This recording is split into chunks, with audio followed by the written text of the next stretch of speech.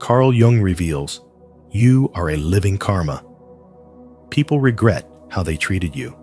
As Carl Jung once said, who looks outside dreams, who looks inside awakes. Life has a mysterious way of returning energy, and often those who mistreat you will one day regret the way they handled your light. On Spiritual Wisdom, we believe your journey is not just about surviving, but about transforming every experience, even the painful ones, into strength, growth, and inner freedom. What about you? Have you ever felt that life eventually revealed the truth to those who underestimated you? Share your thoughts in the comments. I'd love to hear your story as we dive deeper into today's message. 1. Chosen ones are living karma. You were never just another person in people's lives. You were the catalyst, the mirror, and the consequence. When people crossed paths with you, their true nature was revealed. Some received blessings beyond measure because they honored your light, while others were confronted with the collapse of the illusions they had carefully built. As you stepped into your spiritual awakening, your presence exposed intentions, revealed deception, and carried the weight of truth that could not be denied. Many who once underestimated or mistreated you now live with regret, realizing too late that you were divine energy walking among them. When they betrayed you, manipulated you, or tried to discard you, they unknowingly signed a karmic contract with themselves. The way they treated you was never really about you. It was a reflection of their inner wounds, their unresolved battles, and their lack of alignment with truth. You were not just a person to be used or played with. You were a force of truth, and truth always carries consequences. Now, they sit in silence, replaying the memories, haunted by what they lost and by the realization that they cannot undo the damage they created. Your energy has always been pure, and purity cannot exist with deception. When you enter someone's life, your light shines so brightly that it illuminates the shadows they tried to hide. This is why many felt discomfort around you. It was not you they resisted, but the truth your presence awakened within them. Some chose to embrace that light, using it as a chance to grow and transform, while others clung to their lies, resisting change, only to learn that karma is patient. The more they resisted, the harsher the lessons became, until life itself forced them to face the truth they tried to escape. Every soul that crossed your path faced a choice: to align with truth or to be consumed by their own falsehoods. Those who chose truth experienced blessings, clarity, and spiritual growth because your energy elevated them. Those who operated in deceit, jealousy, or manipulation found their worlds crumbling, not because you wished them harm, but because lies cannot withstand the weight of divine presence. When they mistreated someone carrying spiritual wisdom, they set in motion the collapse of their own foundations, and what they built on falsehoods could not endure. Even if you cannot always see it, the regret is there.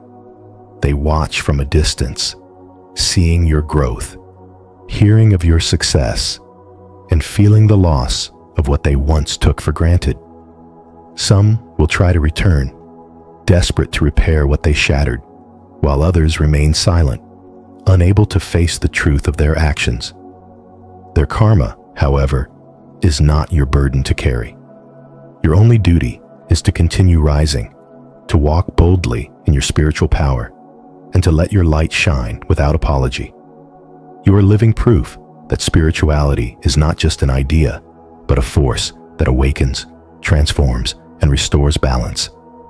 You are a mirror of truth, and through you, others are forced to see who they really are. Comment below. I am a mirror of truth.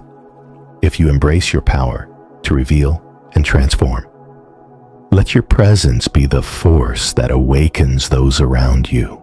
2. You are both a blessing and a warning.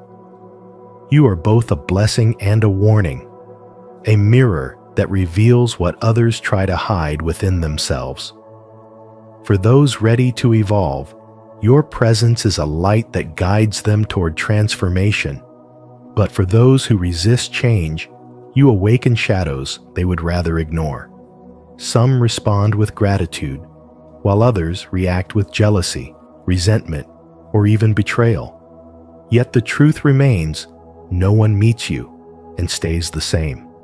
As Carl Jung said, until you make the unconscious conscious, it will direct your life and you will call it fate. You embody this very truth, and through you, people are forced to confront what lies deep within. Those who lied to you, betrayed you, or abandoned you once believed their actions would carry no consequence. But life has a way of restoring balance with precision. What they thought was weakness in you has become their greatest lesson. Because losing you was never just an accident. It was karma unfolding, a divine test they failed. Even those who pretend not to care cannot silence the weight of your memory. In quiet moments, they replay conversations, revisit choices, and wish they could go back. You were not just another person in their story. You were the awakening they were not ready for. A reminder of what they could have gained had they chosen growth instead of fear. The pain they caused was meant to break you, but instead, it became the catalyst for your transformation. Their betrayal carved the path for your strength. Their rejection ignited your wisdom, and their absence opened the space for you to align with your higher purpose. As you rose into this strength, you no longer sought validation from those who could not see your worth. You began to embody your truth with confidence, walking forward not as someone wounded, but as someone reborn. And now they watch you thrive, realizing too late that they were given a rare opportunity to grow beside you. But instead, they resisted the very light that could have elevated them. Their regret is not only about losing you, it is about knowing they turned away from a divine chance to evolve. You are not here to be mistreated or undervalued. You are here to embody intelligence, spiritual wisdom, to awaken those who are ready, and to expose those who are not. When people betray or reject you, it is never a reflection of your worth. It is a reflection of their own limitations. Karma ensures balance, not out of revenge, but to remind every soul that choices carry consequences. As Rumi once wrote, "The wound is the place where the light enters you." Your wounds became the gateway to your awakening, and your scars became the map of your strength. You are not chasing love, respect, or recognition. You are attracting them naturally by living your truth. And as you walk forward, you remind the world that your journey is not only about you, but about awakening everyone who crosses your path. 3. People regret mistreating you. When people mistreat you and later regret it, it is never just about emotions or broken relationships. It runs much deeper. Carl Jung reminded us that until you make the unconscious conscious, it will direct your life and you will call it fate. And your presence forces people to face that unconscious truth. As a chosen one, you embody a rare form of spirituality that unsettles those who are not ready for growth. Your energy works like a mirror, reflecting their hidden fears, their insecurities, and their unresolved shadows. Some resist that reflection, refusing accountability, rejecting development, and mocking the very light that was sent to bless them. But the moment you step away, the absence of your spiritual presence shifts the balance of their lives. What once brought them peace, healing, and wisdom is gone, and they are left to wrestle with the consequences of their actions. You carry a divine light that not only guides your own path, but also illuminates the darkness in others. When people betray, deceive, or dismiss you, they are not simply harming you. They are rejecting the higher frequency of spirituality you brought into their lives. And the universe, which always seeks balance, responds with precision. Ralph Waldo Emerson said, "The only person you are destined to become is the person you decide to be." Those who choose manipulation, envy, or deceit align themselves with negativity, and karma begins its work. When you leave, you take your sacred energy with you, and suddenly they notice opportunities fading, relationships collapsing, and inner peace replaced by chaos. At first, denial blinds them. Pride convinces them they are unaffected. Yet time has a way of revealing truth, and gradually they realize that life was smoother, lighter, and fuller when you were near. Regret becomes their silent companion. They watch you from a distance, hoping you have stumbled, but instead they see you thriving, rising higher, and walking in alignment with your destiny. That success becomes their unspoken punishment, not because you sought revenge, but because the universe restores balance. As written in Galatians chapter 6, verse 7, "Do not be deceived. God is not mocked. A man reaps what he sows." Your elevation becomes living proof that spiritual development always triumphs over betrayal and dishonor. Every new level you reach takes you into a frequency that cannot be accessed by those who mistreated you unless they choose humility, healing, and self-awareness. But not everyone is prepared for that path.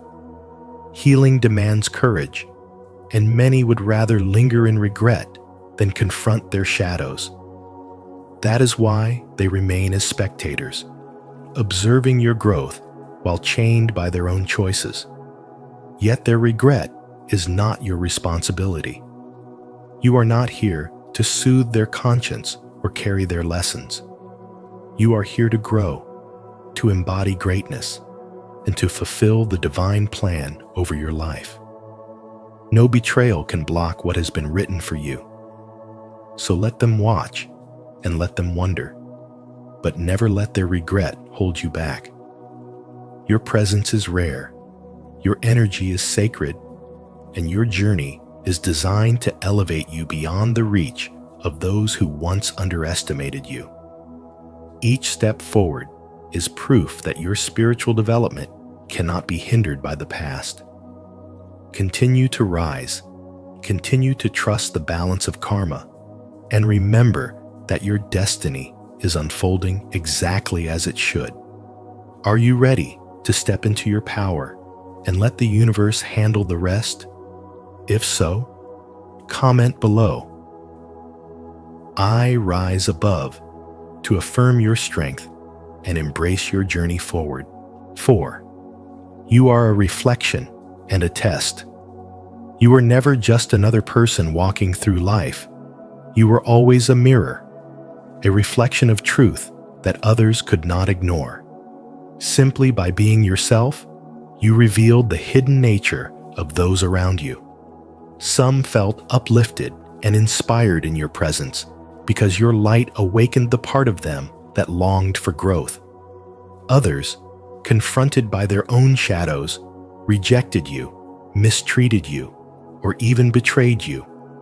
Their treatment of you was never about your worth. It was always a reflection of their own inner struggles. As Carl Jung said, everything that irritates us about others can lead us to an understanding of ourselves.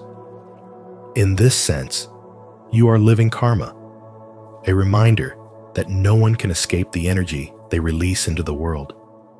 Your energy works like a spiritual mirror, exposing what lies beneath the surface. Those who are honest and aligned with growth recognize you as a blessing. They see in you wisdom, resilience, and authenticity, and they are drawn closer to their own truth through your presence. But those who live in dishonesty and illusion feel threatened by you. Your light unsettles them, reminding them of their own shortcomings, and instead of confronting themselves, they project their discomfort onto you. They may belittle you, disrespect you, or try to dim your presence, but none of this defines you. Their actions are only proof of their own fear and insecurity. This is why some people feel peace around you, while others carry resentment. Those who cherish you are walking in alignment with truth. They feel your energy as guidance. Those who resist you are clinging to falsehood, unable to face what your presence reveals. In modern life, you can see this clearly in relationships, workplaces, and friendships. Genuine souls will honor you, while insecure ones will compete, gossip, or try to undermine you. But their reactions are not yours to carry. You are not meant to shrink yourself to ease their discomfort. The universe balances everything, and the law of karma never fails. When people mistreat you, they set the stage for their own lessons. Life has a way of circling back, showing them the cost of their choices. You don't need to seek revenge or prove anything. The same people who overlooked or betrayed you will one day regret it, not because you wish for it, but because they will feel the emptiness of losing your energy. Your presence is not replaceable, and its absence becomes a silent teacher. You were never meant to fit in. You were meant to stand apart as a beacon of truth. Being chosen comes with challenges: isolation, misunderstanding, and betrayal. Yet it also comes with divine protection. Every difficulty strengthens your spirit and deepens your wisdom. Your task is not to fight battles already taken care of by the universe, but to keep shining, keep walking, and trust the path unfolding before you. Those meant to journey with you will find you, and those who cannot handle your light will remove themselves. Your presence alone is enough. You are living karma, a reflection of truth, and proof that no one escapes the energy they put into the world. If this message resonates with you, comment below, "I am a mirror," to embrace your true reflection and attract clarity into your life. 5. You disrupt illusions. You disrupt illusions simply by existing, because your very energy carries a force that unsettles those who hide behind deception. You do not need to expose lies with effort, for your essence itself reflects truth. When you enter a room, facades begin to crumble, not because you attack them, but because authenticity naturally dissolves what is false.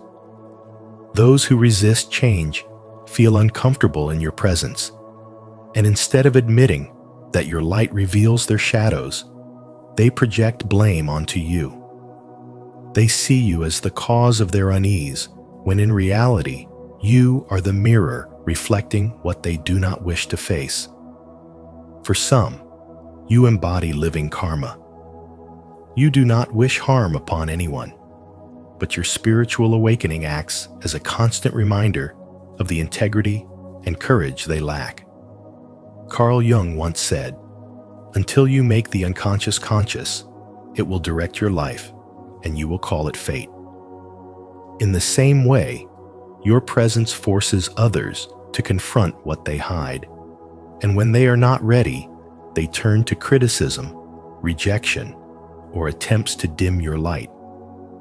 They do not realize that their discomfort is not about you, but about their resistance to transformation. Deep down, they know your very being urges them to evolve, yet they remain in the battle they are unwilling to fight. You have been underestimated many times. Your kindness was mistaken for weakness, your silence for ignorance. People thought they could take advantage of your generosity, only to later feel the emptiness when you withdrew. Regret then begins to haunt them, for they remember dismissing you, rejecting your wisdom, or trying to wound your spirit, only to discover they are stuck in cycles you broke free from long ago. While they remain bound by illusions, you rise higher, embrace peace, and transform pain into strength. As Jung said, "I am not what happened to me. I am what I choose to become," and you chose growth. Your journey was never about revenge or proving yourself. You never needed validation from those who could not see your worth. Every betrayal and every rejection became a divine test, shaping you into someone unshakable. You walked through the fire, not to be destroyed by it, but to emerge purified and resilient. That is the essence of intelligent spiritual wisdom. It is not merely seeing the truth, but embodying it with every step. Never dim your light to make others comfortable. Those meant for you will recognize and honor your truth, while those who resist will only reveal their own nature. You are not here to please. You are here to awaken, to inspire, and to heal. When people regret how they treated you, it is not your burden to carry, for that lesson belongs to them. Your presence alone is a catalyst for transformation, and though not everyone can handle it, those who are destined will be drawn to your light. Keep walking in alignment, for your path is sacred, and your awakening is the proof that truth cannot be silenced. If you're ready to break free from illusions and embrace the truth, don't hesitate to like, subscribe, and share your thoughts in the comments below. Let's awaken together. 6. You trigger change in people. There is a power within you that you may not even recognize, yet others feel it the moment they are in your presence. Carl Jung reminded us that until you make the unconscious conscious, it will direct your life and you will call it fate. And this is exactly why your energy unsettles people. You are not trying to intimidate or expose them, but your very being becomes a mirror reflecting the parts of themselves they work so hard to hide. Your presence draws out their shadows, their unspoken guilt, their buried insecurities, and that is why some people feel nervous, restless, or even threatened around you. Gloria Steinem's words capture this perfectly. The truth will set you free, but first, it will make you uncomfortable. You are that uncomfortable truth, a living reminder of what they are avoiding within themselves. Because of this, some may distance themselves or even mistreat you, not because you are in the wrong, but because your light reveals what they cannot bear to face. They may mock you, betray you, or dismiss your kindness, but every action is just a reflection of their inner conflict. Yet life is always ruled by balance, and spiritual wisdom teaches us that energy will always return to its source. The love you give, the patience you show, the light you carry, all of it will come back multiplied. And the pain, dishonesty, or cruelty directed toward you will also circle back, not through your revenge, but through the natural laws of karma. In time, those who underestimated you will see their actions clearly, and regret will rise in their hearts. By then, you will already be beyond their reach, elevated into a higher state of spiritual development where their opinions no longer matter. Gandhi once said, "First they ignore you, then they laugh at you, then they fight you, then you win."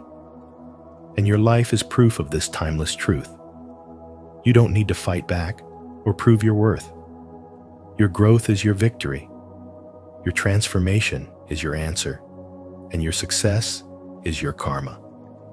Without any effort to harm them, those who mistreated you will face the very lessons they tried to avoid. Life will orchestrate moments that mirror their behavior, and when that time comes, they will remember how they treated you. But their regret is not a weight for you to carry. It belongs to them. Your only responsibility is to keep walking your path, to keep shining, and to keep rising higher in your divine purpose. As another wise saying goes, when you are truly powerful, you do not need to harm others. Your energy alone rearranges the universe, so never shrink to make others feel comfortable. Never dim your light for spaces that were never designed to hold it. You are not here to fit in. You are here to shift energies, to awaken truth, and to embody transformation. Spirituality is not about pleasing everyone. It is about living as proof that light always overcomes shadow. Those who mistreated you will eventually look back with regret, but by then, you will already be walking in your destiny, radiant and untouchable. Your life itself is a lesson in spiritual wisdom, and your energy is the undeniable reminder that the universe always brings balance.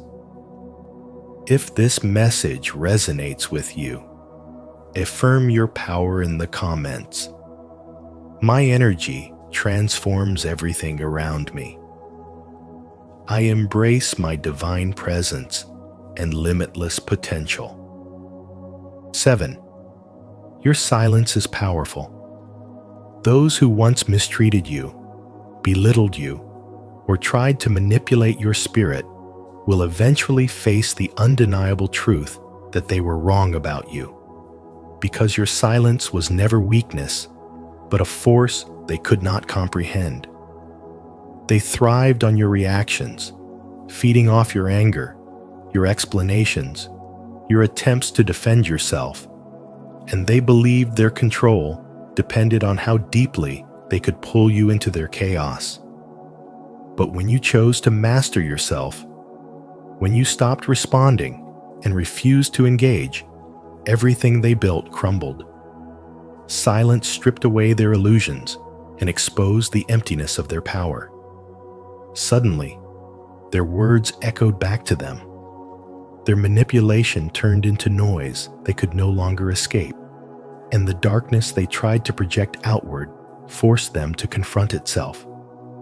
There is profound spiritual wisdom in this choice. Silence is not surrender. It is elevation. It is the act of rising above the battlefield and refusing to wrestle in the mud with those who crave your energy. As the saying goes, never wrestle with pigs. You both get dirty, but only the pig enjoys it. By walking away, you shift the power dynamic, because the moment you remove yourself, they lose access to your light, your patience, and your sacred energy. In modern life, whether in relationships, workplaces, or friendships, this truth repeats itself when you stop explaining, stop defending, and simply move forward. You reclaim your peace and declare that your energy is too valuable to be wasted on chaos. Those who wronged you are left to sit in the misery they once tried to inflict upon you. Without your kindness, without your presence, without your light, their world feels hollow and regret takes root. And here lies the divine truth. You are their karma. Not by seeking revenge, not by lowering yourself to their level, but simply by continuing to live in alignment with your truth. Your growth, your success, your serenity become proof that their attempts to break you only made you stronger. This is the essence of spirituality and spiritual awakening: to rise above manipulation, to transform pain into power, and to let your very existence be the mirror that reflects their mistakes back to them. Every step you take in silence, every moment you choose peace over reaction, becomes a declaration that your soul cannot be controlled. They may regret how they treated you, but by the time they awaken to your worth, you will already have ascended beyond their reach. Your silence is power, your energy is sacred, and your elevation is the greatest response of all. Stay connected with our community of wisdom by subscribing to our channel. Here, we uncover the truth about energy, manipulation, and self-mastery, empowering you to rise above negativity. Remember, your peace is your power.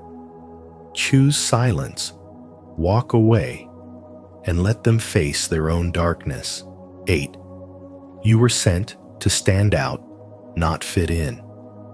You were never meant to blend into the background because the universe designed you to stand out. Carl Jung once said, "The privilege of a lifetime is to become who you truly are." And your true self carries an energy that cannot be hidden. Without forcing, without demanding, your very presence shifts the atmosphere. People feel something stir inside them when they meet you, even if they cannot name it. Some are inspired, awakened to their own journey of self-discovery, while others feel exposed, because your light uncovers the shadows they have been trying to bury. This is why you have known betrayal, rejection, and resistance, not as proof of weakness, but as evidence of the deep truths your spirit reveals to those who come close. Your energy does not attract attention because you seek it, but because your soul vibrates at a frequency that demands change. No one can stay stagnant around you. They are either inspired to rise higher, or their hidden nature surfaces, showing who they really are. That is why you may have been dismissed, disrespected, or taken for granted in past relationships. Those who mistreated you failed to recognize that they had been given the rare opportunity to walk beside someone carrying intelligence, spiritual wisdom, and a soul awakened to its divine essence. Now, as you grow stronger, they carry the weight of regret, realizing too late that your presence was not just company, it was transformation. You do not need to chase revenge or force people to regret how they treated you, because your life itself is karma in motion. The universe balances what you cannot.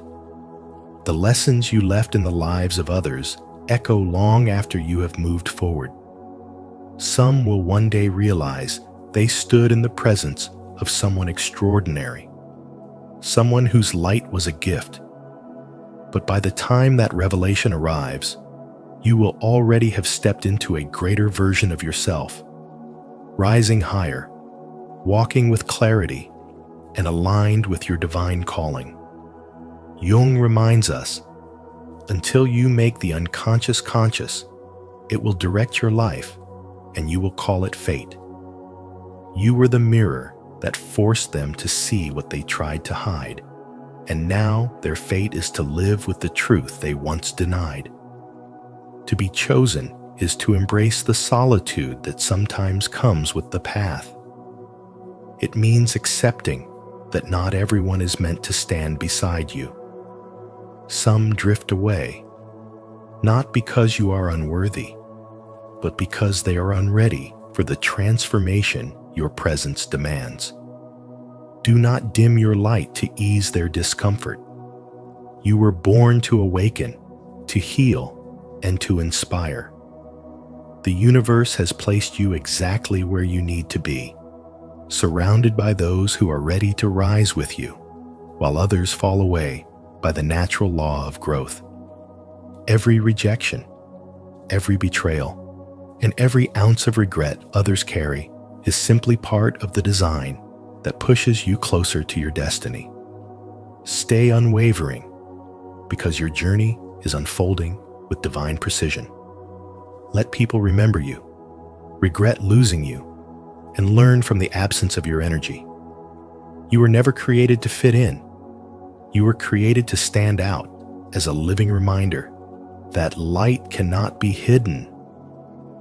This is the essence of spiritual awakening, the intelligence of spiritual wisdom, and the sacred truth of walking as your authentic self. 9. Solitude was part of your journey. There were moments when solitude pressed against your heart like an unbearable weight, when the people you trusted turned their backs, and relationships that once felt unshakable suddenly fell apart. Yet that solitude was never a curse. It was a blessing in disguise, a divine stage of preparation. The universe was not abandoning you, but refining you, sharpening your vision, deepening your intuition, and strengthening your inner power so you could carry the kind of wisdom that cannot be taught by comfort. In the stillness of those lonely hours, you found clarity to see through deception, resilience to rise from betrayal, and courage to continue even when no one else stood beside you. As Rumi said, "The wound is the place where the light enters you," and every wound you carried became the opening through which your light poured. Once, you were dismissed, underestimated, and even mocked. Your kindness was misread as weakness, your loyalty taken for granted. But now, those same people watch from afar, filled with regret. They sense the shift in your energy, the undeniable presence you carry, the aura of wisdom and strength that demands respect. You have become divinely set apart, and in losing you, they lost a blessing they never understood. Their regret is their karma, the return of their own choices, the echo of every moment they failed to honor what was sacred. You never needed revenge because your transformation itself became the answer. The universe worked on your behalf, and your thriving became the most powerful response to betrayal. As Carl Jung revealed, until people make the unconscious conscious, it directs their lives, and they call it fate. Those who wronged you now confront the consequences of their unconscious actions, seeing clearly only after you have risen beyond them. Your existence, your success, your healing, these speak louder than any words of retaliation could. The law of energy is simple. What we give is what we receive, and their own choices have returned to them. You are no longer the person they once knew. You have elevated, healed, and embraced your spiritual power. Spirituality and spiritual development have transformed you into someone aligned with a greater destiny, one that surpasses the imagination of those who doubted you. Your solitude was not abandonment, but sacred preparation, a divine pause to reconnect you with your higher calling. It was never about who left or who stayed. It was about awakening the light within you that no one could take away. Do not dwell on the past or waste your energy on those who failed to see your worth. Walk boldly into your destiny, trusting that divine timing has always been on your side. Your life now stands as living proof that pain can transform into wisdom, betrayal into strength, and solitude into awakening. And as those who once underestimated you look on with regret, they will finally understand you were never just another person in their story. You were the lesson their soul had to learn. If this message resonates with you, comment, I am grateful for my transformation to affirm your journey. Your solitude was never abandonment. It was preparation. 10. Your energy is unstoppable. Your energy is unstoppable, carrying a frequency that no manipulation or attack could ever suppress. Because what sustains you is not external, but deeply spiritual, a force that no human hand can take away. Many mistook your humility for weakness and your kindness for naivety, believing they had control over your destiny. Yet you were always aware, always discerning, sensing the betrayals before they unfolded, and choosing not to fall into the trap of proving them wrong, but to remain faithful to proving yourself right. Now, as you rise into your true power, those who once sought to diminish your light are forced to watch from the shadows, unable to ignore the brilliance of your transformation, because spiritual awakening does not shrink under pressure. It expands, it elevates, it transforms, and you, the chosen one, are the very embodiment of transformation. Every hardship you endured was not wasted, but woven into the fabric of your becoming. Every tear, sleepless night, and lonely silence became a sacred initiation, not punishment, but preparation.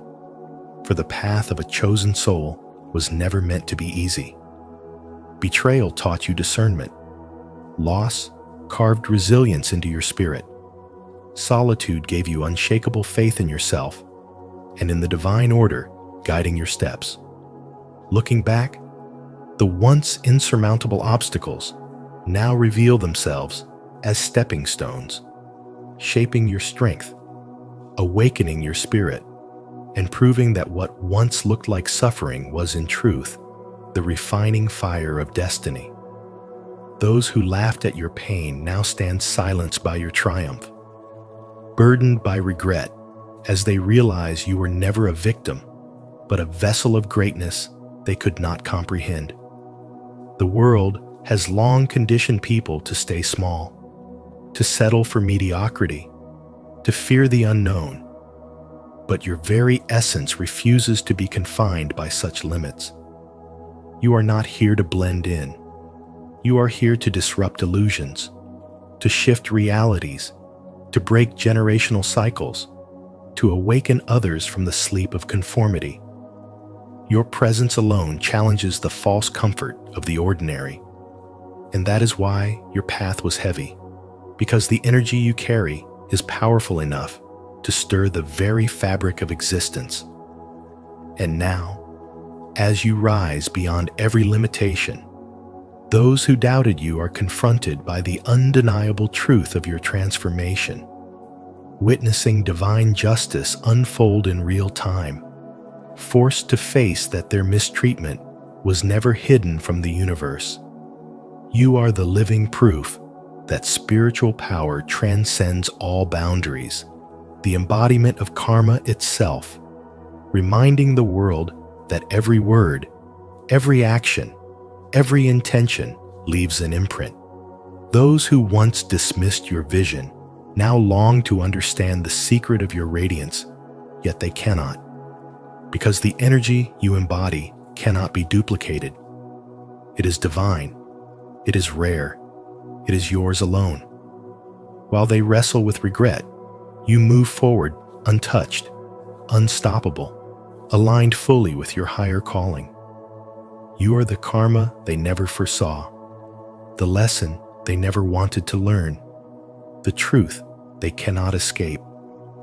You stand tall in your authenticity, walking in a light that was never meant to be hidden, carrying a power the world has yet to see in full.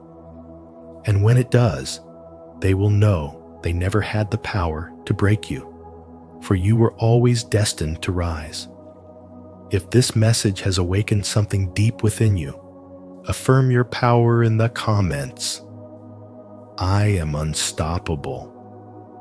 Every challenge has made me stronger. I am here to transform reality. In the end, remember this: you are not defined by how others treat you. You are defined by the strength of your spirit, the depth of your soul, and the wisdom you carry within. Those who failed to honor your light may one day regret it, but your journey is about rising, healing, and stepping fully into your true power. If today's message resonated with you, don't forget to like this video, share it with someone who needs encouragement, and subscribe to Spiritual Wisdom. Make sure to turn on the notification bell so you never miss our upcoming insights into spirituality, spiritual growth, and the awakening journey. 7 secrets to becoming the woman everyone fears losing. The privilege of a lifetime is to become who you truly are. Carl Jung. Have you ever met a woman whose presence lingers long after she's gone? Not because she was perfect, but because she was real, grounded, and deeply unforgettable. In today's video on spiritual wisdom, we're diving into 7 secrets to becoming the woman everyone fears losing, not by changing who you are, but by remembering who you've always been. These powerful principles, rooted in Jungian psychology and spiritual truth, can help you reclaim your worth, radiate authenticity, and build the kind of inner strength that leaves an impact. If even one idea resonates with your soul, I invite you to comment below. I am becoming the woman I was born to be. Let's explore what it means to live from your deepest truth and become unforgettable from the inside out. Secrets. 1. Unshakable authenticity. She doesn't wear masks to please others. She's not interested in impressing the crowd or playing a role that feels hollow inside. Her presence is powerful because it's real, unapologetically raw. She walks into a room not with perfection, but with presence, and that's what makes her unforgettable. In a world that rewards the polished and the curated, she chooses something far rarer: truth. People may not always know why they remember her, but they do. It's not her beauty, though she may be beautiful. It's not her success, though she may be accomplished. What they feel, deeply and quietly, is that she is whole. Her authenticity is not a pose or strategy. It's her resting state. She doesn't perform vulnerability to seem relatable. She embodies it because she's lived through pain and didn't allow it to harden her. Carl Jung said, "The privilege of a lifetime is to become who you truly are." And she has claimed that privilege, not by accident, but by choosing, every single day, to strip away what doesn't belong to her, to drop the need for approval, to walk with her shadows, not hide them, to live in alignment, even when it costs her comfort or popularity. She knows that being real doesn't mean being reckless. It means being rooted, grounded in self-awareness, led by intuition, guided by inner truth. The strength she carries wasn't born from praise. It was forged in silence, in solitude, in learning to hold space for all that she is: light and shadow, chaos and clarity. She isn't fearless. She's simply tired of betraying herself. So she speaks up when it's inconvenient. She rests when others hustle. She says no without guilt. And most importantly, she doesn't shrink to fit into boxes she was never made for. You can feel it when she talks. She's not trying to sell you anything. She's just present. And in her presence, others feel safe to drop their own masks too. That's her gift. Not in what she does, but in who she dares to be. She lives from within, and that's why she can't be replaced. The unforgettable woman is the one who is deeply remembered not for perfection, but for presence. Her power lies not in being everything to everyone, but in being fully herself. No apologies, no filters, no masks. In a society obsessed with image, her truth is a revolution. And once you've known a woman like that, you never forget her. Not because she tried to be irreplaceable, but because she never tried to be anything other than herself. Have you ever chosen to be fully yourself, even when it wasn't easy? If yes, share your story in the comments to inspire someone today. If not, simply comment, "I choose to be real." Let's walk this path of unshakable authenticity together. Secrets. 2. Integration of light and shadow. She has walked through her own darkness and made peace with it, not by denying it, not by burying it beneath perfection, but by facing it with unflinching honesty. Instead of seeing her flaws as shameful, she sees them as maps, each one pointing toward a lesson, a truth, a hidden strength. She knows that spiritual wisdom doesn't come from pretending to be whole. It comes from becoming whole.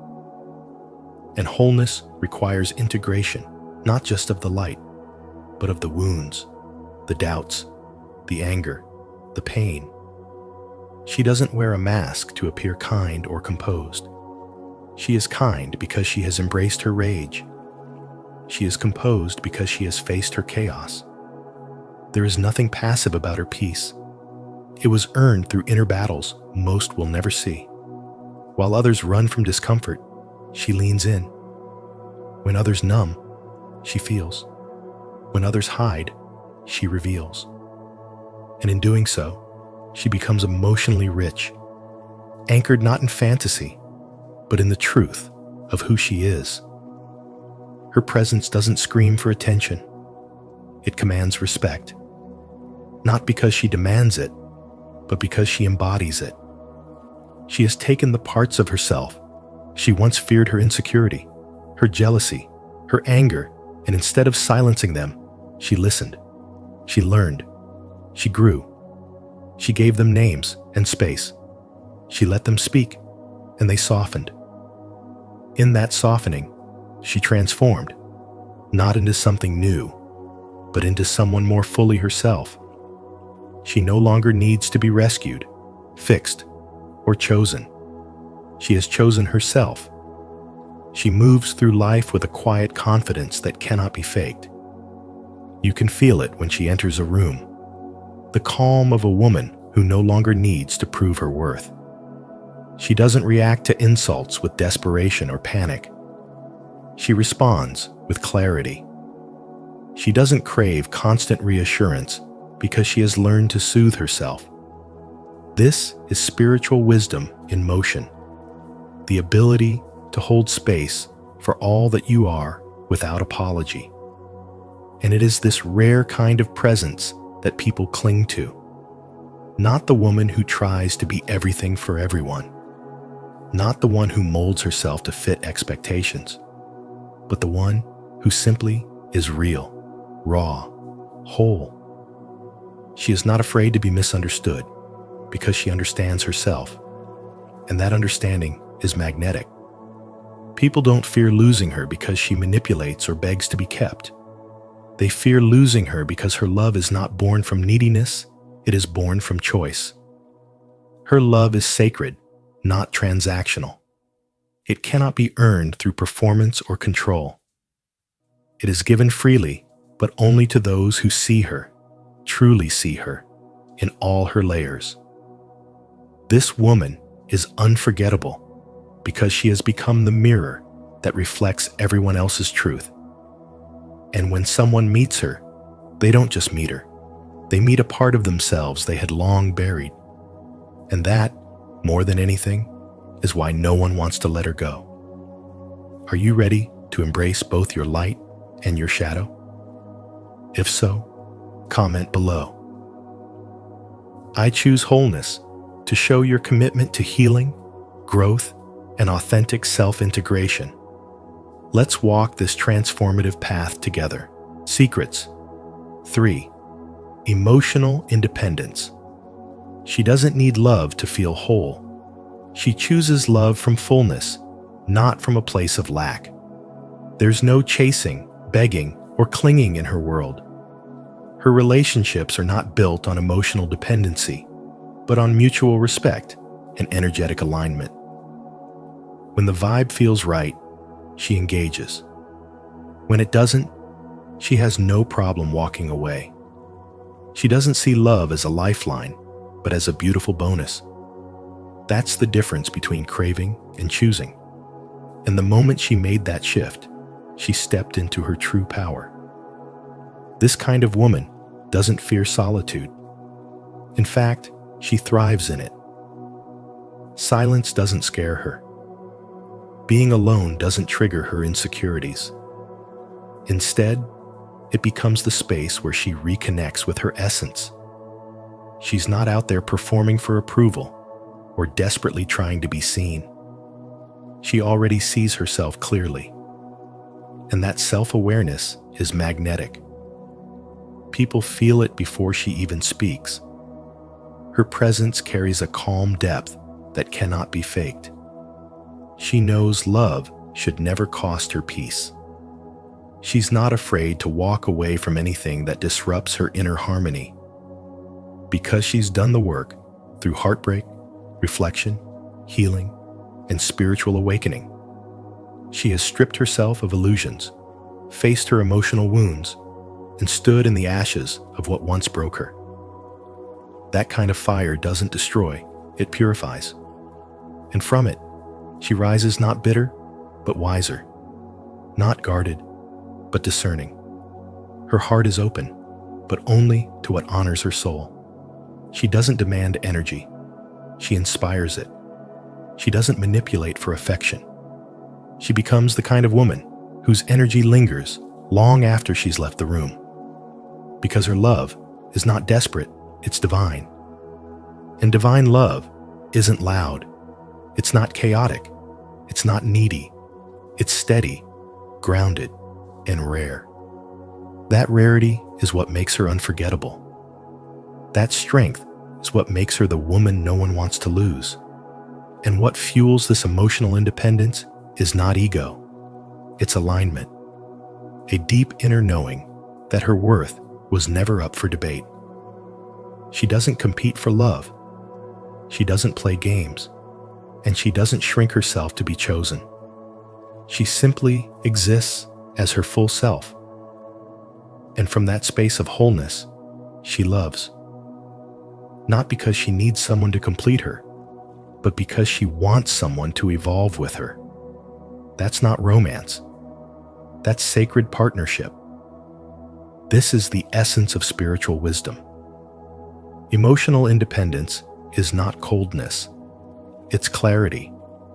And when a woman lives from this truth, when she has the courage to love without losing herself, she becomes the kind of woman whose absence feels louder than most people's presence. If you're ready to love from fullness, not fear, go ahead and like this video, subscribe for more spiritual insights, and share your thoughts in the comments below. Let's attract emotionally aligned connections together. Secrets. 4. Purpose-driven living. She doesn't live on autopilot. She moves through life with intention. Every step she takes, whether it's a small morning ritual or a major life decision, is guided by something deeper, a sacred fire within. That fire is purpose. It's not about achievements or applause. It's about alignment. Her life flows from a core truth that she refuses to betray. That's why when people meet her, they feel something. It's not just confidence. It's not charisma. It's a magnetic presence born from spiritual clarity. Carl Jung once said, "Who looks outside, dreams. Who looks inside, awakes." And that's exactly what she's done. She's turned inward, stripped away the noise, and faced the silence most people avoid.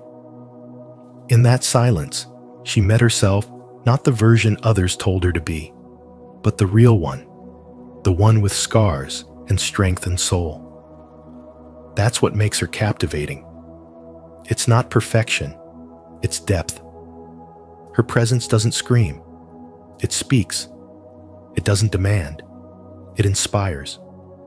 You feel safer, stronger, and more alive just being near her, because she reminds you of something you've forgotten about yourself. Purpose isn't loud. It doesn't announce itself with grand gestures or dramatic declarations. It shows up in how she chooses to spend her time, in the things she says no to, in the way she stays true to her path, even when it's hard. Maybe she's not famous. Maybe she's not even understood. But she knows what she's here to do. And that knowing fuels her every move. She's not waiting to be chosen. She's already claimed herself. In a society obsessed with performance, she's a presence. While others seek applause, she seeks meaning.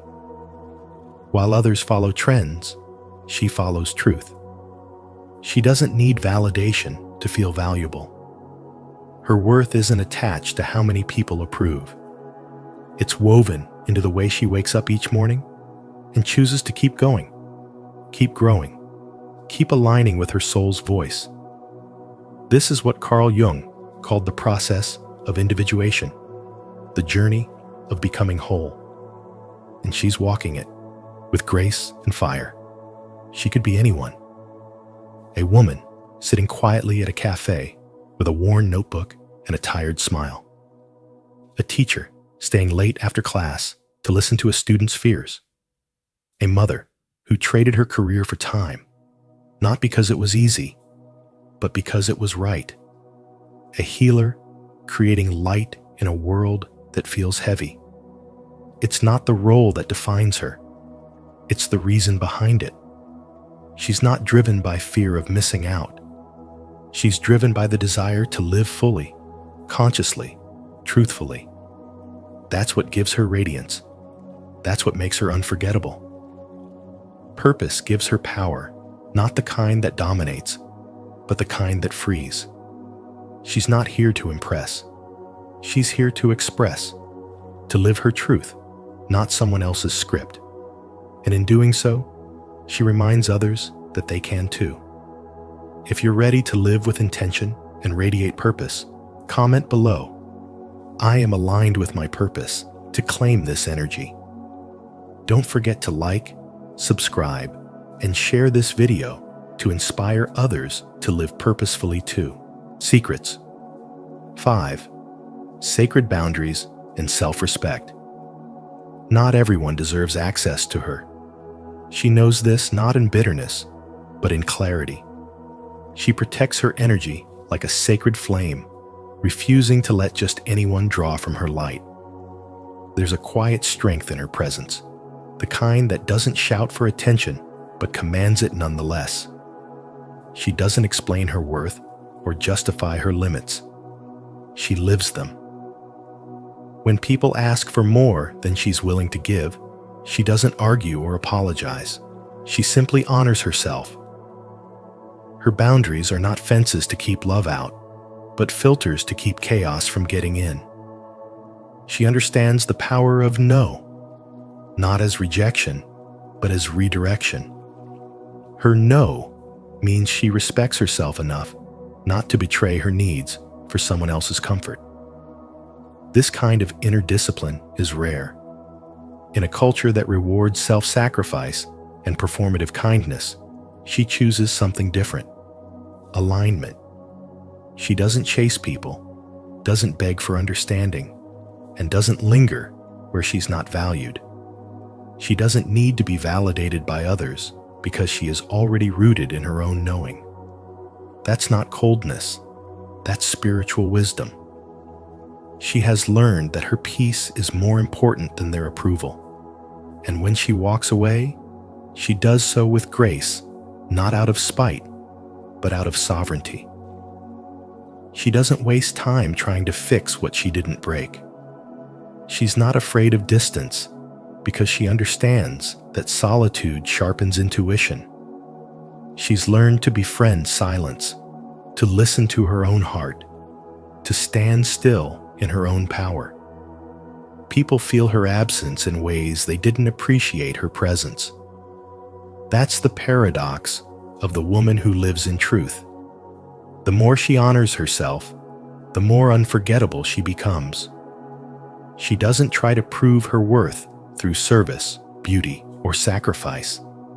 She proves it through presence, through the way she holds herself, through the way she protects her time, her space, her emotional bandwidth. She's selective, not because she thinks she's better than anyone, but because she finally realized she's not for everyone. And that's her liberation.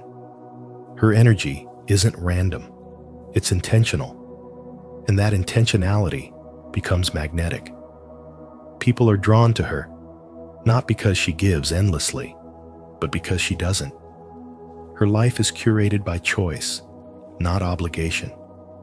She's no longer available for people who test her boundaries, drain her spirit, or mistake her compassion for weakness.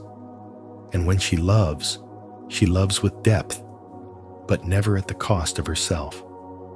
She has stopped romanticizing emotional labor as proof of devotion. She now understands that real love begins where self-respect lives. Her presence is a privilege, and she knows it. Not because she thinks she's superior, but because she has finally stopped abandoning herself to belong. This is what spiritual wisdom looks like in a woman. The fierce commitment to self, the gentle refusal to betray her soul, the graceful exit from anything that no longer nourishes her. She is not easy to access. She is not easy to forget. And that is exactly why no one wants to lose her. If this message speaks to your soul, repeat after me. I honor my energy. I set sacred boundaries. I choose self-respect. Let these words anchor you today. Secrets 6. Feminine-masculine balance. She has reached a rare and magnetic state, the inner union of her feminine and masculine energies. In Jungian terms, she has integrated her anima and animus not as opposites, but as two sacred forces within her. She flows with intuition and tenderness, yet stands with clarity and strength. She can hold space for others in their pain, and also hold firm boundaries to protect her peace. This balanced polarity within her is not only empowering, it's irresistibly attractive. Without effort, she radiates presence. Without trying to be anything, she becomes everything. Her feminine energy is her softness, her intuition, her ability to nurture and feel. Her masculine energy is her direction, her decisiveness, her ability to lead herself. When these energies are at war, a woman may feel torn, too emotional to lead, or too controlling to love. But when they are in harmony, she becomes a force of nature. She is both the ocean and the mountain. She moves through life with deep feeling and precise action. And this rare balance speaks louder than words. It's the calm in her voice, the unwavering eye contact, the gentle strength in her presence that makes others pause and take notice. Carl Jung wrote, "Wholeness is not achieved by cutting off a portion of one's being, but by integration." She has done exactly that. Instead of rejecting the parts of herself society told her were too much or not enough, she reclaimed them. Her sensitivity became her strength. Her assertiveness became her grace. She no longer asks permission to exist fully. And because of that, she no longer depends on others to make her feel whole. She walks into a room not to be seen, but to see, not to impress, but to connect. And in doing so, she becomes unforgettable. This kind of wholeness is a deep spiritual awakening. It's not found in perfection, but in balance. It's not loud, but it's felt. She no longer fears abandonment because she no longer abandons herself. She doesn't chase love because she is love. She doesn't demand respect because her energy commands it. That is the power of integration. That is what makes her the woman everyone fears losing, not because she clings, but because she doesn't need to.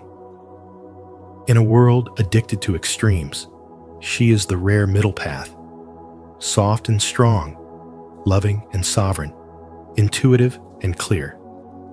She doesn't choose between being the goddess or the warrior. She is both. And that is what sets her free. That is the embodiment of spiritual wisdom.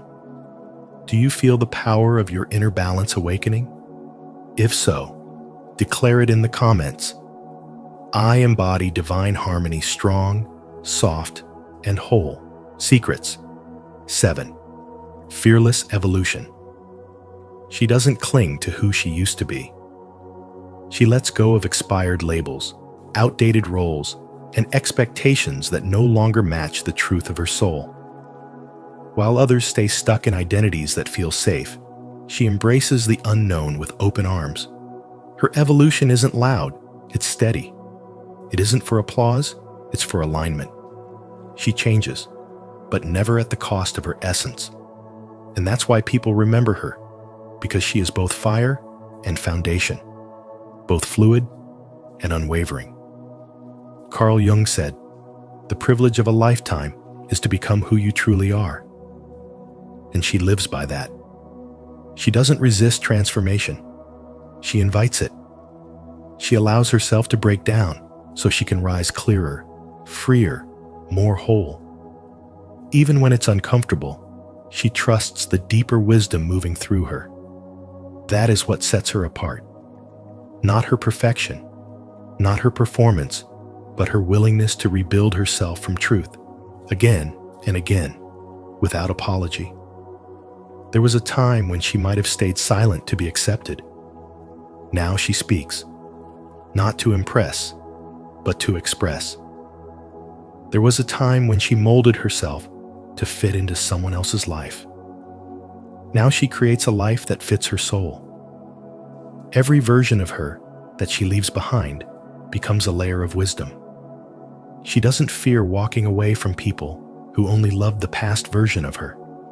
They were never truly in love with her, only with who she pretended to be. And she's done pretending. Her power comes from presence. When she enters a room, it's not her looks or status that captivates. It's the quiet confidence of someone who knows who she is becoming. She doesn't need to prove herself because she is already grounded in purpose. Her spiritual awakening didn't arrive in lightning bolts. It came in quiet choices to let go, to trust, to choose herself. Again and again. And every time she chose herself, she became more magnetic, more real, more unforgettable. People fear losing her, not because she makes them dependent, but because she awakens something sacred in them. She mirrors what they could become if they stopped hiding. Her growth gives others permission to grow. Her honesty disarms their defenses. Her evolution reminds them of their own dormant power. She is a mirror, not a mask. There's no begging in her energy, no chasing. She has learned that those who are meant for her will honor her evolution, not resist it. And those who fall away, she lets them go with grace, because she knows nothing real can be threatened, and nothing unreal is worth clinging to. She lives her truth even when it costs her comfort, and that truth becomes her peace. This is the essence of fearless evolution, and this is why she's the woman everyone fears losing. Not because she tries to be irreplaceable, but because she dares to become fully herself. If this message resonates with your soul, declare it boldly in the comments.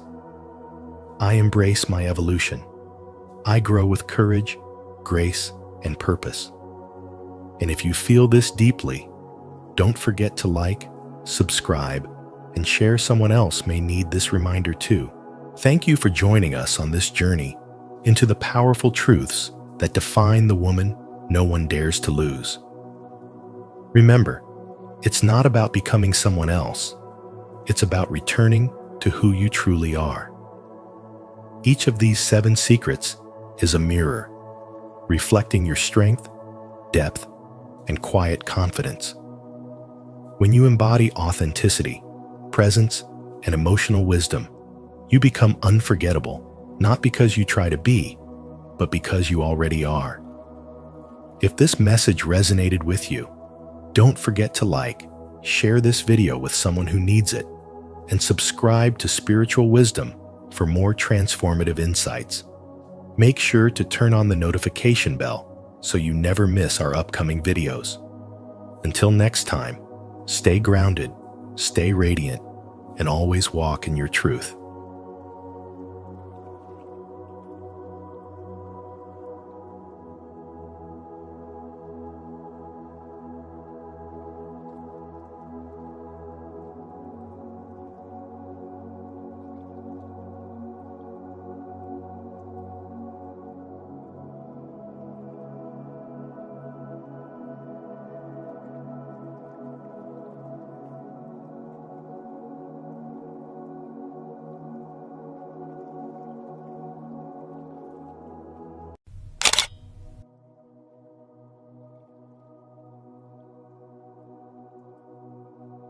"13 signs your aura intimidates people."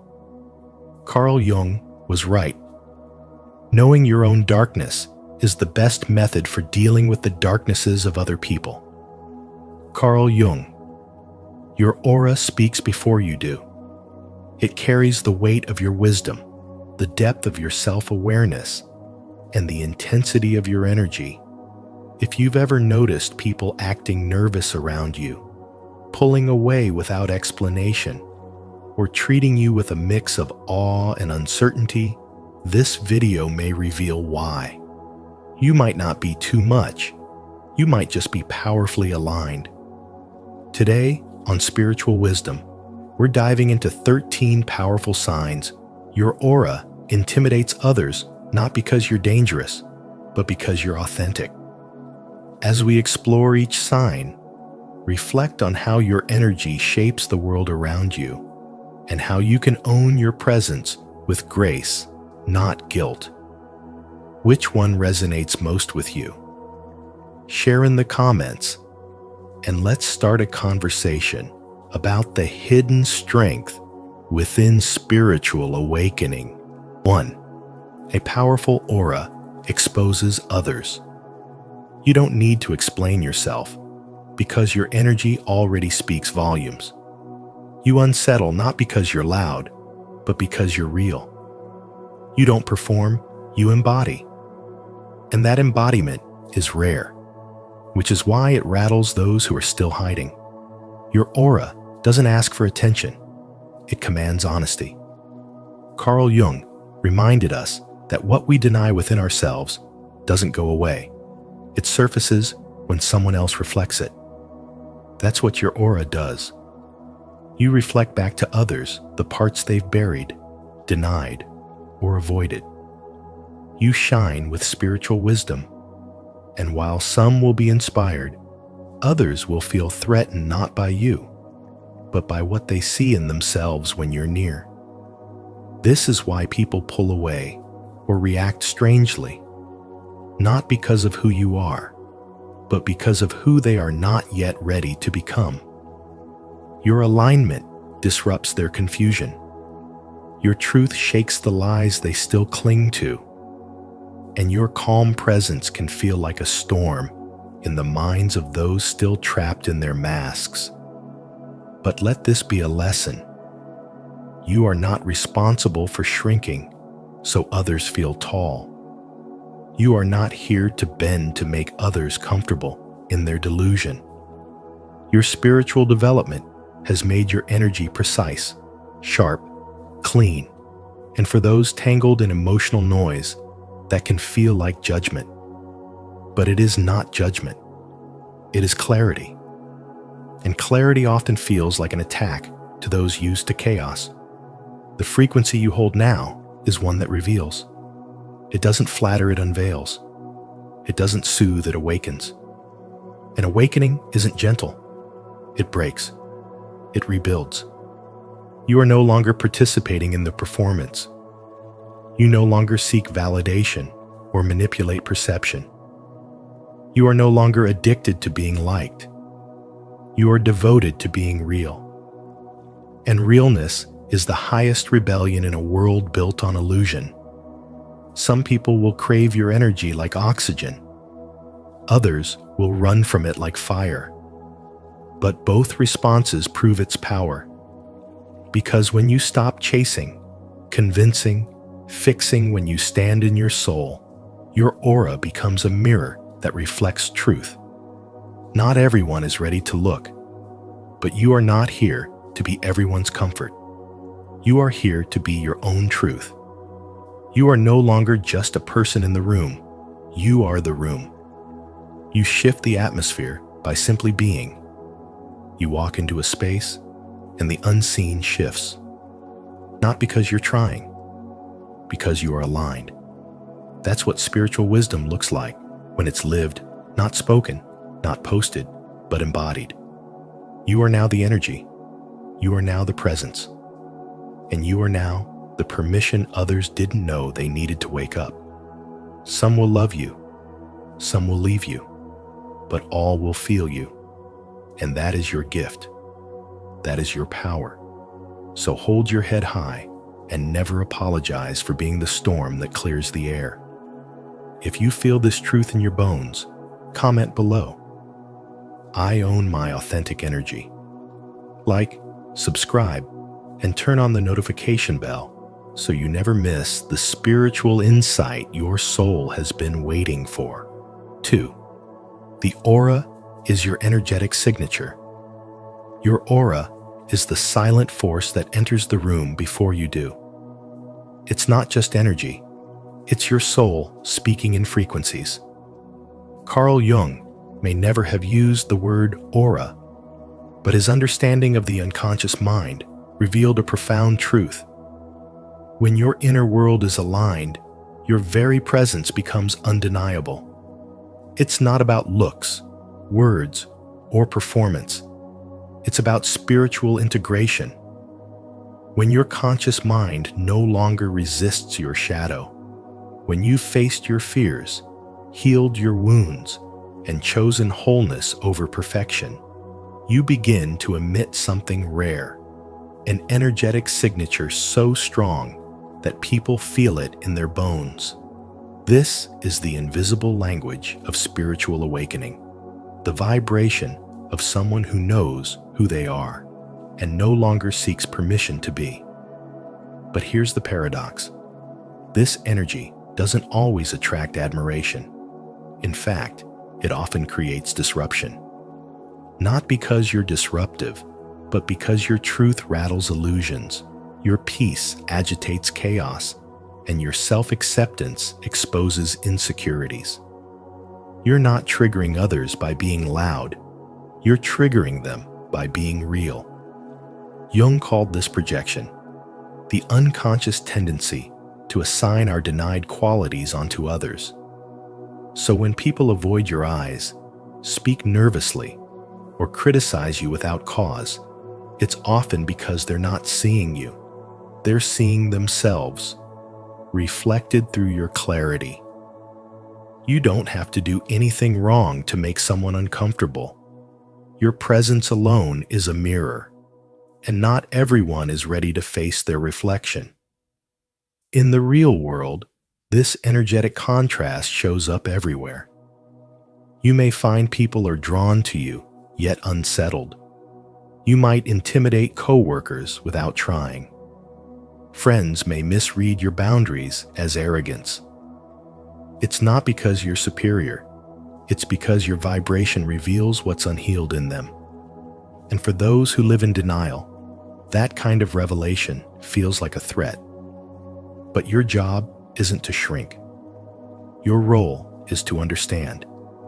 You didn't come here to blend in. You came here to raise the frequency of the room by being the frequency. You don't lower your light to comfort the dark. You rise, and in doing so, invite others to rise with you.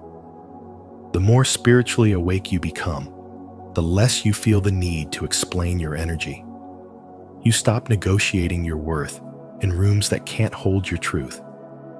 You stop bending your boundaries to keep false peace. You carry your aura like a silent message. I have done the inner work. I have faced my shadows. I walk in alignment. And that alignment speaks louder than any performance ever could. You realize that power doesn't shout. It whispers. It just is. And when you embody that truth, you no longer chase validation. You radiate it. You become a catalyst, not by force, but by frequency. You don't demand respect. You embody it. And you let others decide whether they are ready to meet you where you are. So keep walking in your light. Keep honoring your energy. Let your presence be your statement. And if you're ready to fully own the power of your aura, type it into the universe now. I align my energy. Because the moment you do, the world will begin to rearrange itself around the truth of who you've become. 3. Powerful auras act as mirrors. When your aura is powerful, it doesn't just light up a room, it reveals what others try to hide. Without speaking, you become a mirror, reflecting the emotional states, insecurities, and shadows of those around you. People often mistake this reflection for judgment, when in reality, it's their own unresolved pain rising to the surface. You trigger what's buried, not because you're arrogant or forceful, but because your presence is aligned, grounded, and whole. That alone can be deeply unsettling to anyone still wearing masks. Your energy doesn't lie. It vibrates with truth, and truth makes people uncomfortable, especially those who haven't yet faced theirs. You walk in authenticity, and that makes others second-guess the roles they're playing. It's not about superiority, it's resonance. Energy always communicates before words ever do. That's why some people may feel an instant connection with you, while others pull away, criticize, or become strangely silent in your presence. They're not reacting to you. They're reacting to what their own energy feels when yours enters the space. A powerful aura amplifies. It draws attention not through noise, but through stillness, not through appearance, but through presence. You don't chase approval because your soul is self-validating. You don't seek attention because you've already made peace with solitude. And that quiet confidence can expose people's need for validation, their attachments, their anxieties. This is why your aura often evokes extreme reactions, admiration or resentment, curiosity or avoidance. Either way, you're not neutral. You shift the dynamic simply by being. You didn't wake up with this kind of energy by chance. It was earned. You've gone through darkness, purified your mind, healed your wounds, and taken the long road of inner work. That journey gave you a frequency most haven't yet reached. While others are caught up in surface-level appearances, you radiate from your core. That kind of radiance reveals the emptiness behind performance. And so people either feel inspired to rise or pressured to hide. There's nothing you need to fix. If others feel uneasy around you, that discomfort is their own soul calling them to awaken. Your aura isn't too much, it's just too real. Keep showing up with integrity. Keep walking with quiet power. You're not meant to shrink for the comfort of those avoiding growth. You are the reminder that healing is possible, that wholeness is real, and that light, when it shines without apology, changes everything. If this message resonates with you, subscribe to our channel and stay connected with a community that understands the power of energy and self-awareness. Here, we explore how your presence can reflect truth, heal wounds, and inspire growth. Remember, your aura is not a threat. It's a gift. Keep shining. 4. Individuation creates a disturbing presence. When you fully integrate your shadow and awaken to your true self, you don't become louder.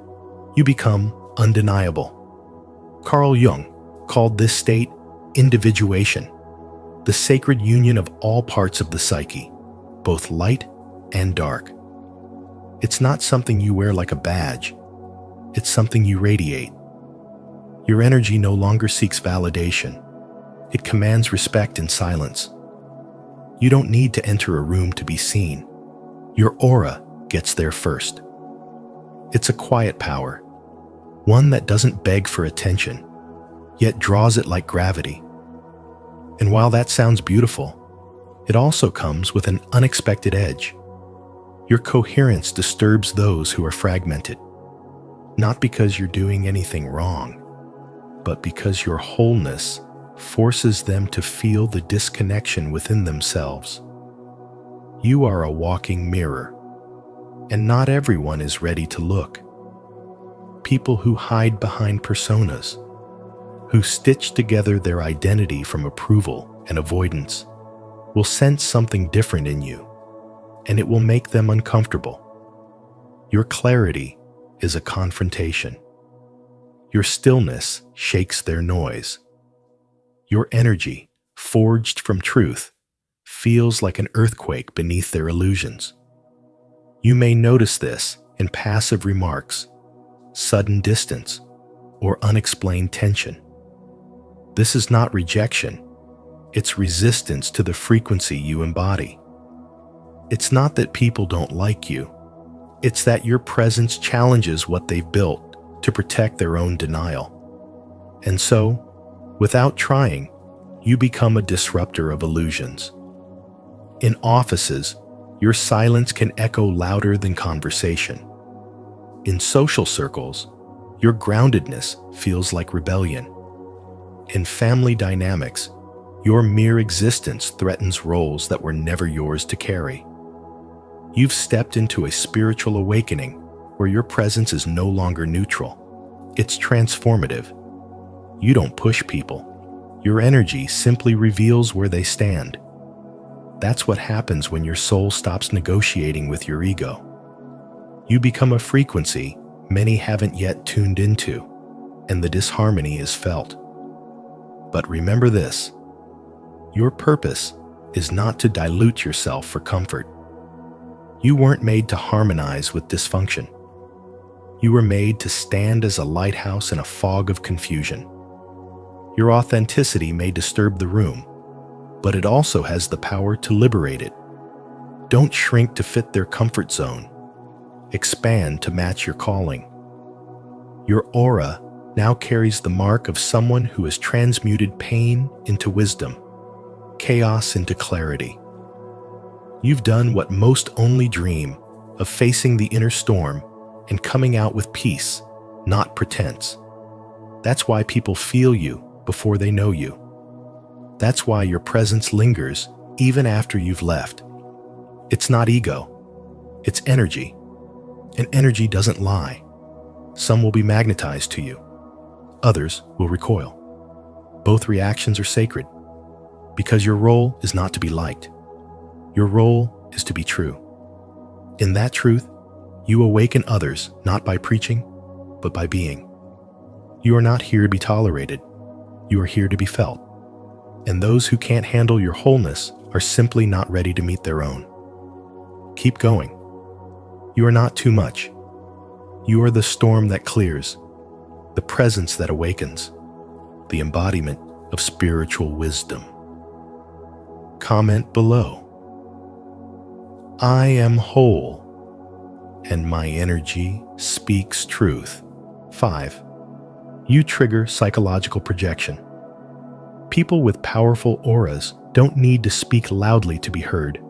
Their presence alone stirs something deep in others. When your energy is intense, pure, and aligned, it doesn't just light up a space it reflects. It reveals. It exposes. And for many people, that's deeply uncomfortable. This is why you often become the target of projections. You're not the cause of their emotional outbursts, their envy, or their accusations. You're simply the mirror that shows them what they're not ready to see. Carl Jung once said, "Until you make the unconscious conscious, it will direct your life and you will call it fate." That unconscious material fear, guilt, jealousy needs a trigger to rise to the surface. Your aura is that trigger. People feel your authenticity, your clarity, your calm, and instead of being inspired, they feel threatened. Not because you are harmful, but because they've never truly looked at themselves in that way. And in the presence of your light, their shadows feel exposed. In daily life, this can show up in subtle but draining ways. You might be at work, quietly focused, doing your best, and someone suddenly starts acting passive-aggressively toward you. You haven't done anything wrong, but your presence unsettles them. Why? Because they've spent years hiding behind masks, and you, just by being real, disrupt that comfort. You make them feel things they've buried: inadequacy, insecurity, unresolved guilt. Rather than reflect, they react. Even in close relationships, this dynamic can be painful. You may be loving, steady, and emotionally self-aware, yet your partner begins projecting their wounds onto you. They accuse you of things you've never done. They question your loyalty. They try to make you feel guilty for simply being independent. The truth is, they are struggling to meet you at the level of clarity you're vibrating at. And rather than admit their inner chaos, they blame the peace you embody. When you carry strong, high-frequency energy, you don't just inspire transformation, you provoke it. And transformation is uncomfortable. People may call you too sensitive, too distant, too intense. But none of that is true.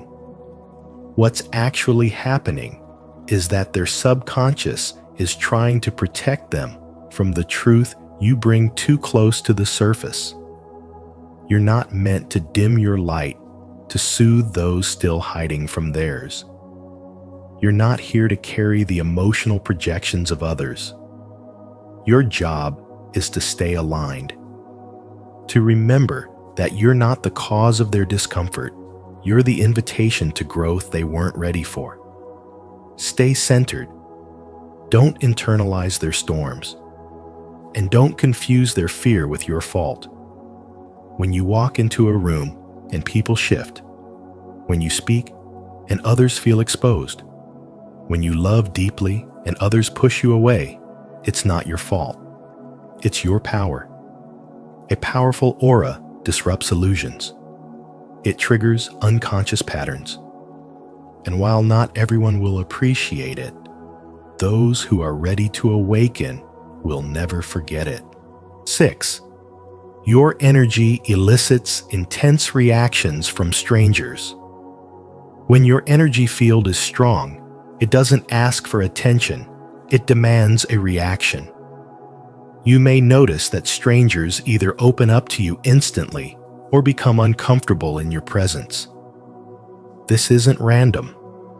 It's the invisible impact of your vibration interacting with their subconscious mind. Your aura, which carries the emotional and spiritual resonance of who you truly are, stirs up the emotions others haven't yet dealt with. They don't know why they feel exposed or unsettled around you. But it's because your frequency naturally brings the hidden to light. Many people live behind emotional masks, unaware of how much they've suppressed. Then you walk into the room, calm, authentic, whole, and suddenly their defenses shake. Some are drawn to you, pulled by a deep sense of safety, as if your energy gives them permission to be real. Others, however, may act defensive or cold because your presence reminds them of everything they've buried. Their reaction has little to do with you, and everything to do with what your energy reflects back to them.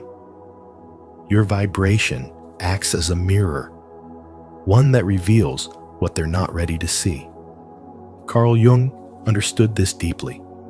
He wrote, "People will do anything, no matter how absurd, to avoid facing their own soul. Your aura, however, confronts them with their soul without saying a word. That's why you've had random conversations where people confided in you as if they'd known you forever.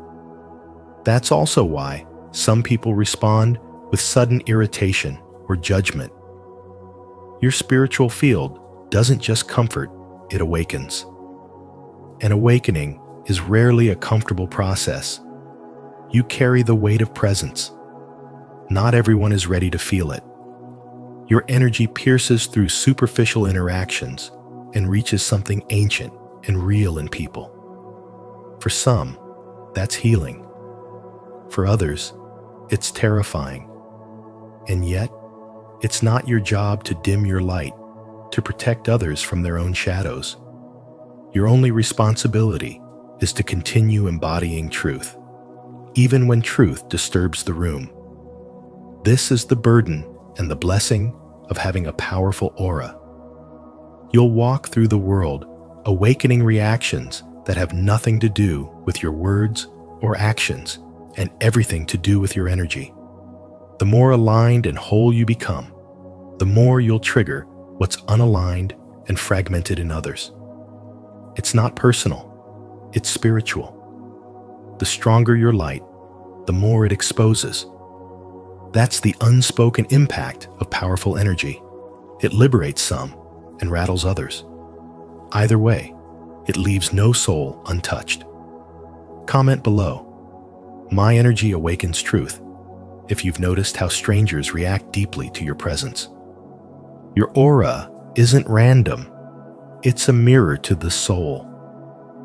If this resonates, don't forget to like, subscribe, and turn on the notification bell so you never miss more insights like this. 7.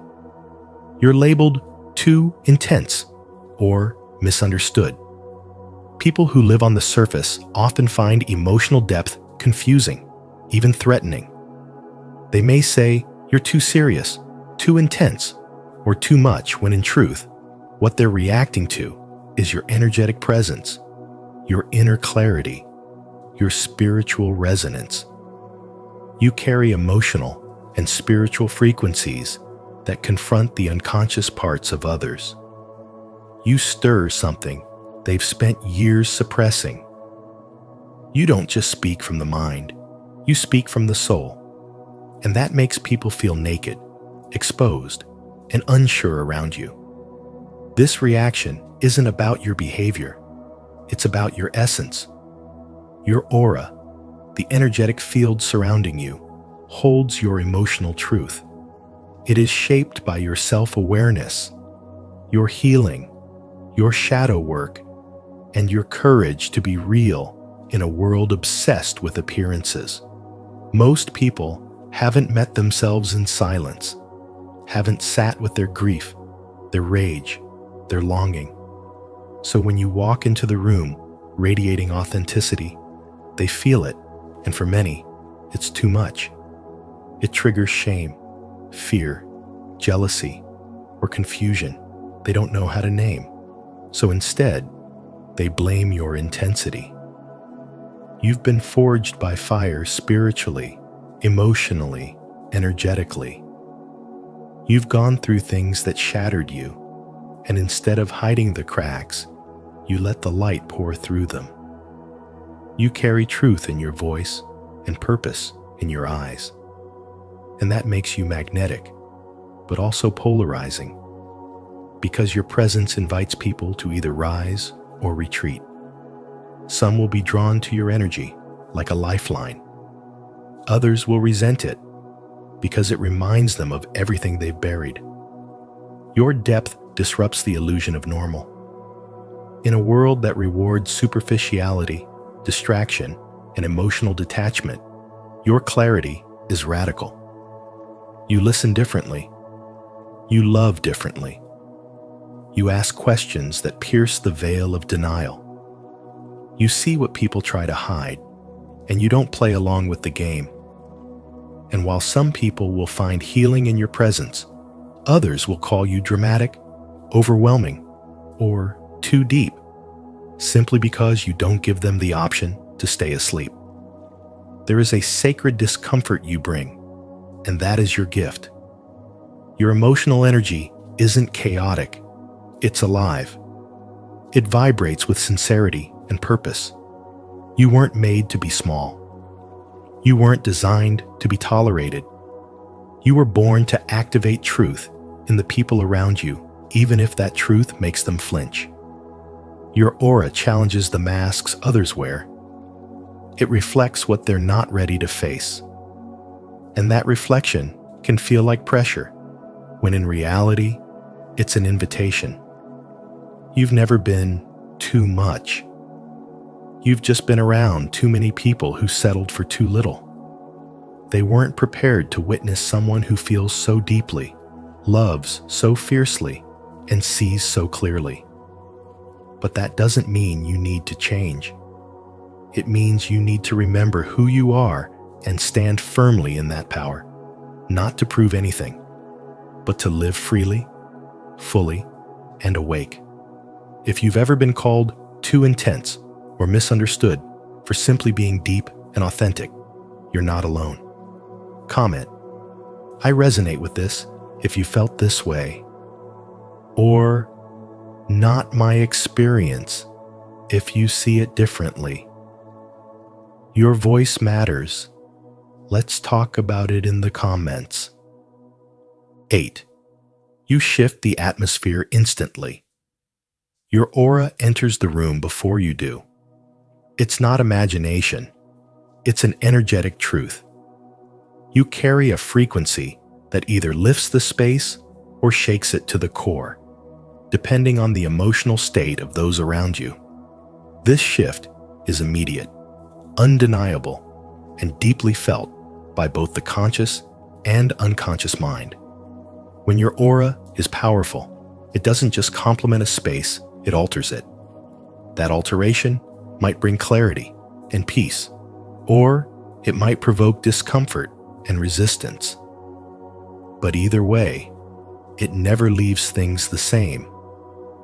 You've likely experienced moments where people stared at you without knowing why, or suddenly changed their behavior once you walked in. That's not about your appearance. It's your energy field stirring their emotional waters.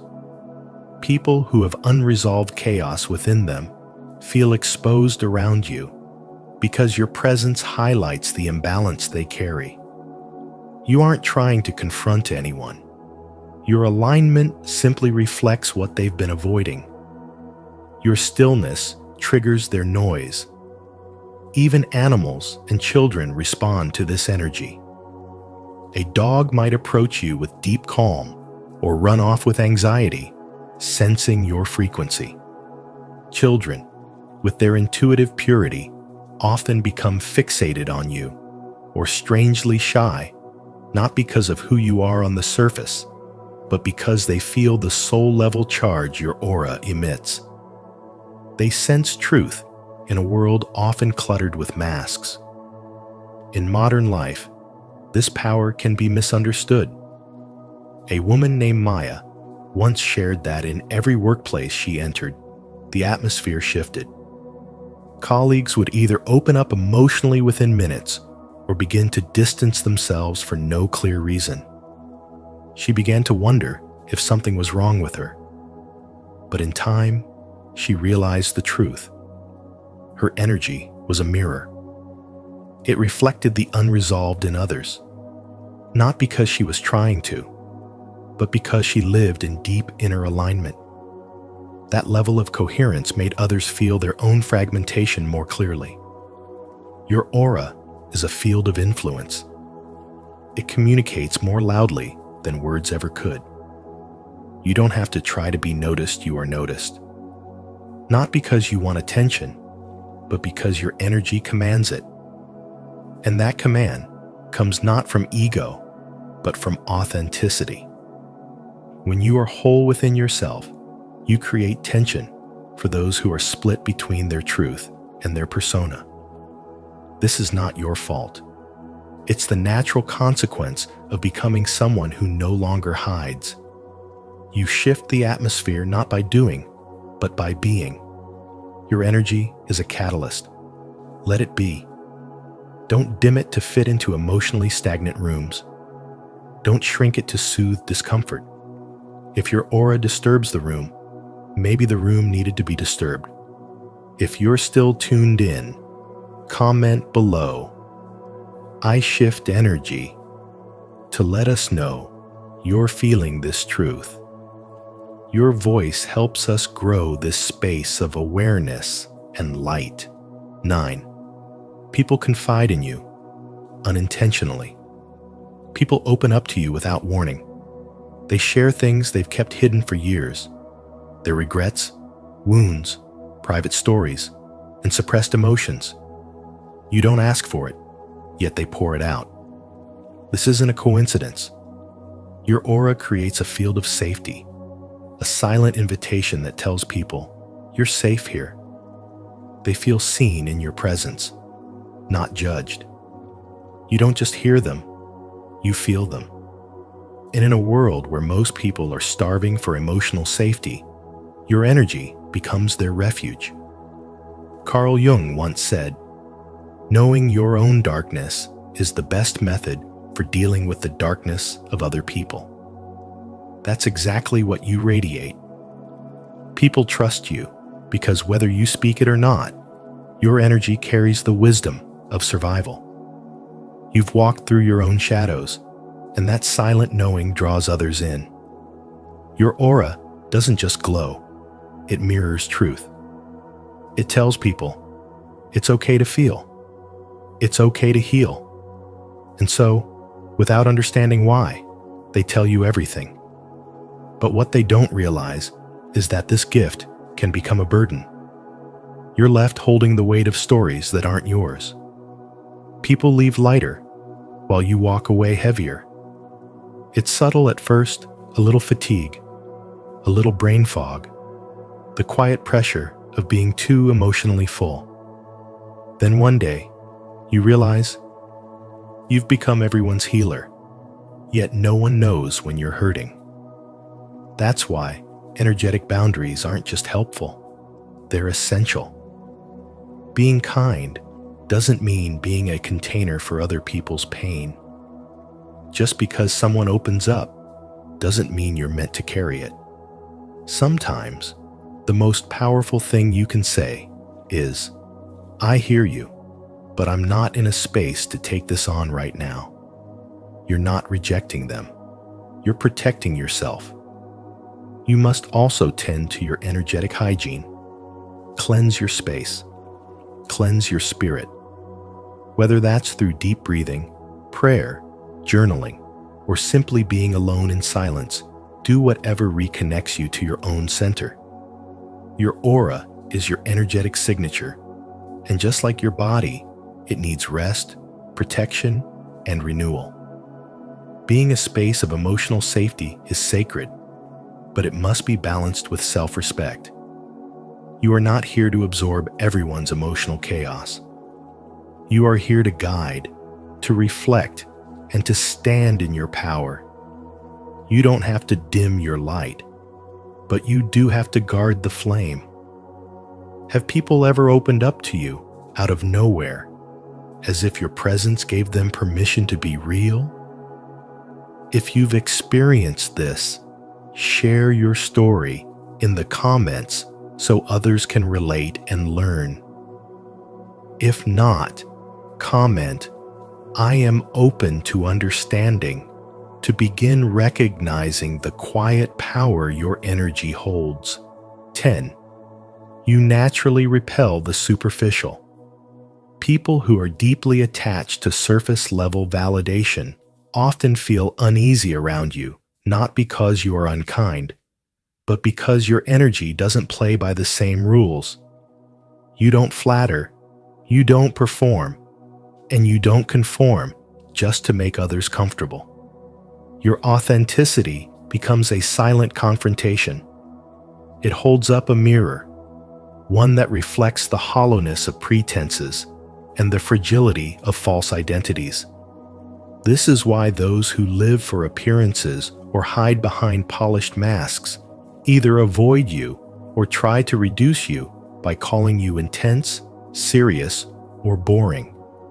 They may not understand it consciously, but your presence makes them feel seen in a way they aren't ready for. You don't engage in shallow talk for the sake of fitting in, and you don't inflate your personality to gain approval. That alone disorients people who rely on external validation for their sense of self. They might gossip, overcompensate with charm, or constantly seek attention, but none of that moves you. Your stillness, your grounded nature, it unsettles them because it exposes how noisy and disconnected they truly feel inside. They may try to label your depth as a flaw, but it's not. It's a sign of coherence. Carl Jung said, "The privilege of a lifetime is to become who you truly are." And you are living that truth, whether others can understand it or not. You don't repel people because of negativity. You repel superficiality because your vibration demands truth. You unconsciously remind people of what they've buried: their silence, their unresolved wounds, their forgotten desires for real connection. This is why, even in crowds, you often stand alone. Not because you are lonely, but because your spirit refuses to settle for anything less than real. You may feel isolated at times, but that isolation is sacred. It means your soul is choosing quality over quantity, depth over noise, truth over convenience. You're not here to entertain illusions, you're here to awaken energy. And that awakening will always trigger something in others. Admiration in the ready, resistance in the unready. Spiritual wisdom reminds us that your aura is not just a presence, it's a purifier. It moves through spaces and cleanses what is fake, what is performative, what is hollow. You don't have to speak to make a shift happen. Your being already speaks for you. And in a world drowning in distraction, your authenticity is a rare medicine. It's no wonder some people can't handle it. You're not too much. You're just living in alignment, and that is always disruptive to those who aren't. If you've ever been called too real or felt isolated for simply being yourself, this message is for you. Comment below. I choose truth over appearances. If you're ready to honor your authenticity and walk boldly in your light. Let's rise together, one soul, one truth at a time. 11. You energize or drain others based on their vibration.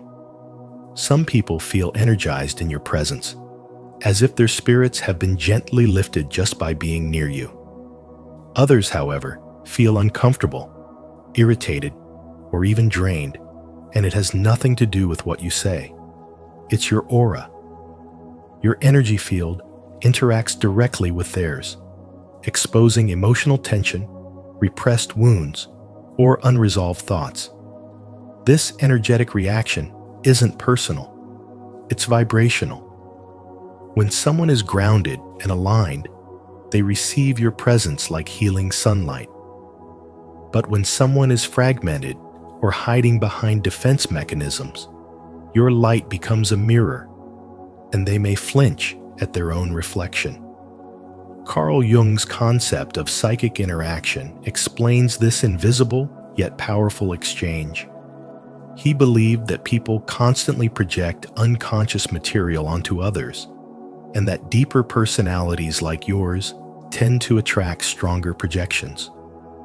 Your aura doesn't just exist, it communicates. It speaks directly to the unspoken, stirring truth in others, even if they aren't ready to hear it. That's why people sometimes misunderstand you or retreat from your presence. You are not just a person to them. You are a trigger, a spotlight, a spiritual wake-up call. Think of those times when someone told you they felt peaceful around you, as if a weight had lifted, even though you barely spoke. That's not coincidence. It's a testament to your frequency. But also think about when you walked into a room and immediately felt drained. Maybe your body tensed up, your mood shifted, or you sensed hostility without reason. That wasn't just intuition. It was your energetic boundaries being tested. You absorb what's around you more deeply than others, and your body responds before your mind even knows why. In the workplace, your calm confidence may be seen as a threat to those fueled by competition and control. They may act cold, passive-aggressive, or overly critical, not because you're wrong, but because your presence unsettles their masks. Your steadiness makes their inner chaos louder. Your honesty makes their avoidance harder. And your compassion highlights their disconnect. That's why the same aura that uplifts one person might disturb another. You don't change, but their reaction does, based on their level of inner harmony. This dynamic is not something you need to fix. It's something you must understand. When your aura is strong and integrated, it becomes a tuning fork for truth. Those attuned to love, growth, and integrity will resonate with you. Those clinging to illusions, ego, and denial will resist you. Both are reflections, not judgments. Your role is not to dim your energy to be accepted. Your role is to discern, to choose wisely who gets access to your presence and who doesn't. When someone tells you that you're too much, it often means your authenticity demands a level of self-honesty they're not ready for. When someone says they feel calm just being near you, it's because their soul recognizes yours. You are the energetic mirror, the amplifier, the quiet force that reveals what's hidden, and that power is sacred. Protect it. 12. You're a magnet for toxic people without boundaries. Toxic or narcissistic people don't just stumble into your life by accident. They are often drawn in by the rare frequency your energy radiates. There is something magnetic about your integrated aura, something steady and whole that they subconsciously crave. These individuals, who haven't done the inner work to heal or evolve, are instinctively attracted to your light, not because they respect it, but because they want to consume it. They see in you what they are unwilling to cultivate within themselves: self-awareness, emotional strength, and spiritual harmony. Your aura acts like a beacon. It doesn't scream for attention, but its authenticity speaks volumes in a world full of facades. That's why people come to you with their problems, their emotional messes, their unresolved traumas. Without realizing it, you become their healer, their counselor, their emotional sponge. But the danger here is subtle. When your boundaries aren't firm, your compassion can quickly turn into self-sacrifice. You give, they take. You listen, they unload. You soothe, they depend. And somewhere in that cycle, your energy begins to fray at the edges. This dynamic is not about blame, it's about awareness. As Carl Jung once said, people will do anything, no matter how absurd, to avoid facing their own souls. So instead of turning inward, toxic people reach outward to you. They want access to your energy without earning the wisdom that created it. They want the fruit, not the roots. And if you're not mindful, their chaos becomes your confusion. You start to wonder why your presence stirs up intensity in others, why people either cling to you or lash out without provocation. The answer lies in your frequency. Your aura is a mirror, and for many, what they see reflected is the truth they've long avoided. Your stability highlights their instability. Your peace confronts their inner storm. Your light exposes their shadows. And so, without boundaries, you become a magnet for the emotionally unhealed. They don't want to grow. They want to be carried. They don't want to rise. They want to feed. And while empathy is one of your greatest gifts, it must be paired with discernment. Not everyone deserves access to your sacred space. Not everyone is meant to walk beside you. And love without limits is not love, it's depletion. In the real world, this shows up in small but relentless ways. You're the one people vent to, but rarely ask about.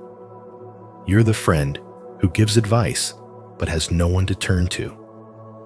You're the employee who holds the emotional weight of the team, even if no one says it out loud. And when you begin to set boundaries, you notice who respects your space and who tries to push past it. That's the difference between connection and control. Your powerful aura is not a weakness, it's a responsibility. And just as a flame must be protected from the wind to keep burning, your energy must be guarded from those who only want its warmth, but not its source. True power lies not in being available to everyone, but in being fully present for yourself. To affirm your awareness and energetic boundaries, comment below, "I protect my peace."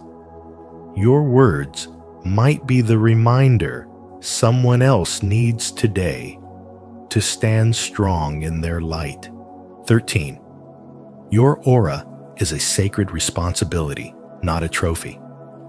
A powerful aura is not a trophy to be polished and shown off. It is the visible evidence of deep inner work, emotional maturity, and spiritual integrity. It means you've walked through fire without losing your softness. You've learned the value of silence, the necessity of solitude, and the sacredness of saying no. Carl Jung emphasized that transformation doesn't come from imagining light, but from making the darkness conscious. Your aura reflects how much of that darkness you've faced, integrated and transmuted into strength, presence, and stillness. Your energy doesn't just light up a room, it shifts it. People can feel your frequency before you speak. Some are drawn to it like a lighthouse in a storm. Others are unsettled, even repelled, because your very presence confronts what they've buried. You don't need to speak for your aura to speak for you. But this isn't about power or dominance. It's about clarity. And clarity is disruptive to confusion. The clearer you are within yourself, the more sharply you reflect the illusions around you. That's why you feel misunderstood. That's why strangers react strongly to your presence. You're not being judged, you're being felt. This sacred frequency you carry is not for everyone. It's for those ready to remember who they are. Your aura acts as a mirror one that reflects not only beauty, but also buried pain.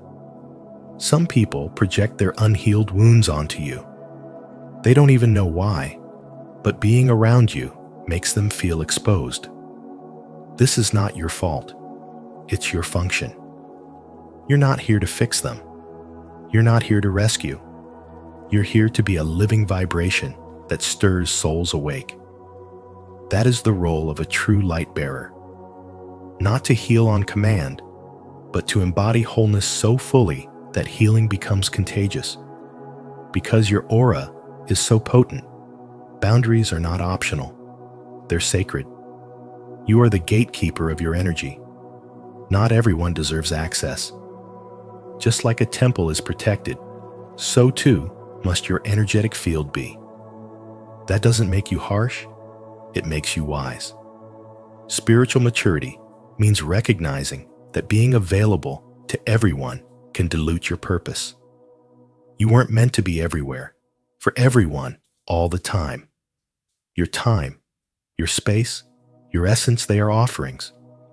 And offerings are sacred because they're rare, intentional, and aligned. The more integrated you are, the more people will mistake you for being too much, too deep, too quiet, too intense. But that's not your burden to carry. The discomfort they feel is not your responsibility to resolve. It is a reflection of their own fragmentation. You didn't cause it, you revealed it. Let them call it whatever they need to. Your job is not to shrink into something safer. Your job is to remain in your truth. This is what it means to live with a powerful aura, not to be admired, but to be unshakable, not to impress, but to embody, not to shine above, but to awaken within. As we uncover the 13 signs of a powerful aura, let this be more than just insight. Let it be a mirror to your inner strength. Your presence here means you're not afraid of your light. Comment below. My aura speaks before I do, to affirm your power and inspire others on the same path. Let's continue this journey together. And remember, the power of your aura isn't something you need to shrink for others to feel comfortable. It's something you were born to embody fully. If what you've heard today stirred something deep within you, it's not by accident. Your energy speaks louder than words, and those who are meant for you will feel it, not fear it. If you found value in this message, don't forget to like, share, and subscribe to Spiritual Wisdom. And turn on notifications so you'll never miss an insight that could change your life. Your journey to deeper spiritual awakening is just beginning. The true meaning of your birth month will change your entire life. Until you make the unconscious conscious, it will direct your life and you will call it fate.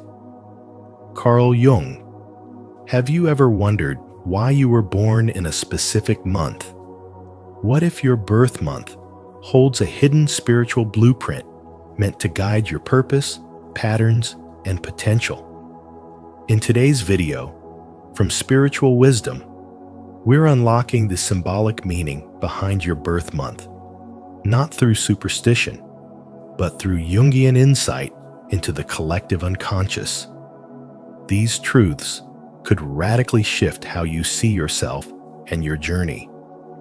As you listen, reflect on how these patterns show up in your life, and if something resonates, share your birth month and thoughts in the comments below. Let's explore the deeper meaning together. 1. Your birth month is symbolic, not random. Carl Jung believed that nothing about our existence is truly accidental, and that includes the moment we enter this world. Your birth month is not just a line on a calendar or a bureaucratic timestamp. It is a symbolic imprint of what Jung would call an archetypal signature woven into your soul by the unconscious forces that guide the rhythms of life. In Jungian psychology, archetypes are not mere abstract ideas. They are living patterns, ancient codes residing in the collective unconscious that shape how we think, feel, and evolve. When you were born, the world was holding a particular energetic frequency, a spiritual atmosphere that whispered a message into your being. one that would echo through your thoughts, instincts, and choices for the rest of your life.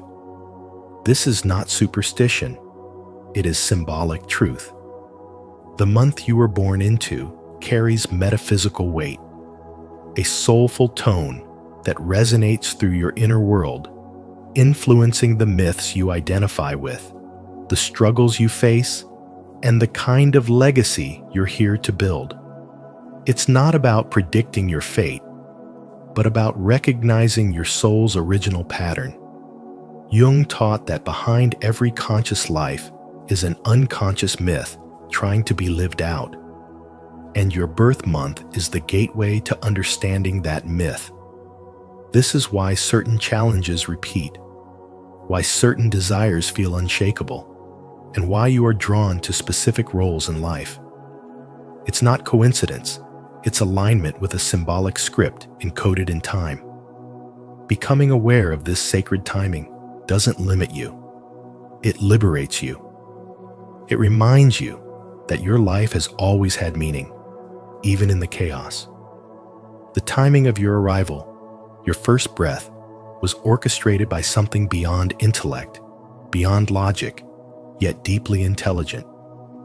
And when you begin to explore the energy that your birth month carries, not through surface-level horoscopes, but through the symbolic lens Jung offered, you begin to recover the lost map of your soul. You see, your life isn't just unfolding randomly. It is speaking in symbols, and your birth month is one of the clearest symbols of all. To honor it is to honor the deep mystery of your becoming. Are you ready to unlock the deeper meaning behind your soul's arrival time? If so, comment below. I embrace my soul code to affirm your commitment to spiritual self-discovery. 2. Each birth month embodies a unique archetype. Each birth month, as Carl Jung's wisdom suggests, holds a unique archetypal energy, a psychological and spiritual imprint that speaks not only to the way you move through the world, but to the ancient story your soul came here to tell. January births often carry the soul of a wise elder, even when young. You are reflective and grounded, driven not by trends, but by legacy. You are the builders of lasting foundations, people who think decades ahead and quietly create systems that others will one day depend on. February. Souls are rebels with vision outsiders in the best sense. You often see through illusions that others accept as truth. And while this may lead to isolation, it's your gift. You are the innovators, inventors, and truth speakers who challenge the status quo, even if the world isn't ready. March births embody emotional depth and soul alchemy. You are the phoenix, the one who rises, falls, and rises again with even more grace. Your feelings run oceans deep, but through every heartbreak and trial, you emerge more whole, more luminous. You don't just survive, you transform. Those born in April come with fire. You are protectors, warriors of light, and fierce initiators of change. You might speak too loudly or act too quickly, but your passion shakes people awake. You remind the world what it means to feel alive. May births are slow magic. You nurture what you love with patience and care. You value beauty, not the shallow kind, but the kind that feeds the spirit. Art, nature, and a sense of home. You move through life like a gardener, tending not just to flowers, but to souls. June births are the gifted communicators. You hold the rare ability to translate emotion into language, to express the unspoken, and to help others feel seen. You bridge heart and mind, spirit and science, logic and empathy. July souls are deeply intuitive empaths, often carrying emotional patterns from family lines that stretch far beyond your own lifetime. You may feel the weight of generations on your shoulders, But your healing journey liberates not just yourself, but your ancestors. August-born individuals embody quiet royalty. You do not seek power. It radiates from your authenticity. You walk with confidence, grace, and a soul-led purpose that naturally draws others toward you. You're not here to dominate. You're here to guide. September births are natural healers. You bring order to emotional and spiritual chaos. Where others see confusion, you see structure. Where others fall apart, you help realign. Your presence calms storms, not by force, but by clarity. October souls are harmonizers. You sense the unspoken tensions in a room and instinctively seek balance. You bring people together, ease conflict, and strive for fairness. But your journey is to learn how to create peace within without losing yourself in the process. November births carry the mark of the spiritual alchemist. You are here to turn pain into gold, sorrow into wisdom. You feel life intensely, every joy, every betrayal, but your ability to transmute darkness into light is what makes you unforgettable. You are a transformation in motion.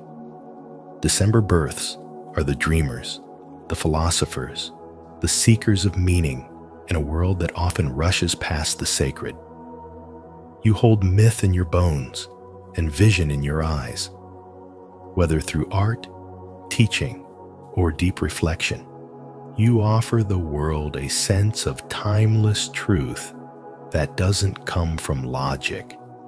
It comes from the soul. Carl Jung once said, "Who looks outside dreams. Who looks inside awakens." This teaching echoes through every archetype born from these months.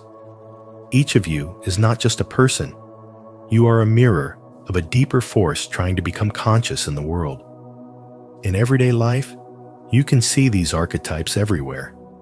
A quiet artist born in March who turns personal grief into music that heals millions. Or a thoughtful nurse born in September whose very presence makes patients feel safe. These are not coincidences. These are soul codes.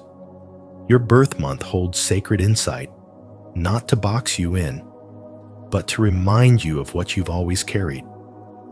The true power of Carl Jung's work lies not in naming traits, but in awakening awareness, helping you realize that your emotions, instincts, and dreams are not random. They are the language of your soul. And when you learn to read them, when you finally stop trying to be someone else and instead lean into your original blueprint, life starts to align. Challenges become callings, emotions become guides, and every experience becomes part of your soul's great myth. So if you've ever wondered why you feel the way you do, why certain patterns follow you, why you resonate with specific truths, it may be time to look deeper, not just into your history, but into your symbolic birthright. Your month of birth is not a label. It's a key. Use it. As we explore the archetypal blueprint of each birth month, take a moment to reflect on the energies that shaped your soul. If you recognize yourself in these patterns, affirm your journey by commenting, "I embrace my birth month archetype." Your presence here shows a commitment to deeper self-understanding. Let's continue walking this path of spiritual discovery together. 3. Your birth month is a spiritual mirror. Your birth month is not a random date marked by chance. It's a spiritual mirror reflecting the hidden architecture of your soul. Carl Jung believed that the outer world mirrors the inner world, and nowhere is that more personal than the moment you entered this life. Your birth month carries a symbolic energy, a silent spiritual code that whispers truths about your emotional patterns, your unconscious motives, your strengths, your wounds, and your deepest calling. This isn't about astrology in the commercial sense, and it has nothing to do with superstition. It's about decoding the archetypal energy that shaped the gateway through which your soul chose to arrive. Each month holds a mythic vibration, an energy that imprints itself on your spiritual identity. Jung taught that these archetypes live in the collective unconscious, timeless and shared, but expressed uniquely through each individual. That means your birth month is not just a time on a calendar. It is a myth your soul is living out. When you begin to explore this, everything starts to make sense. Your struggles are no longer seen as flaws, but as invitations to evolve. Maybe you've always felt a pull toward protecting others, teaching, creating, healing, or leading. That pull likely isn't random. It's part of your symbolic blueprint. Someone born in June may carry the essence of the communicator, the lover, the one who brings ideas to life and relationships to truth. Meanwhile, a person born in November might feel a deeper connection to transformation, mystery, or spiritual death and rebirth, experiencing cycles of destruction and renewal as part of their path.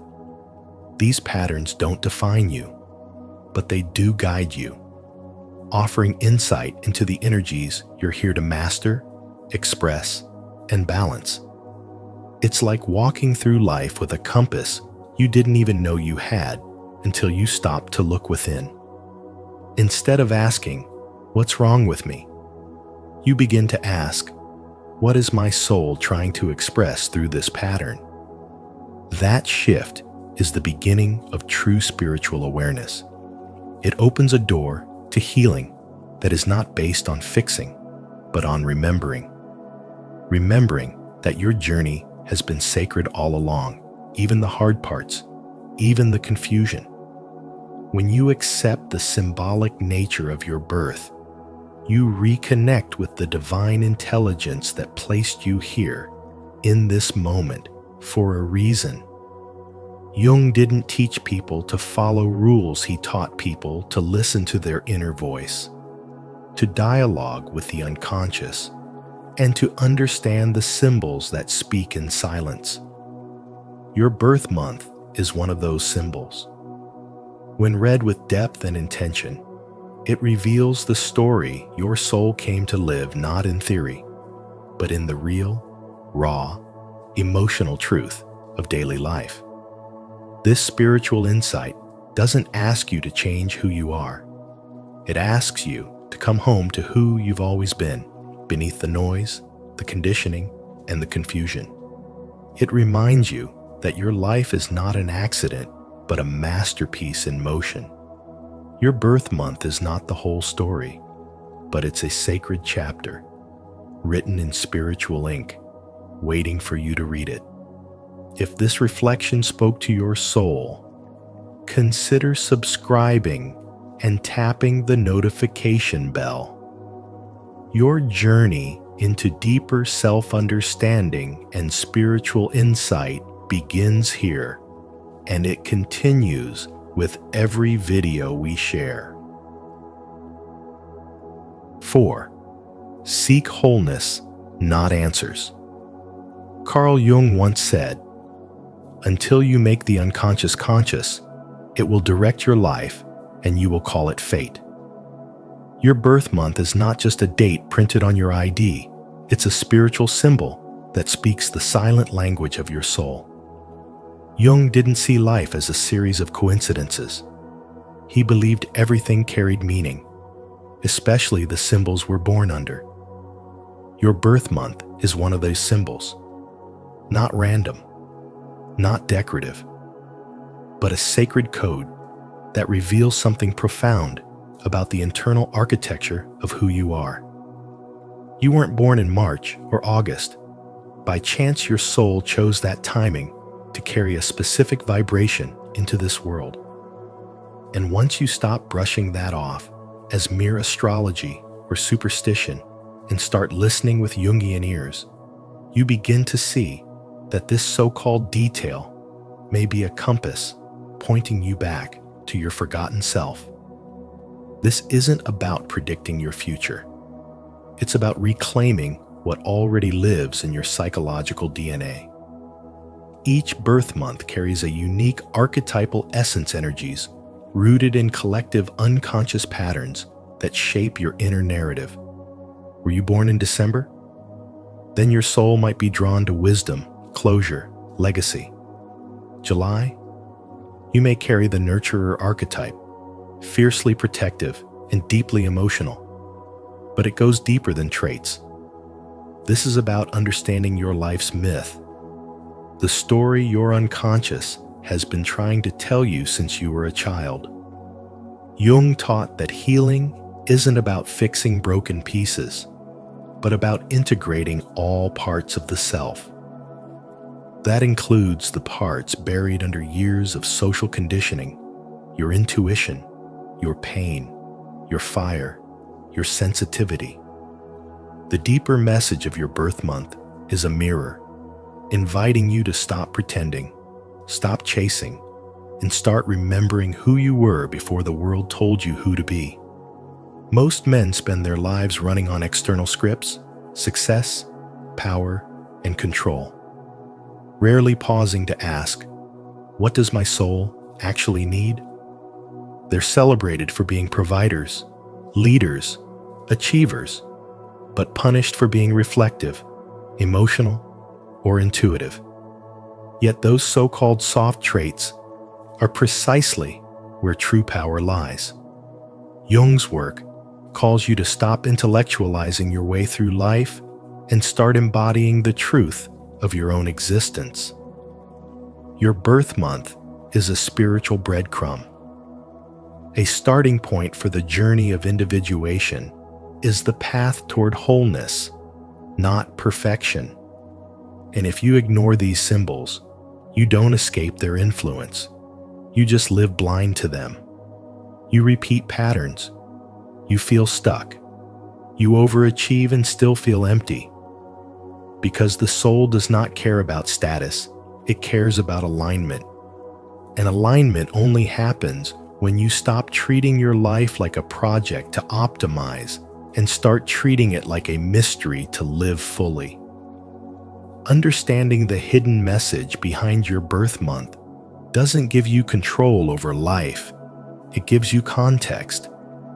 It helps you realize that your struggles aren't random, your gifts aren't accidents, and your desires aren't shameful. They are reflections of a deeper inner design. When you start honoring the symbols life gave you, you stop forcing the wrong story and begin aligning with the one that was always yours. This is not about changing who you are. It's about becoming who you've always been at the soul level, before fear, before noise, before compromise. Your birth month carries keys to that version of you, waiting patiently for you to look inward and listen, to affirm your dedication to seeking wholeness, not just answers. Declare your commitment. Comment below, I choose wholeness, to honor your inner journey and to inspire others to explore the deeper meaning life is offering them. Thank you for joining us on this deep dive into the hidden meaning of your birth month through the lens of Carl Jung. Remember, your birth month isn't just a date. It's a doorway to deeper self-awareness, a spiritual code waiting to be unlocked. If today's message sparked something within you, imagine what more you could discover by staying on this journey with us. If you found value in this video, please share it with someone who needs this insight, and subscribe to Spiritual Wisdom. Don't forget to turn on the notification bell so you never miss a moment of truth and transformation in our upcoming videos. Your soul's journey is just beginning.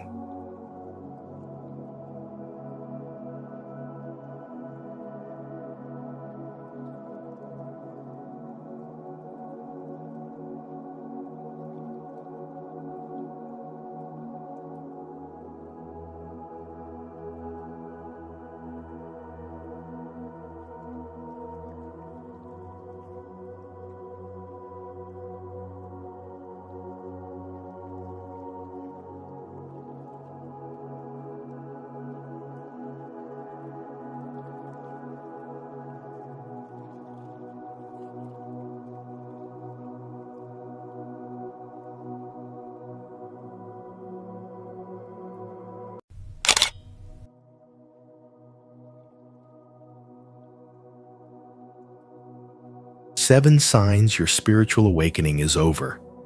It's time to use your powers. Enlightenment is not imagining figures of light, but making the darkness conscious. Carl Jung. There comes a time in every spiritual journey when awakening is no longer the goal embodiment. If you've been on the path of spiritual growth, seeking signs, synchronicities, and soul truths, this video might be the turning point you didn't know you needed. Because what if your awakening isn't beginning, but completing?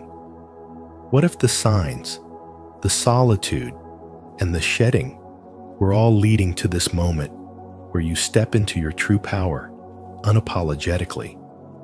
On Spiritual Wisdom, we're exploring 7 revealing signs that your awakening phase is over and your embodiment era has begun.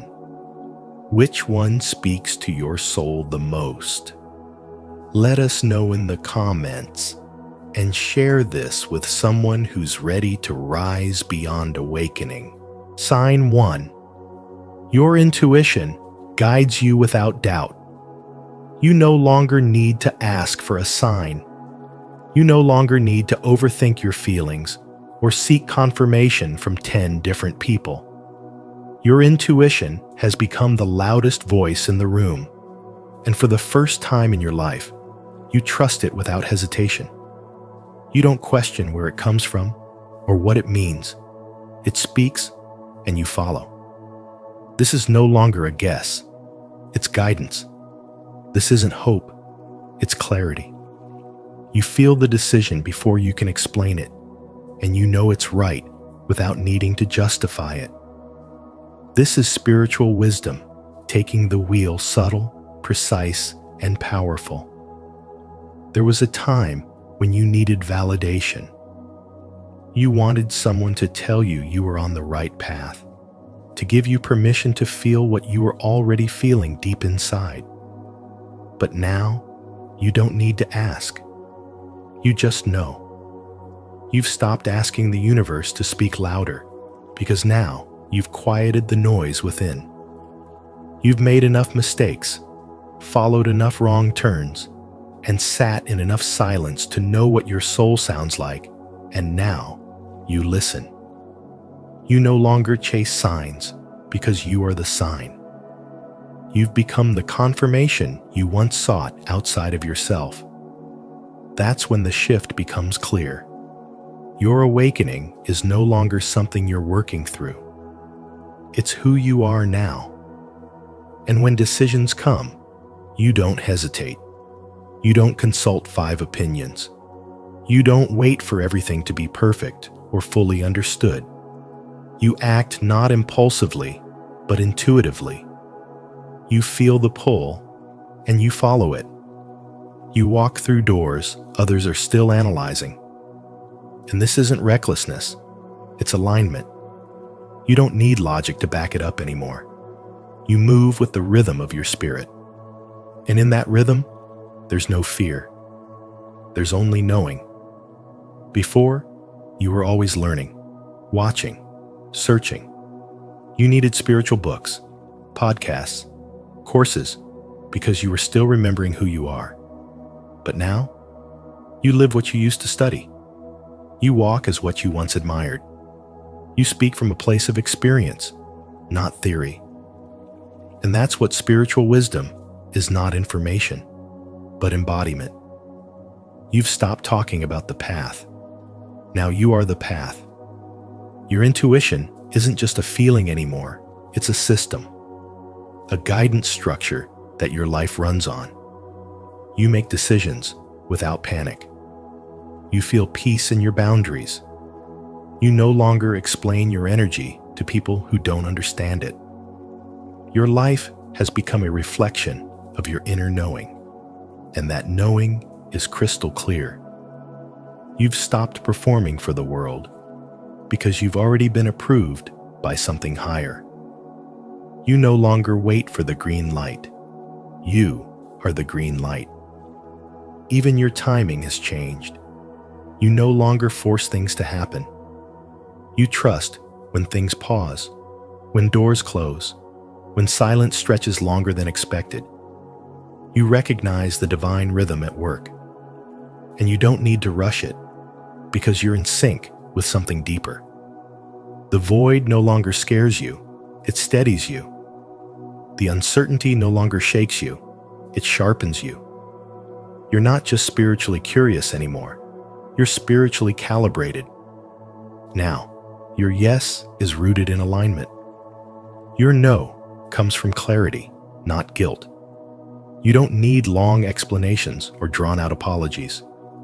You're not here to convince anyone, you're here to follow the truth.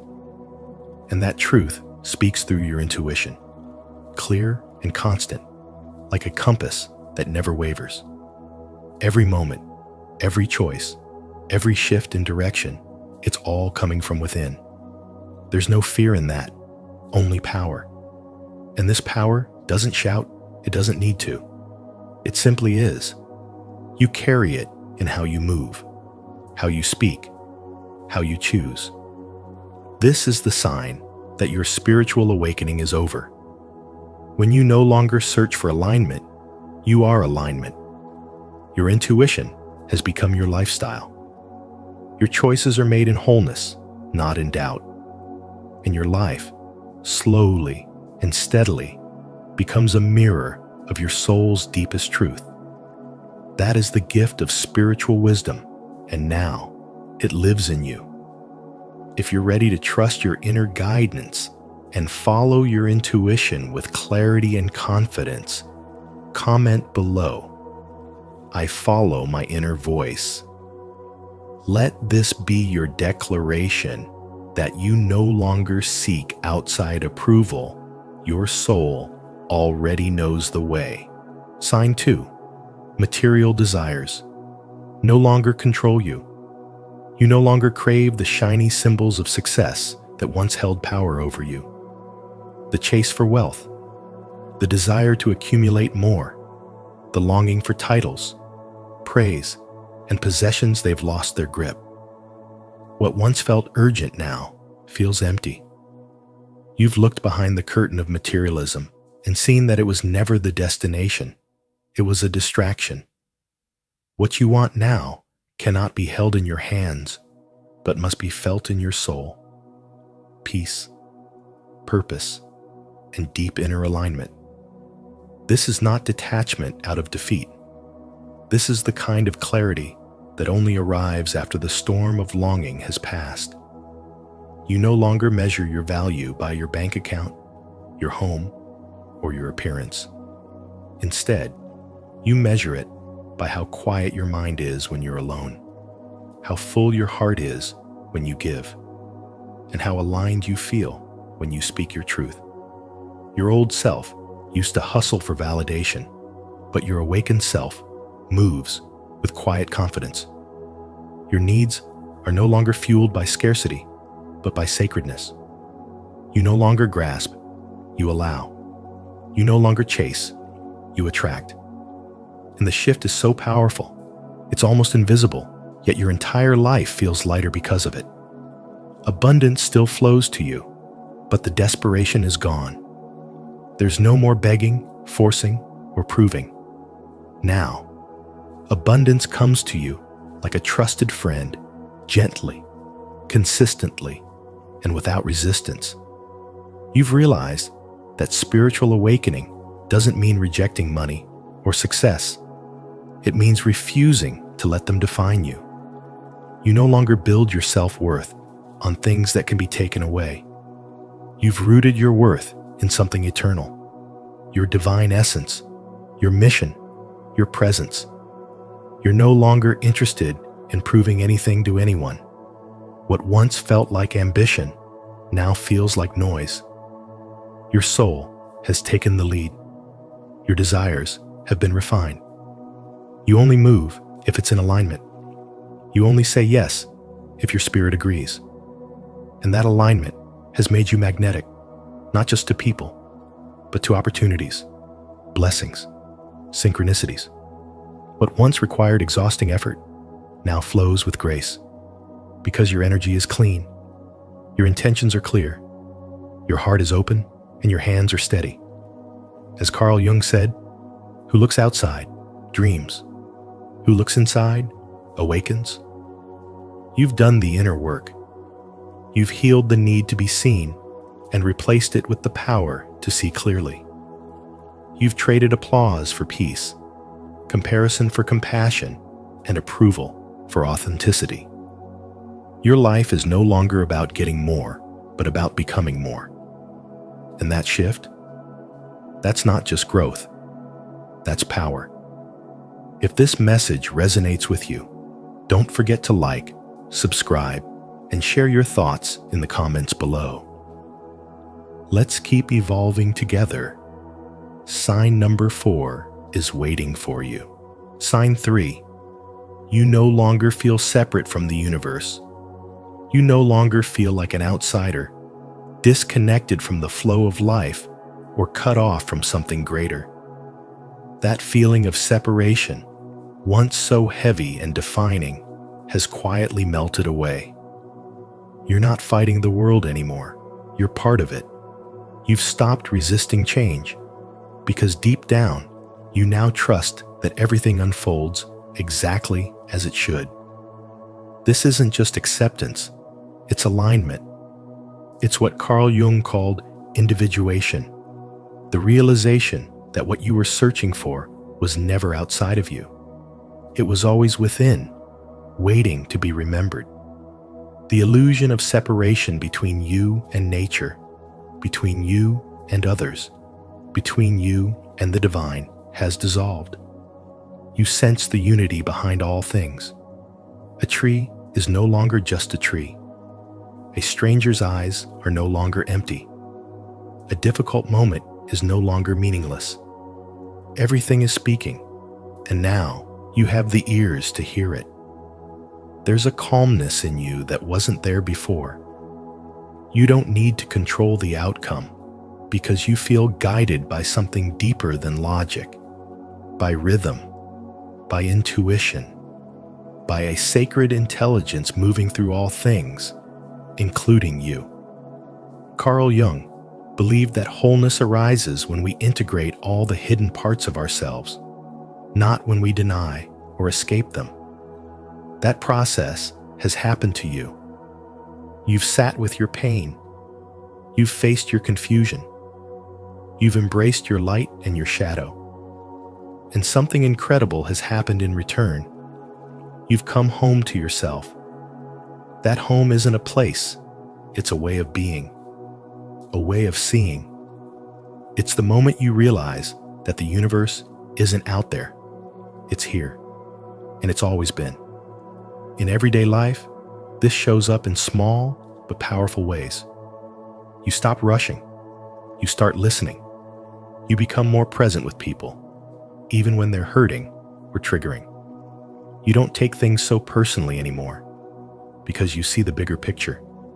Even in chaos, you hold your center. Even in silence, you feel full. Your identity is no longer built on roles, labels, or outcomes. It's rooted in presence. You've stopped trying to become someone, and you've started being yourself, fully and unapologetically. This shift is not just a spiritual idea, it's a lived transformation.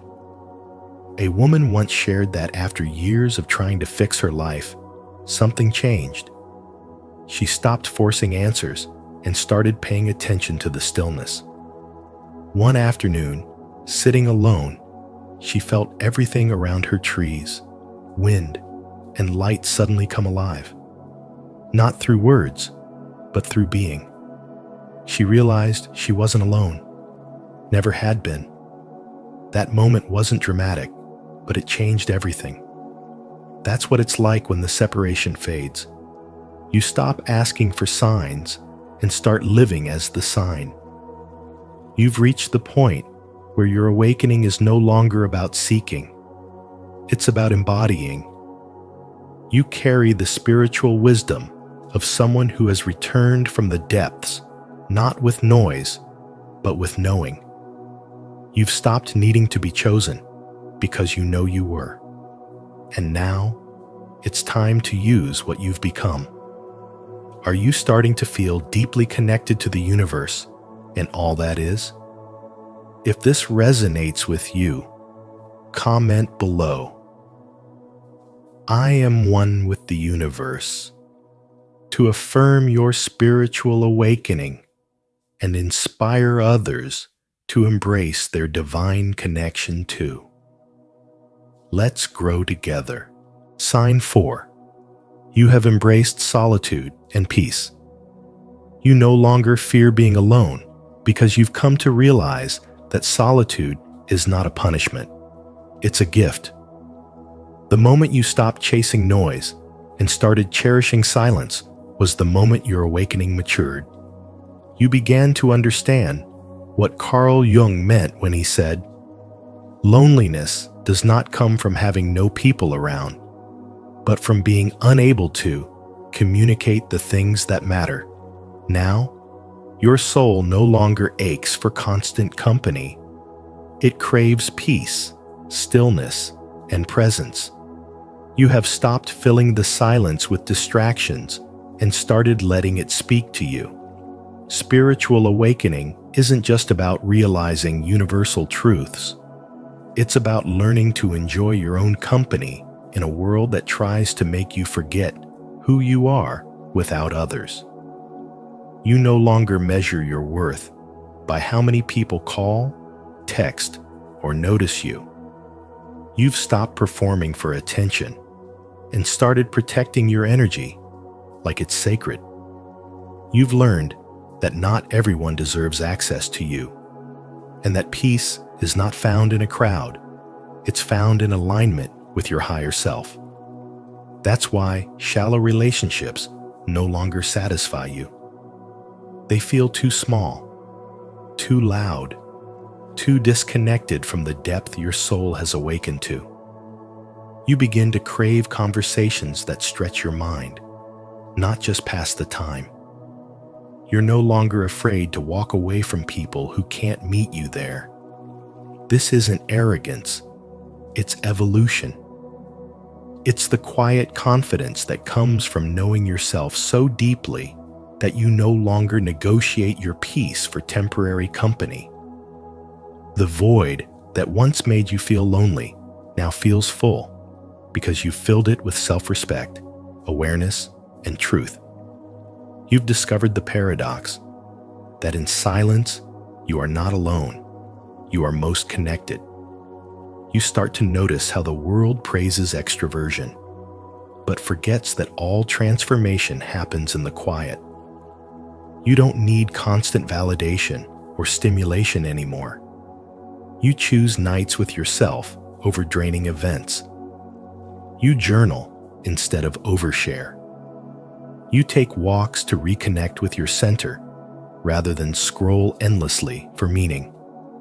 You find that when your energy is aligned, solitude becomes your sanctuary. It's not isolation, it's inner integration. Carl Jung believed that the process of individuation, of becoming whole, required retreating from the collective, confronting your own shadow, and learning to live from the center of your being. And that is exactly what you're doing. You are not waiting for someone else to complete you. You're not chasing after shallow conversations just to feel seen. You have become the one who sees yourself fully, and that's power. You no longer feel guilty for choosing peace. You protect your space, your time, and your heart because you understand that not everyone is meant to walk with you in this chapter. This isn't about being alone. It's about being in alignment.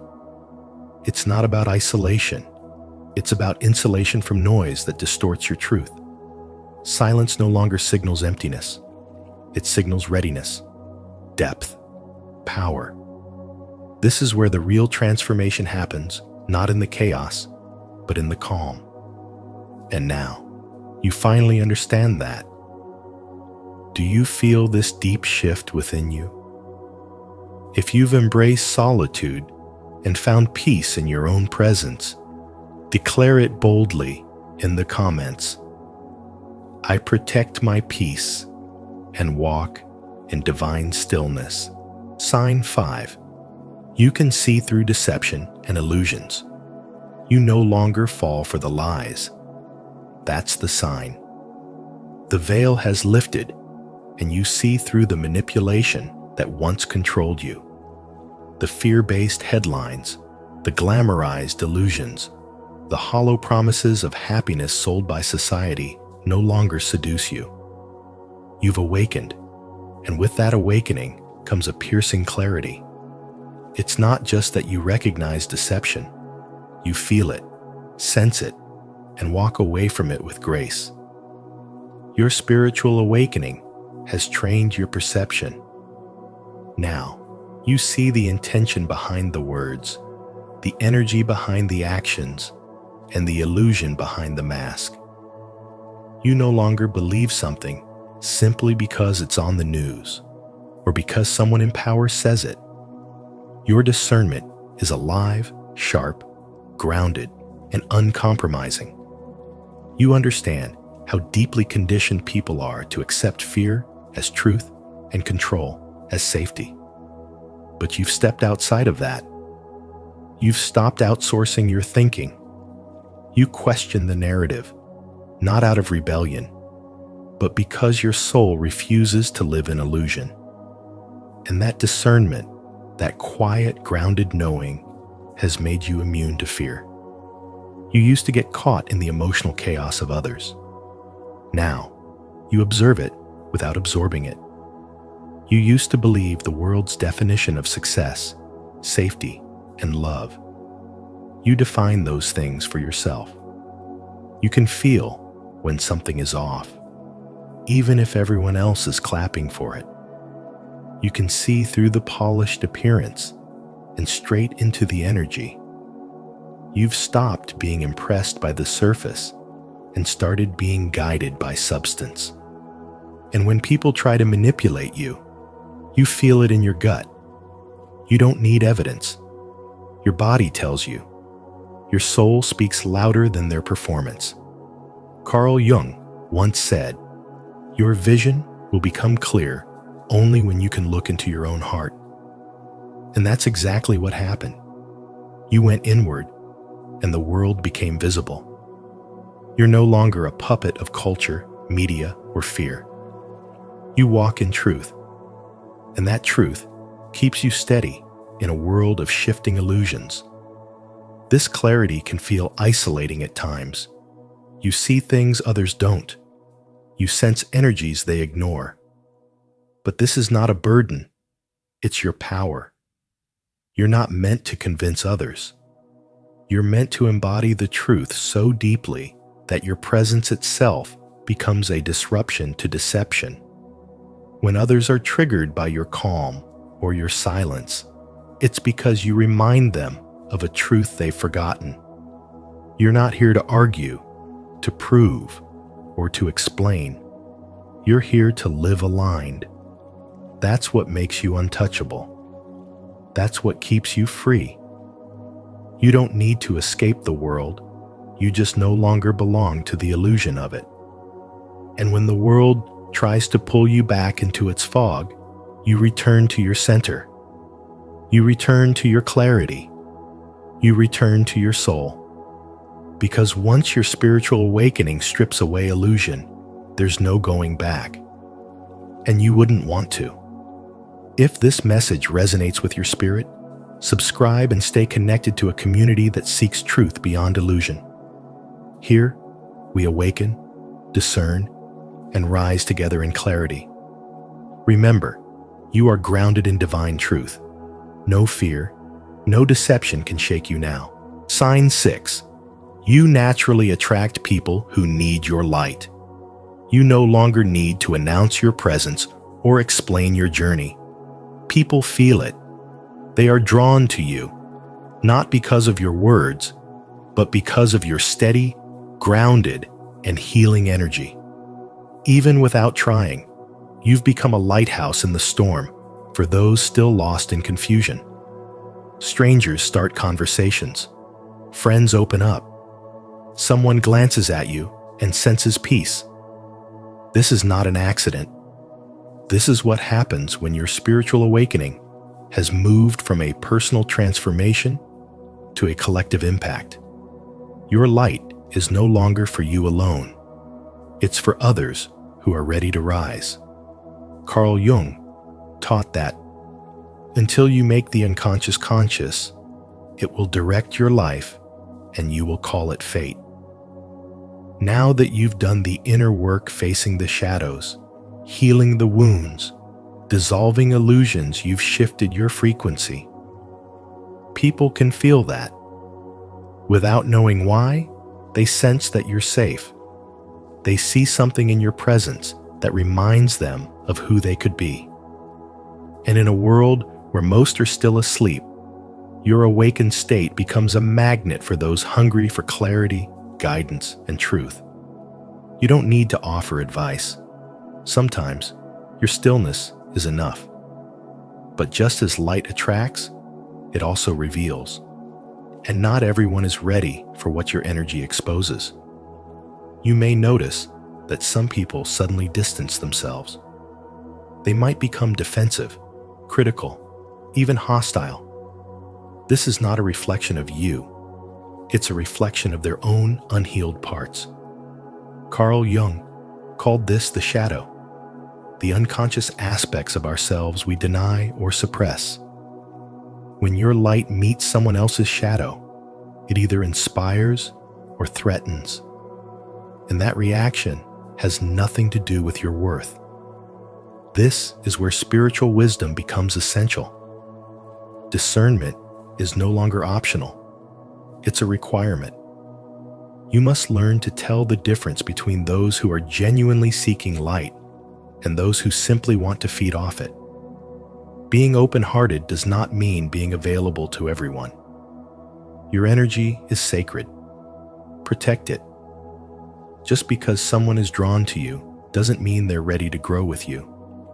Give your presence, but not your peace. Hold space, but don't lose yourself in it. A young woman once shared how she used to wonder why people always poured their souls out to her, even strangers on the train. She wasn't a healer by profession, but her spirit had matured through years of quiet endurance. One day, someone told her, "I don't know why, but I feel lighter just talking to you." That's when she realized she had become medicine just by being real. Not perfect, not loud, just a present. That's what spiritual awakening does. It turns pain into power, silence into depth, and survival into healing for others. You didn't choose this role by ego.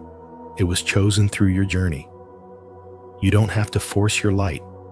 It flows naturally because you've embodied it. And now, that light is guiding others home, not through preaching, but through being. If this message speaks to your soul, say it out loud. I am a vessel of light, and those who need healing are drawn to me. I honor this calling with wisdom and grace. Sign 7. You feel a strong call to step into your mission. You no longer feel satisfied with what once excited you. The noise, the distractions, the things that used to fill your time now feel empty, like echoes from a version of yourself that no longer exists. This isn't apathy. This is clarity. A sacred clarity that arises after a long season of inner work, solitude, and shedding illusions. Carl Jung once said, "Who looks outside, dreams. Who looks inside, awakens." And you, after all the seeking, have awakened. But now, something deeper is stirring. It's not a whisper anymore. It's fierce, urgent, undeniable. You feel it in your bones, in your breath, in your spirit. You are being called. The call isn't vague. You are being pulled to teach, to heal, to lead, to build. Not because it's glamorous or profitable, but because it feels unbearable to do anything else. You are no longer able to numb this knowing. There's a shift from waiting for the sign to realizing you are the sign. Everything you've lived through, the grief, the chaos, the nights you thought you wouldn't survive, wasn't wasted. It was preparation. You didn't lose time. You were being forged. And now, that forging is complete. Now, you carry wisdom in your wounds and power in your presence. The old identity is collapsing because the new one is ready to rise. The world will still tempt you with comfort and conformity, but you've outgrown it. You've tasted something real, and nothing else will do. Carl Jung taught that healing doesn't mean becoming perfect, but becoming whole. You now understand your shadows, your patterns, your light. You are no longer fragmented. You are integrated. And that integration demands expression. This isn't the time to shrink. It's the time to step forward, not with certainty, but with conviction. Think of the countless souls out there praying for a guide, a word, a sign of hope. What if that sign is you? What if your story, your voice, your truth is exactly what someone else needs to remember who they are? What if your pain, now alchemized into wisdom, is the bridge to someone else's freedom? The calling you feel isn't ego. It's a service. It's a sacred responsibility. And no, you don't need to have it all figured out. You just need to begin. Everything in your life has led to this moment. You've been initiated by experience, not theory. The universe doesn't wait for perfect people. It moves through willing vessels. Your spiritual awakening was never meant to be a destination. It was a doorway. And now that you've walked through it, the mission begins. Not someday. Not when you're more ready. Now. If this message has stirred something deep within you, declare it boldly in the comments. I accept my divine mission. I am ready to serve with purpose and power. Your calling is no accident. It's time to rise. Subscribe and join others who are awakening to their true path. Thank you for joining us on this powerful journey. If something within you stirred while watching this video, trust that it wasn't random. Your awakening wasn't the end. It was the beginning of your true embodiment. Now is the time to live your wisdom, walk in your power, and become the mirror of the transformation you've already undergone. If this message resonated with you, don't forget to like, share, and subscribe to Spiritual Wisdom. Tap the notification bell so you never miss an upload that speaks directly to your soul. Until next time, stay aware, stay empowered, and keep using your light. Carl Jung warned, "The universe doesn't whisper through signs. It speaks through you."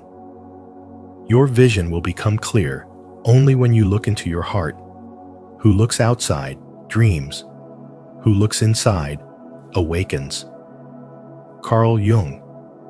Too often, we chase signs in the external world, hoping they will validate our path. But what if the universe isn't whispering through numbers or coincidences? What if it's actually speaking through you? In this video, we invite you to discover a deeper truth. Your intuition is the universe's voice in motion. So as you watch, ask yourself, are you listening to the world, or are you finally ready to listen to your inner world? Comment below with your thoughts and let us know how your intuition has guided you lately. Don't forget to like, share, and subscribe to Spiritual Wisdom and hit the bell so you never miss a moment of awakening. 1.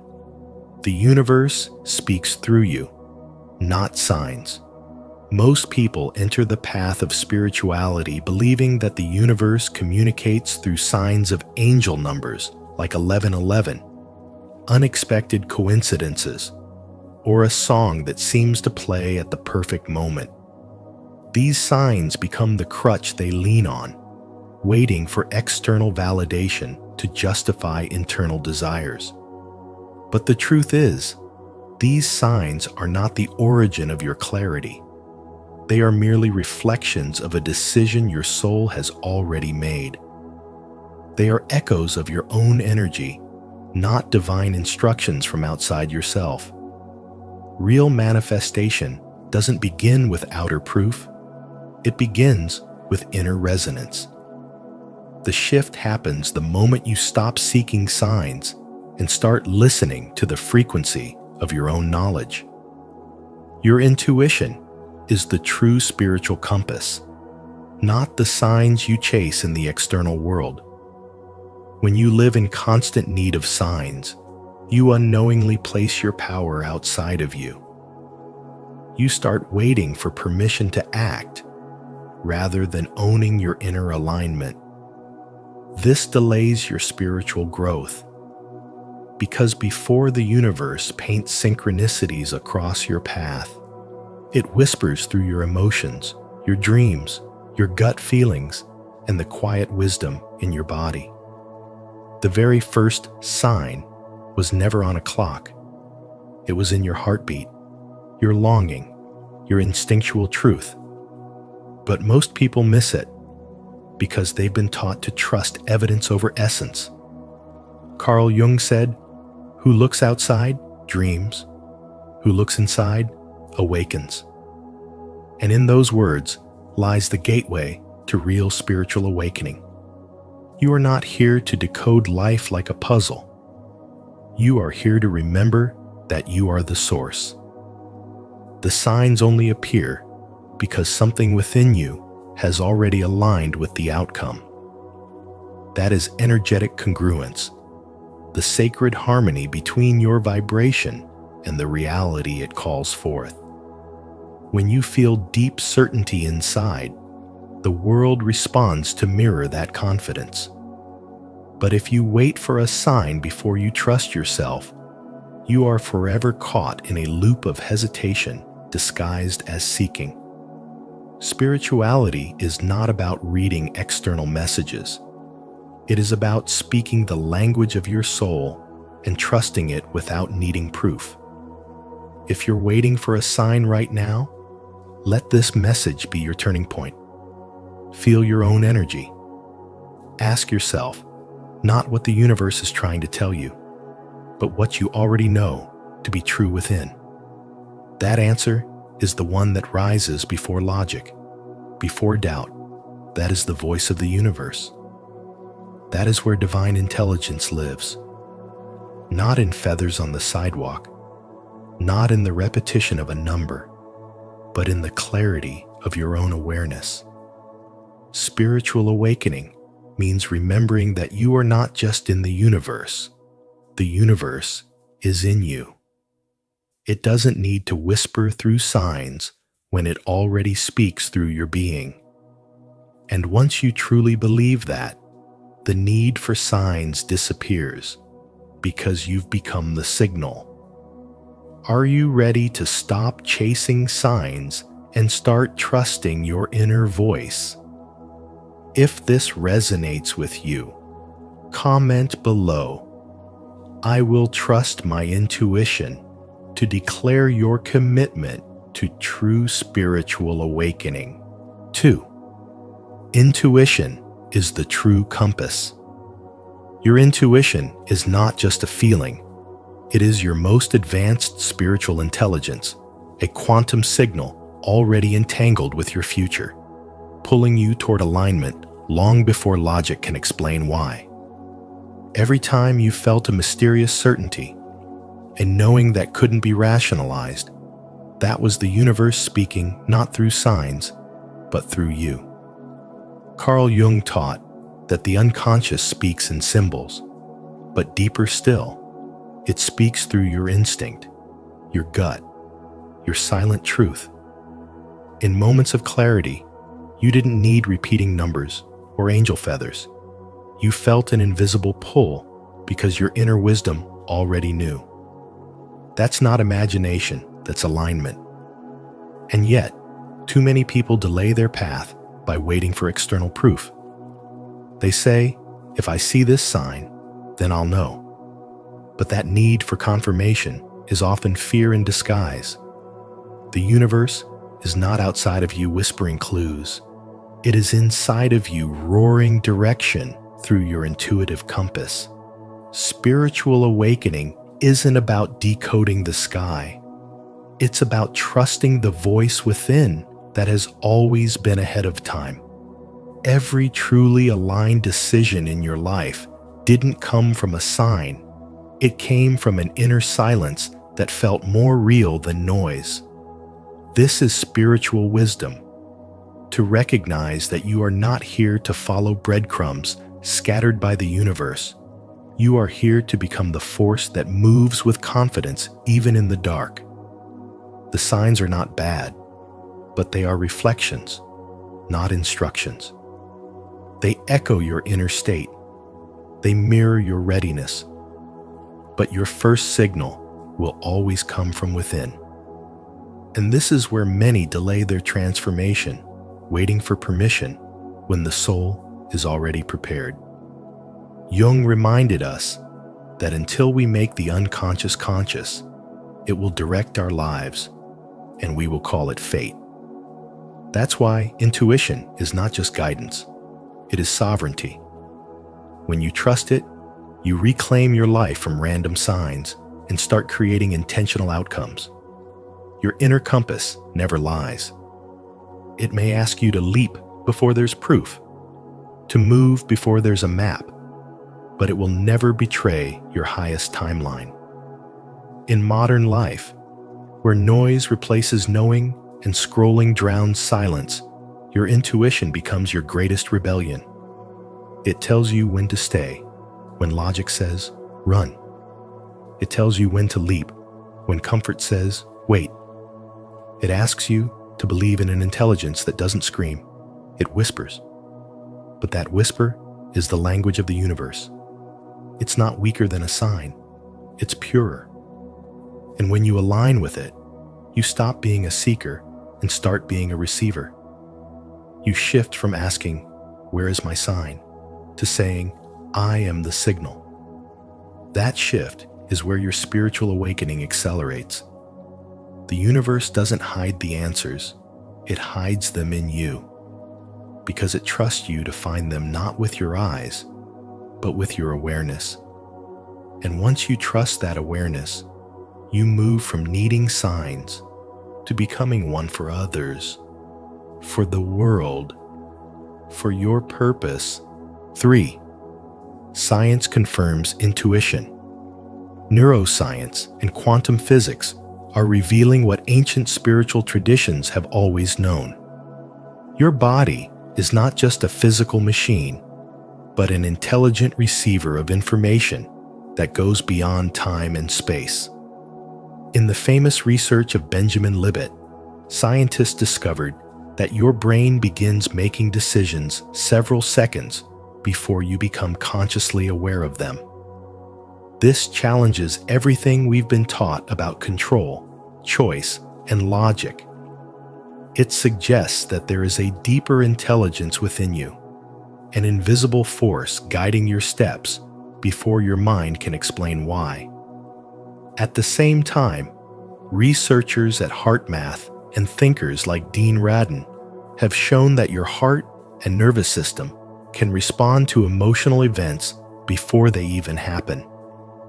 Your body doesn't just react to life, it anticipates it. This means your intuition is not just some emotional hunch, but a measurable form of intelligence connected to the quantum field. You are not separate from the universe. You are part of a living, vibrating web of intelligence that communicates not through language, but through resonance. This is exactly what Carl Jung warned us about. He said the universe doesn't whisper through signs, it speaks through you. Not through lucky numbers, not through repeating clocks, but through the quiet pull in your chest, the sudden clarity that rises without reason, the knowing that appears before any logic can justify it. Most people wait for signs, but signs come after the signal. The real signal is already inside you. The universe doesn't speak in symbols to be decoded. It speaks in energy, in instinct, in frequency. And when you begin to trust that, you start living from a place of inner authority.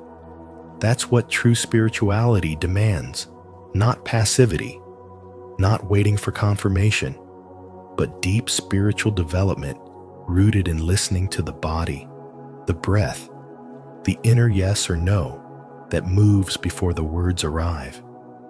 Your intuition is not a feeling to be ignored. It is the most advanced form of intelligence you possess. The more you practice listening to it, the stronger it becomes. The quieter the world needs to be for you to hear it, the louder your soul will have to scream. But when you begin to live in alignment with your internal compass, you stop searching for approval, permission, or proof. You begin to remember that the future is not something you find. It is something that emerges from within. Spirituality is not about decoding the universe. It is about embodying it. It is about becoming the place where cosmic intelligence speaks, where the divine reveals itself through your very presence. Your body is a spiritual instrument. Your intuition is a sacred transmission. You are not waiting for a sign. You are the sign. Stay connected to your inner knowing and our growing community by subscribing to Spiritual Wisdom. We explore how modern science and ancient spirituality confirm what your intuition has always known. You are not just receiving signs. You are the signal. Join us. Share your thoughts in the comments. And remember, your inner voice is your greatest teacher. 4. Synchronicity is the echo, not the signal. Synchronicities are not divine instructions, but reflections. Not green lights, but echoes of a truth you've already chosen deep within. Acting from your inner compass is the true beginning of manifestation. It is not the numbers on the clock, the random phrase you overheard, or the coincidence that seems too perfect to ignore it. Is the clarity you hold before the world responds. People often misunderstand spiritual awakening as a scavenger hunt for signs, when in reality, the most powerful signal is your own intuitive knowing. Waiting for signs delays your becoming because it places your power outside of you, making your decisions dependent on external confirmation rather than inner alignment. Carl Jung understood that when you look within, you awaken the self that creates reality, not the one that passively waits for permission to move. The truth is, the moment you decide with your full being, the universe starts reorganizing itself to reflect your decision, not the other way around. Synchronicities, then, are not miracles in themselves, but the mirror image of a shift you've already embodied. They are the universe clapping for the courage you had to move first. Spiritual wisdom calls us to stop chasing proof and start becoming the cause. In modern life, filled with spiritual content, algorithmic noise, and people telling you what every feather, number, or shadow means, it's easy to become addicted to validation. But you were not meant to outsource your power to signs. You were meant to embody the signal itself. Your intuition is already tuned to your highest path. It doesn't speak in riddles or wait for patterns to appear. It speaks in clarity, quiet certainty, and brave action. When you honor that, you collapse timelines. You no longer need the sign to start. Your decision becomes the sign. You are the vibration that precedes the manifestation, the energy that calls the external into alignment. This is what spiritual awakening actually demands, not blind faith in patterns, but intelligent trust in your own spiritual intelligence. The moment you say yes internally, the world around you begins to adjust, not because it's finally agreeing with you, but because it's finally hearing you. You were speaking first. So every time you hesitate, waiting for a signal, ask yourself if that hesitation is masking fear or self-doubt. Because often, we already know, we're just waiting for someone or something to give us the authority to trust what we know. But the spiritually awakened do not wait. They walk as if the door is already open. They speak as if the answer is already theirs. And they move with the sacred fire of one who no longer needs evidence to believe. This is how power returns to you. You are not here to interpret signs, you are here to embody the frequency that makes signs inevitable. Spirituality is not about decoding what life throws at you. It's about realizing that life is throwing back what you've already declared energetically. The true miracle is not the moment the universe responds. It's the moment you finally realize it's been speaking through you all along. 5. The practice. Sense, trust, act. To live in true alignment with the quantum field, you must stop searching for signs outside of yourself and start recognizing the sacred intelligence that already lives within you. Carl Jung once said, "Who looks outside dreams. Who looks inside awakes." This awakening is not found in waiting for repeating numbers, feathers on the ground, or a perfectly timed phrase. The universe speaks directly through you, not through random signs, but through your state of resonance. But in order to receive that communication, you must first quiet the noise. That means learning to regulate your nervous system through breath work and meditation, not as rituals of trend, but as sacred technologies. Your breath is your access point to the infinite. It grounds you. It slows your reactive thoughts. It tunes you into a higher vibrational stream of awareness. When your breath becomes intentional, your mind becomes clear, and only then can you hear the wisdom that has been whispering from your soul all along. From that space of silence, you begin to sense what most people overlook. The intelligence of spiritual wisdom often arrives not in words, but in sensation. Your body becomes your compass. A tightening in your stomach, a sudden chill, or a deep sense of calm. These are not glitches in your biology, but divine feedback systems designed to guide you.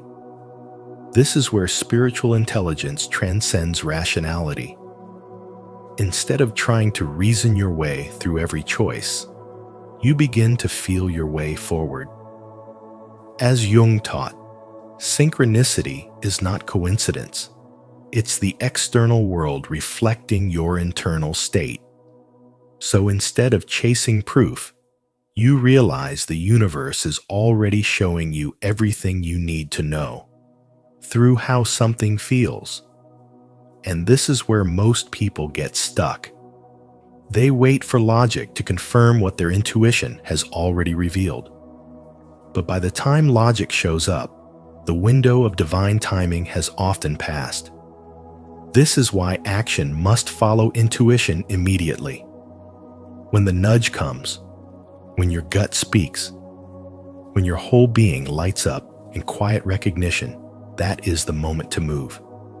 You don't wait. You don't analyze. You don't ask for permission. You simply move, because movement in alignment with resonance is the most sacred form of trust. When you act without delay, you collapse timelines. You quantum leap. The shift you've been praying for doesn't arrive someday, it arrives through you.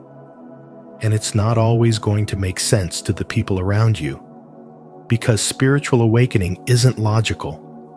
It's not meant to be. It's vibrational. It's intimate. It's between you and the intelligence of the field.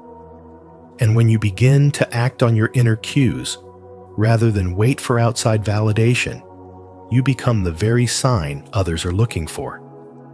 So when you quiet your mind, feel your body, and act without hesitation, you awaken to a new rhythm, a rhythm that doesn't require signs because it is the sign.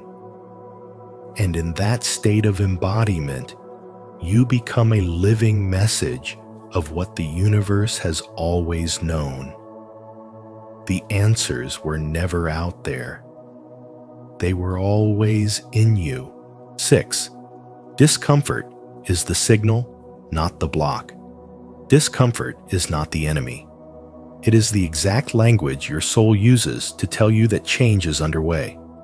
What feels unfamiliar, uncertain, or even terrifying is often the first sign that you're being pulled into a new energetic timeline, one that requires a more awakened version of yourself. Carl Jung once said, "There is no coming to consciousness without pain." And that's because growth doesn't come wrapped in ease or clarity.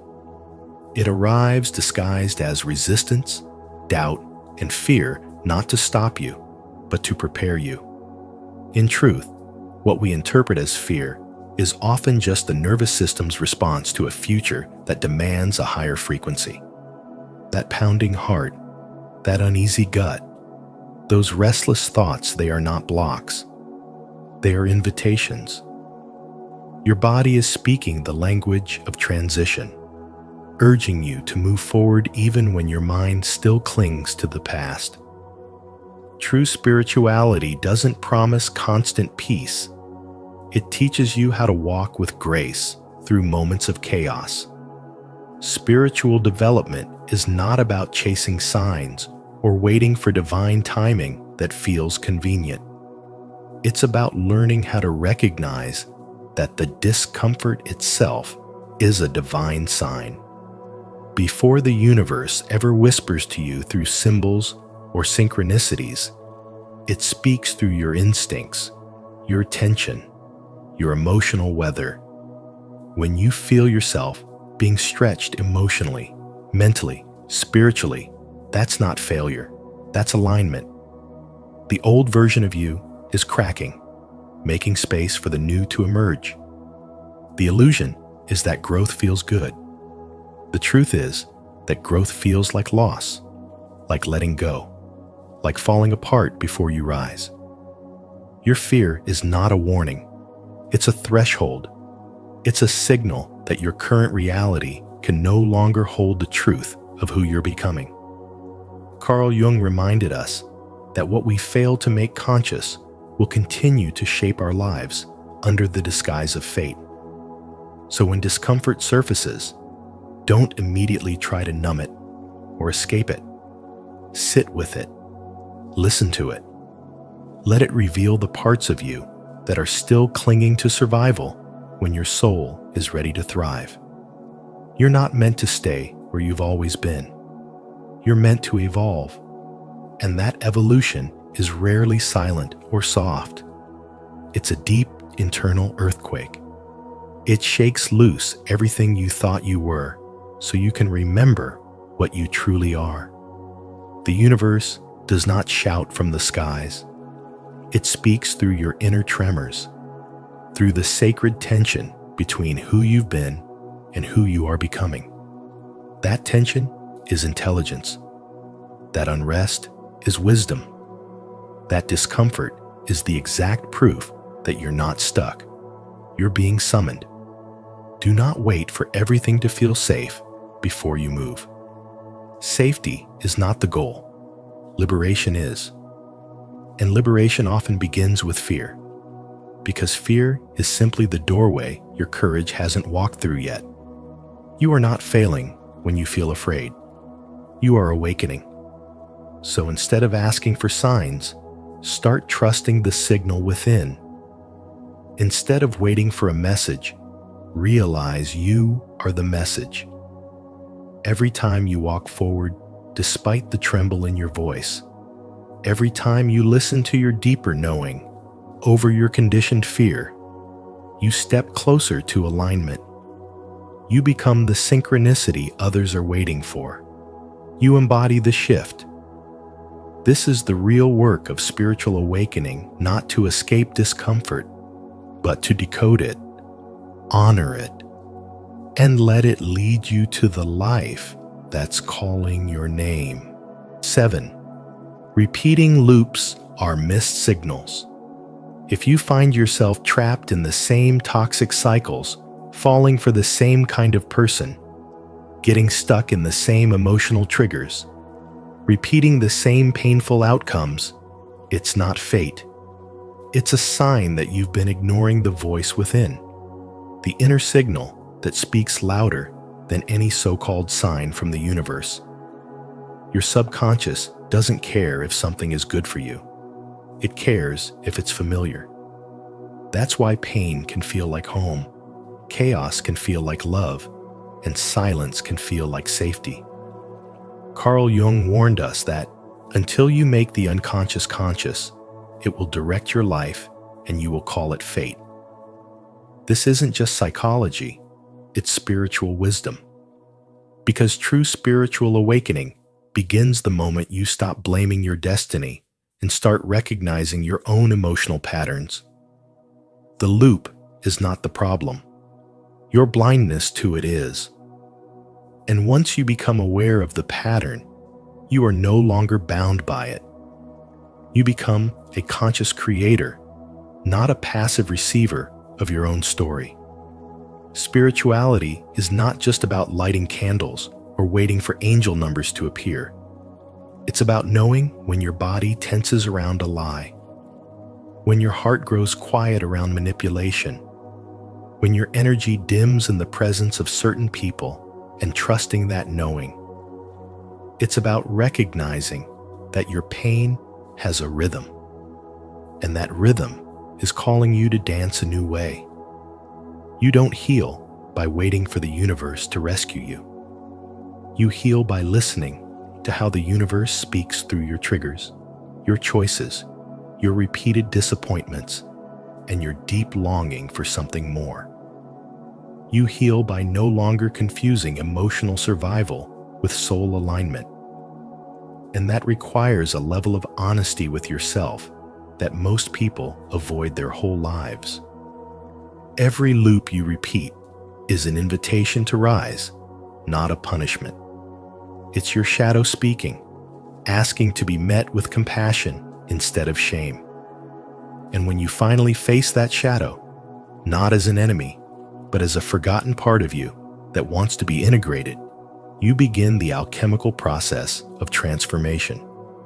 You stop chasing situations that mirror your wounds and start choosing people, places, and patterns that reflect your healing. This is what it means to awaken. It's not dramatic, it's deeply personal. It's not loud, it's silent and powerful. It's not sudden, it's gradual and intentional. And the most powerful shift comes when you realize the universe never needed to send you signs. It was waiting for you to hear the voice you've been silencing all along. Your intuition, your knowing, your truth. So when life gives you yet another version of the same old story, stop and listen. Don't ask, why is this happening again? Ask instead, what part of me is still calling this in? That question isn't self-blame, it's self-liberation. Because once you understand that you are not cursed, you are not unlucky, and you are not destined to repeat the pain, you are simply being invited to choose differently. You step into your power. You begin to rewrite the narrative from survival to sovereignty. That's not just healing. That's spiritual intelligence. That's spiritual awakening. And that's how the universe finally stops whispering and starts roaring through you. 8. Manifestation begins before thought. You don't manifest by saying, "I want this." You manifest the moment your vibration aligns with it, often before the thought even crosses your conscious mind. The universe, governed by the intelligence of the quantum field, does not respond to language. It responds to frequency. This is the spiritual wisdom that many overlook. Your words are latecomers in the manifestation process. Your energy is always ahead. Carl Jung once warned, "Until you make the unconscious conscious, it will direct your life, and you will call it fate." That fate begins not with a spoken intention, but with a felt resonance. When your internal state has already shifted into the experience of love, abundance, clarity, or purpose, the external world doesn't have a choice. It reflects it back to you. That's why relying on affirmations alone often leads to frustration. If your energy is still vibrating in lack, in fear, in doubt, then no amount of repetition will override the truth your body is silently broadcasting to the universe. You are not just a thinker, you are a transmitter. Your subconscious mind, the seat of your identity, is constantly shaping your reality. And here's the most overlooked truth. Your identity, not your desire, is what magnetizes your future. If deep down you still feel unworthy, unsafe, unseen, that's what the field responds to. But if you align with the version of yourself who already is the thing you want to become, the shift begins in silence, not in words. Intelligence, in its highest spiritual form, is awareness of your vibration before awareness of your thoughts. This is where Carl Jung's concept of individuation becomes crucial. True manifestation is not about wanting more, it's about becoming whole. You must integrate the abandoned parts of yourself that you've pushed into the unconscious. The doubt, the shame, the insecurity. Once integrated, your vibration becomes coherent, your energy becomes clear, and the universe cannot help but comply. You stop trying to attract things and begin to remember what has always been yours. The quantum field bends to the energy of certainty. The moment you feel as if you already are the person who has what you once chased, you collapse time. The field does not require evidence, it requires embodiment. Spiritual awakening is the process of recognizing that you are not separate from what you seek. You are not waiting for a sign, you are the signal. The frequency of your being carries more weight than the intentions of your mind. That's why the most powerful manifestations feel effortless, because they are born from alignment, not effort. The universe doesn't whisper through signs. It speaks through you, clearly, continuously, and completely. When you finally tune in, not to your thoughts, but to your state, you begin to realize everything you've ever asked for has already been waiting, not to hear your voice, but to match your vibration. 9. Stillness amplifies the signal. Stillness is not the absence of movement, it is the presence of deeper awareness. In a world addicted to noise, silence becomes a sacred rebellion, a spiritual technology that refines your inner frequency. Carl Jung once said, "Who looks outside, dreams. Who looks inside, awakes." And in those few words, he revealed the forgotten truth of spiritual development. Your soul doesn't chase signs, it emits them. The universe doesn't whisper through feathers, numbers, or random symbols to guide you. It speaks through your energy, your decisions, your state of being. And it's in the stillness, when your mind softens and the external distractions fade, that you finally begin to hear that message not as a vague hint, but as a direct transmission of spiritual wisdom. Silence isn't a lack of sound. It's a space where truth echoes without distortion. When you enter stillness, you're not doing nothing. You are aligning with everything. Stillness is not passive. It is the most active surrender to the intelligence that already lives inside you. The quieter you become, the more you can feel the pull of your true path, not because you saw a sign, but because you became one. Every great transformation begins in a pause, in that sacred breath before action. Quantum physics teaches us that observation changes the outcome. Similarly, when you observe yourself in stillness, without judgment or distraction, your entire energetic blueprint begins to shift. You're not waiting for life to confirm your worth or your direction. You are listening to the part of you that already knows. This is where real spirituality lives, not in the external chase for validation, but in the internal unfolding of clarity. When you stop reaching outside of yourself for meaning, you realize that stillness is a return to inner authority. Spiritual development demands that you stop outsourcing your guidance and start trusting your own resonance. Jung warned us that ignoring the unconscious leads to suffering. But when you sit in silence, the unconscious becomes your teacher, your mirror, your compass. It speaks not in riddles, but in energy. You feel the truth in your chest before your mind can form words. That is the voice of alignment. That is the moment the universe stops being something separate from you and starts flowing through you.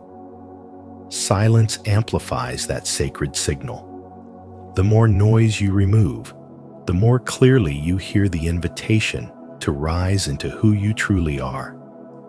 You don't need another coincidence, another external green light, another confirmation from the outside world. What you need is space to feel, to know, to remember. Your essence is not waiting for a cosmic accident. It's waiting for your permission to be still enough to receive. The universe doesn't shout, it vibrates, and the highest vibration always comes through stillness. Let it speak through you. Let it guide you from within. Let it become the foundation of your spiritual development, not by showing you something new, but by revealing what's been quietly waiting for you all along. 10. You are not waiting for alignment. You are the alignment. You are not here to decode signs. You are the sign. You are not waiting for alignment. You are the alignment. This is the shift that transforms everything. The universe doesn't revolve around external symbols. It responds to internal frequency. You are not a passive receiver of life's instructions. You are the transmitter. Your thoughts, emotions, and energy are not side effects of reality. They are the architects of it. Spiritual awakening isn't about hunting for synchronicities to validate your path. It's about realizing that your path has always been encoded in your inner knowing. While repeating numbers and perfect coincidences may comfort the ego, they are only mirrors, reflections of something much deeper. Your alignment, your focus, your vibrational clarity. Intuition is not a whisper from some vague realm. It's the deepest part of you, remembering what your mind forgot. It's not mystical fluff. It's spiritual intelligence in motion. When you ignore it, you abandon your own compass. When you listen, you collapse timelines. Most people think manifestation starts with a vision board, but the truth is, it begins with identity. not the persona you wear for others, but the energetic signature you hold when no one is watching. This is why you can do everything right on the outside and still feel stuck, because alignment is not about performance, it's about frequency. Every delay you feel in life isn't punishment, it's feedback. The universe is not holding you back, it's holding a mirror. There is no alignment to wait, for there's only a signal to embody. The signal is you. The moment you stop outsourcing your power to signs and start trusting your vibration, everything shifts. The deeper you align internally, the less validation you need externally. Carl Jung reminded us that the unconscious mind is the true architect of reality. What you are unconscious of, you repeat. What you become conscious of, you can rewrite. That's what real spiritual growth is, shifting from unconscious reaction to conscious creation. And it begins the moment you recognize that your inner world is not a response to life, but the cause of it. Stop asking if this is a sign. Start asking what you are radiating. Your intuition is not the backup plan, it's the blueprint. When you truly align with your intuition, reality becomes responsive, fluid, almost magical, not because the world changed, but because you stopped resisting your inner truth. You are not manifesting outcomes, you're remembering who you were before the world convinced you to forget. This is the real awakening, not the search for signs, but the embodiment of the source that creates them. And now, take a moment to reflect. What if the universe has been speaking through you all along, through your intuition, your knowing, your silent inner compass? You don't need to chase signs when you already are one. If this message resonated with your journey of spiritual awakening, don't forget to like this video, share it with someone who needs this reminder, and subscribe to Spiritual Wisdom for more content that helps you hear the voice within. Tap the notification bell so you never miss a moment of clarity. Remember, you are the message the universe is trying to send.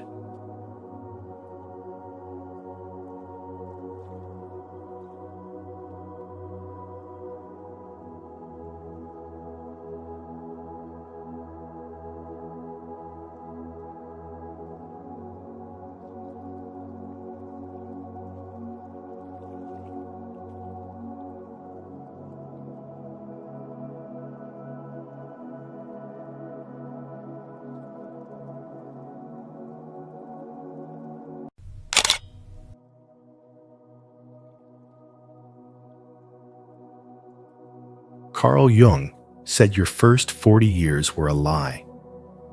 As Carl Jung once said, we cannot live the afternoon of life according to the program of life's morning.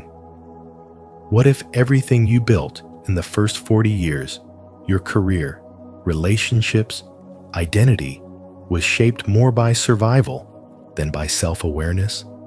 On Spiritual Wisdom, we invite you to pause and reflect. Have you been climbing a mountain only to realize it wasn't yours to climb? In this video, we'll uncover the deeper truth behind Jung's bold insight and help you understand how this moment could be the beginning of your real life. Comment below. I'm ready to live my truth if you feel this awakening stirring within you. 1. The first 40 years are the mask, not the self. The first half of life, as Carl Jung profoundly observed, is not truly lived, it is performed.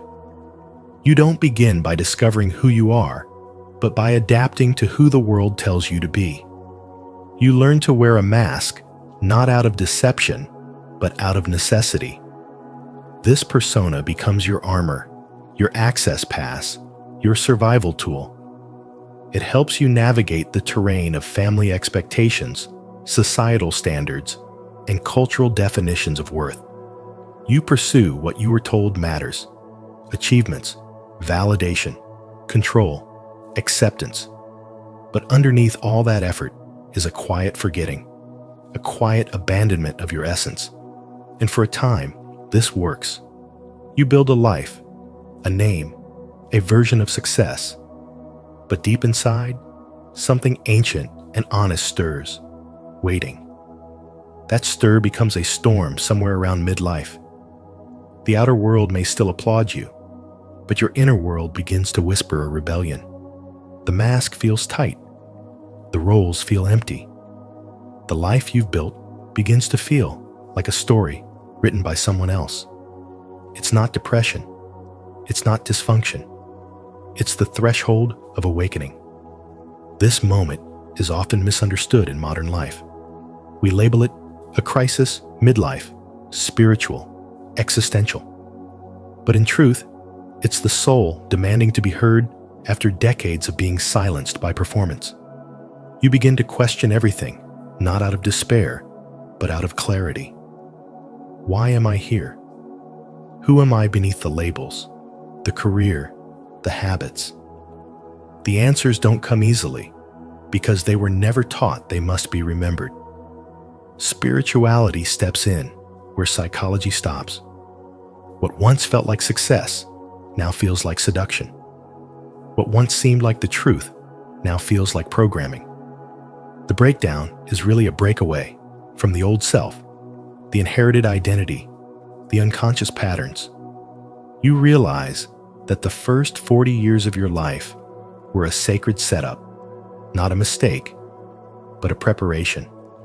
The universe allowed you to play the role so that one day you'd be ready to step behind the curtain.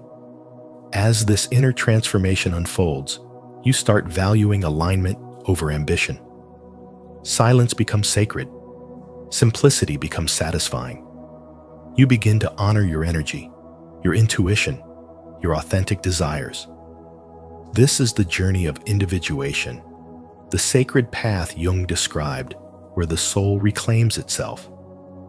But it requires a spiritual awakening and a willingness to walk away from who you've been in order to become who you truly are. And the world won't always understand. People may resist your change because your liberation confronts their own illusions. But you're not here to wear a mask for their comfort. You're here to embody your truth. The first half of life builds the shell. The second half fills it with soul. The moment you stop living to be seen and start living to be real, everything shifts. Not instantly, not without grief, but with unshakable clarity. The lie was never your fault, but the truth is now your responsibility. Comment below, I am ready to take off the mask. If you're prepared to rediscover who you truly are beneath the roles you've played. 2. Midlife crisis is not a breakdown. It's a breakthrough. Around the age of 40, something begins to stir beneath the surface of your carefully constructed life. What once brought a sense of purpose now feels hollow. The career you've built, the relationships you've nurtured, the goals you've chased, they suddenly seem like roles in a script you never wrote. There's a deep ache, a quiet discontent that refuses to be silenced. And despite your best efforts to carry on, you begin to feel as if something within you is dying. But this isn't a failure or collapse, it's a sacred rupture.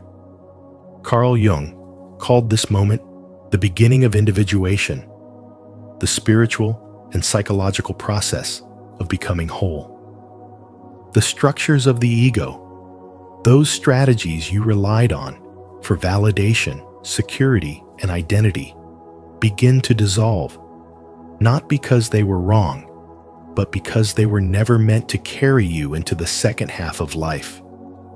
What you're feeling is not a breakdown, it's a breakthrough. The soul no longer wants to be managed or controlled by the ego's ambitions. Instead, it longs to be remembered. You're not meant to live the second half of your life with the same patterns that carried you through the first. The first 40 years are often spent climbing the mountain that society builds for you: achievement, image, perfection, performance. But when you reach the summit, you realize that the view doesn't satisfy your inner hunger. It's as if your life has been a performance and the curtain is finally falling. The applause dies down, and in the silence, you begin to hear your true voice for the first time. That voice is asking questions no success can answer. Who am I beneath all of this? What do I really want? What is asking to be born in me? This is the moment when spirituality becomes more than a concept. It becomes your compass. It's not about running away from your life. It's about turning toward it with new eyes. You start to see that the chaos is not destruction, it's recalibration. The discomfort is not disorder, it's divine disruption. Jung taught that when we ignore the voice of the unconscious, it erupts in midlife through anxiety, dissatisfaction, or depression.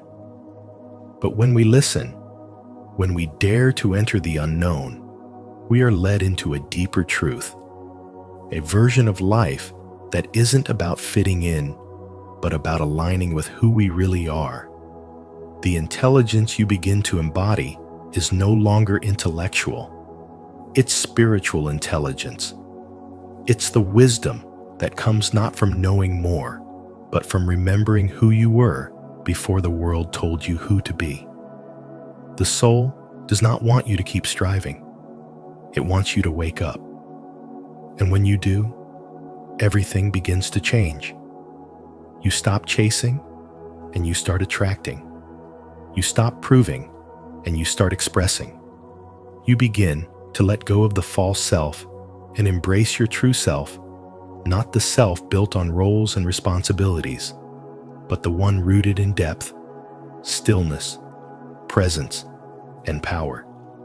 What looks like a crisis to the outside world is actually a spiritual initiation.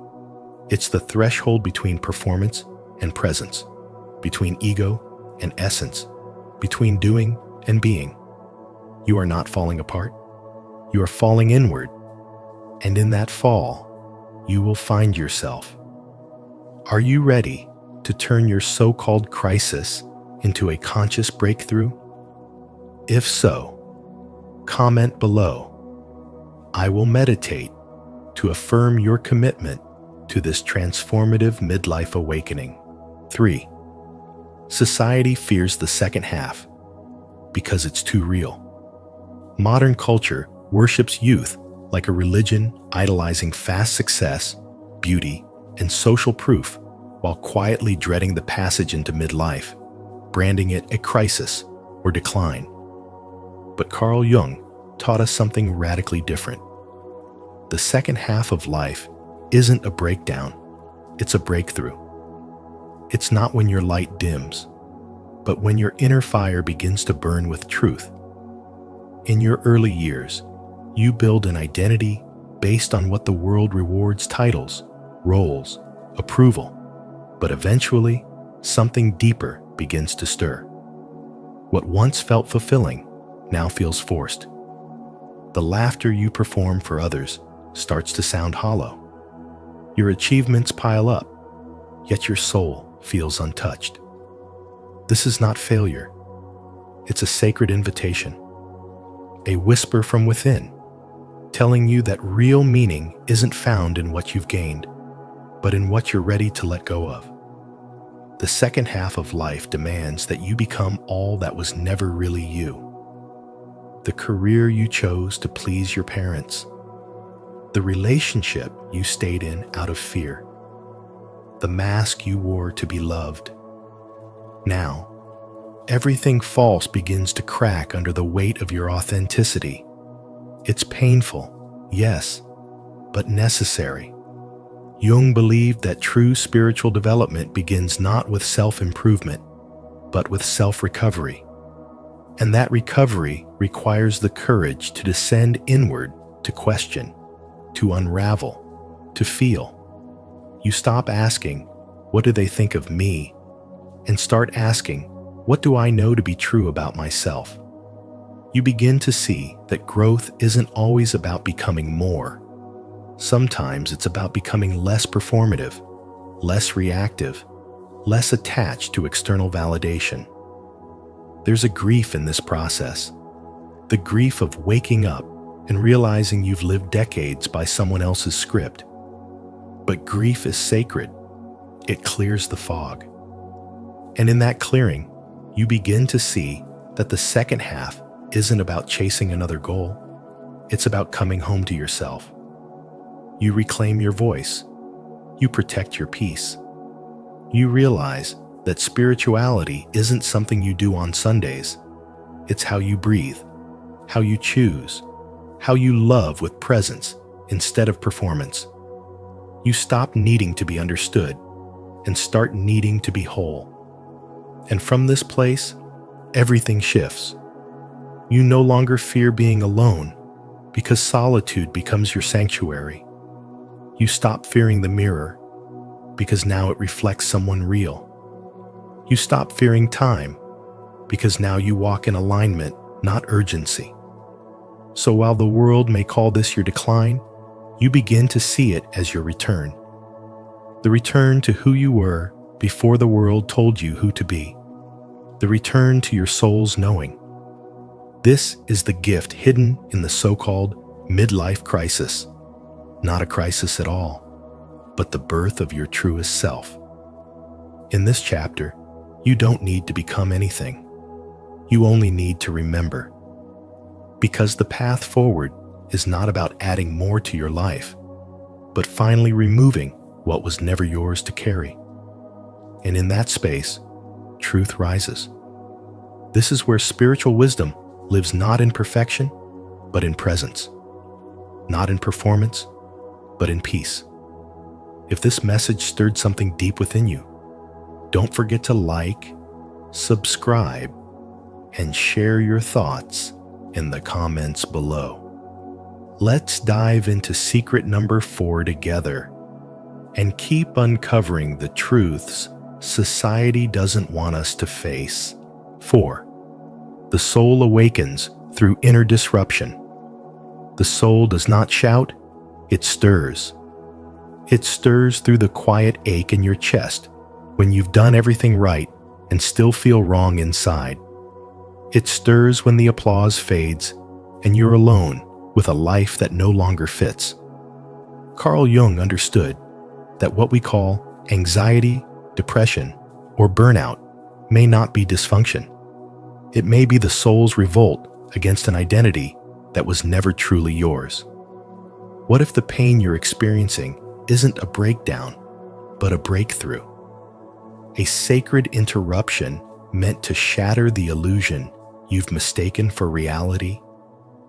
The persona you've spent decades building, the mask you wear to survive, to impress, to belong, starts to crack, not because you're failing, but because the self underneath is finally waking up. And that self has been buried beneath years of social conditioning, silent compromise, and a life lived for everyone but you.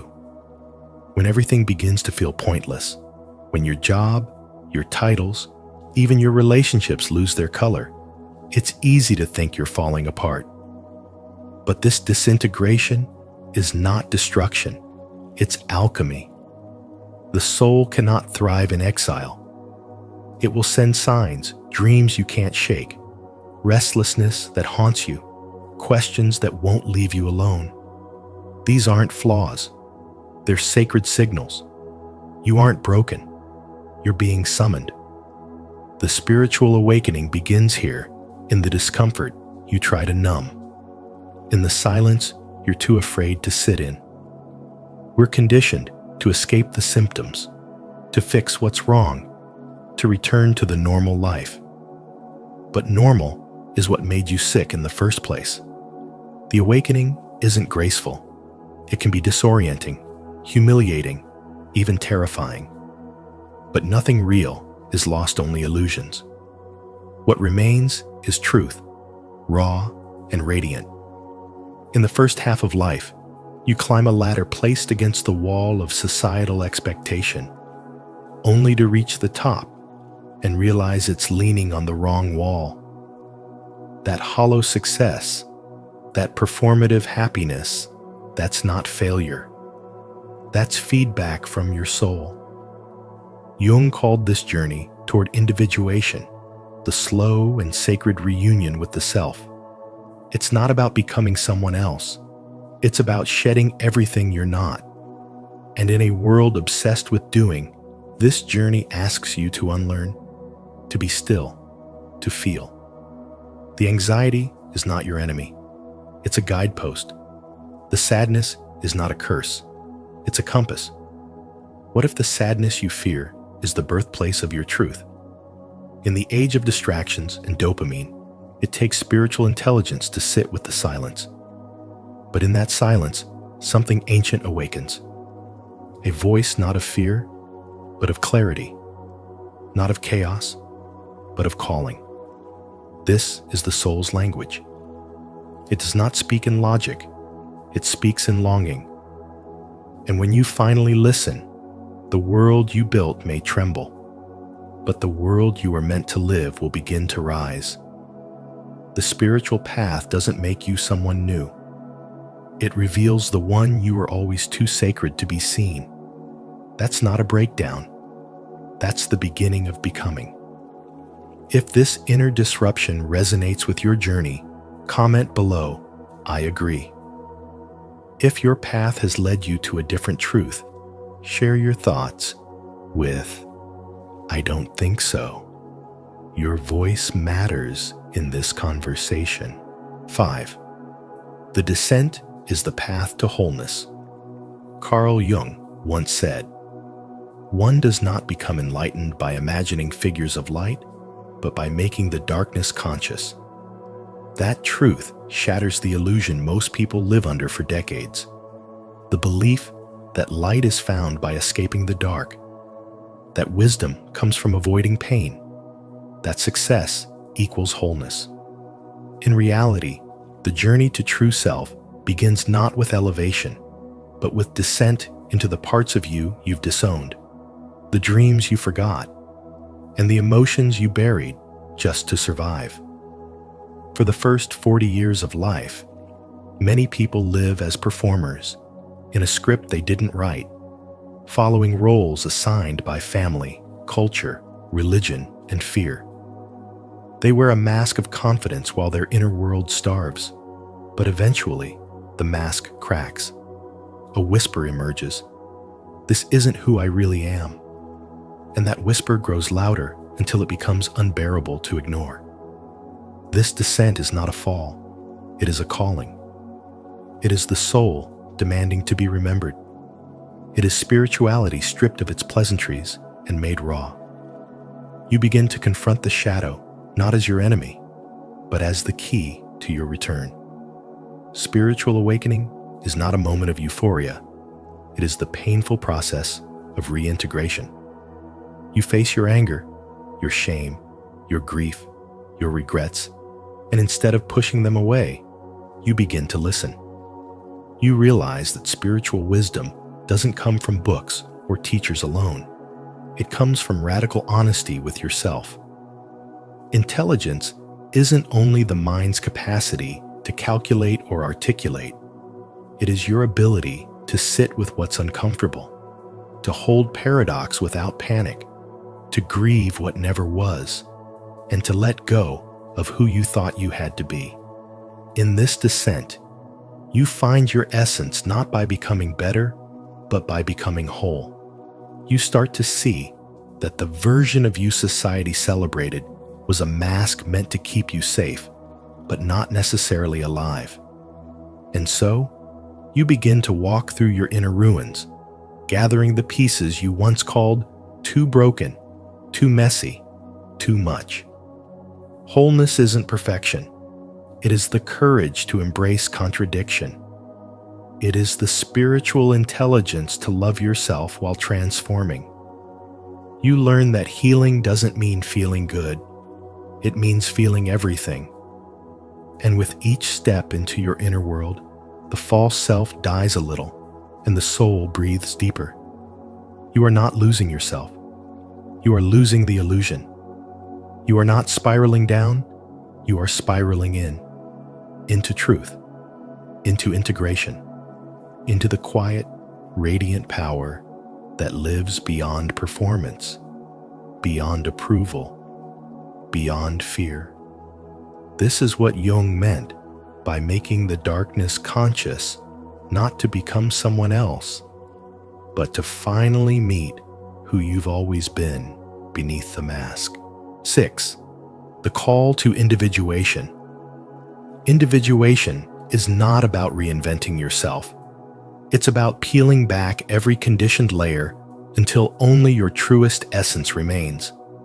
As Carl Jung taught, until you make the unconscious conscious, it will direct your life, and you will call it fate. For the first 4 decades of your life, you may have mistaken survival for identity. You wore the right mask, said the right things, pursued the right goals, not because they reflected your soul, but because they kept you safe, accepted, applauded. But beneath every achievement and carefully curated self-image, something felt hollow. The applause faded quickly. The mirror looked unfamiliar. That's when the call to individuation begins, not as a loud command, but as a subtle ache in the soul whispering, "This isn't who I really am." This isn't about adding more to yourself. It's about subtracting the lies. The lie that your worth depends on productivity. The lie that vulnerability makes you weak. The lie that anger is dangerous, that sadness is shameful, that silence means nothing. True spiritual development asks you to sit with your inner rebel without silencing them, to comfort your wounded child without rushing their healing, to hold your rage without being consumed by it. You're not here to exile parts of yourself to appear more spiritual. You're here to integrate them, to welcome every piece of your being into the light. The capital S self emerges not when you perform for approval, but when you stop performing altogether. When you stop outsourcing your identity to what others want from you. When you stop confusing perfection with wholeness. Spirituality, when rooted in truth, doesn't look like constant peace or transcendence. It looks like returning to your own body with compassion, breathing through discomfort instead of bypassing it, choosing honesty over harmony, and still staying tender with yourself. You stop living for applause and start living from alignment. You stop searching for a fixed destination and start honoring your ever-evolving inner world. Individuation is remembering the self that was buried beneath survival strategies and ego masks. It's reclaiming the you that existed before the world told you who to be. You begin to realize that you're not broken. You're remembering. You're not behind. You're waking up. This is the work. Not to become someone else, but to come home to yourself. Spiritual development isn't found in chasing light. It's found in walking into your own shadows with courage and saying, "Even here, I am worthy." You don't fix yourself to become whole. You embrace yourself to remember that you already are. And that's the moment the shift happens. That's when you stop being driven by unconscious patterns and start choosing your life consciously.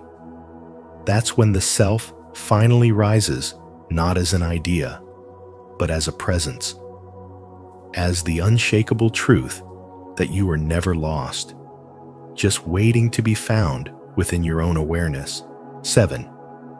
The silent revolution begins within. Once you awaken, the illusions that once governed your life status, image, perfection lose their grip, and something deeper begins to stir. You stop reaching for the applause of the crowd and start listening to the whisper of your soul. That whisper grows louder with each layer you peel back, not to reveal a better version of you, but the truest version of you. Carl Jung wasn't exaggerating when he said, "Your vision will become clear only when you look into your heart." Because only then do you understand. Spirituality isn't about rising above life. It's about sinking into it with your eyes wide open, your heart unarmored, and your essence unmasked. The world told you that success was control, image, achievement, but none of that can hold a candle to the quiet power of a person fully present, fully real, fully awake. This is the revolution that doesn't shout. It radiates. You don't need to fix others. You don't even need to explain. Your very presence becomes medicine, not because of anything you do, but because of who you are. People feel you before they hear you. They sense the vibration of someone who's no longer trying to fit in, but instead has remembered how to belong to themselves. The spiritual awakening doesn't make you shinier. It makes you rawer, quieter, braver. It strips away your need to impress, your compulsion to chase, your addiction to becoming. You start to see that everything you wanted was a reflection of something you forgot you already carried. You stop running after light and start becoming the light. But this isn't a path for the faint of heart. It will ask you to grieve the version of yourself that played small to be accepted. It will demand you surrender roles that brought you praise but cost you your peace.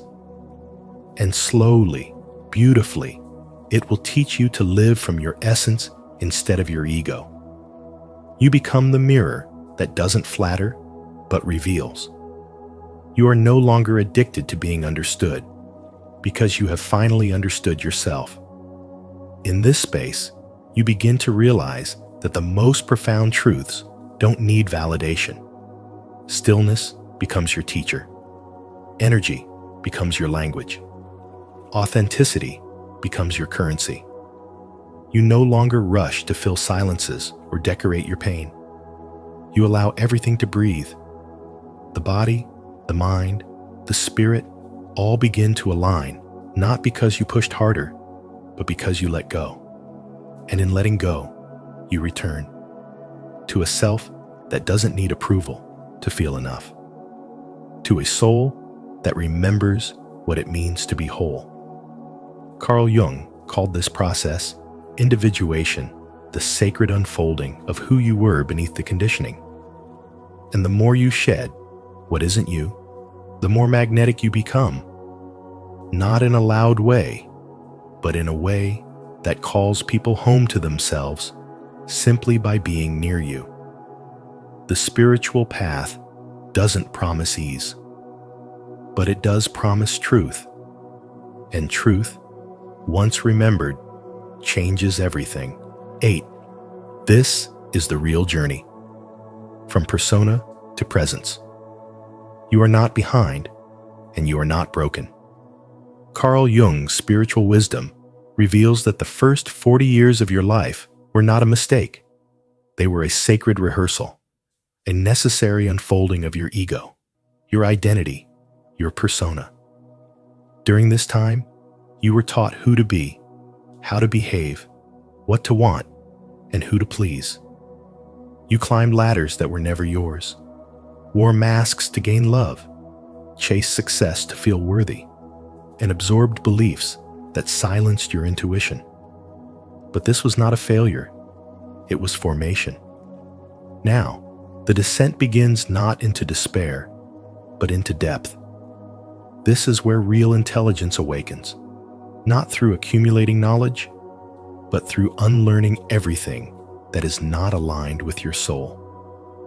You start to feel the subtle cracking of the mask, the dissonance between the life you built and the presence you crave. And in that tension, something ancient stirs. The voice of your soul, once faint, now speaks with clarity. This is not who I truly am. From this moment on, you are no longer searching for meaning. Your existence becomes the meaning.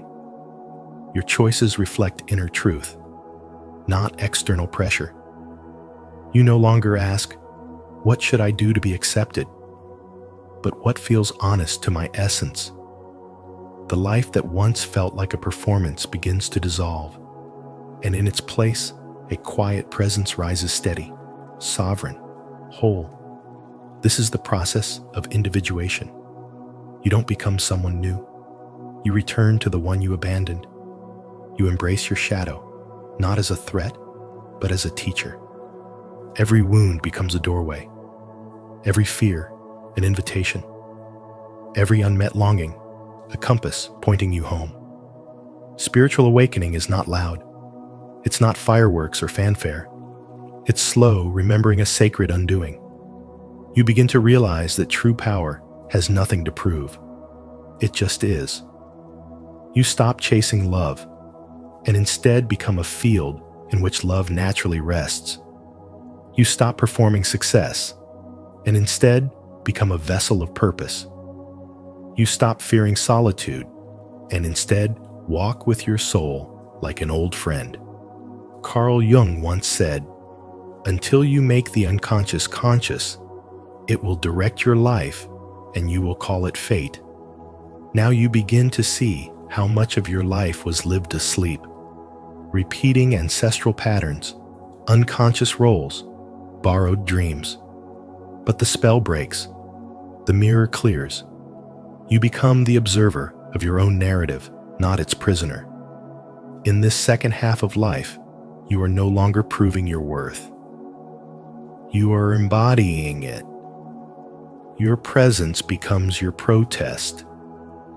Your peace becomes your power. Your truth becomes your compass.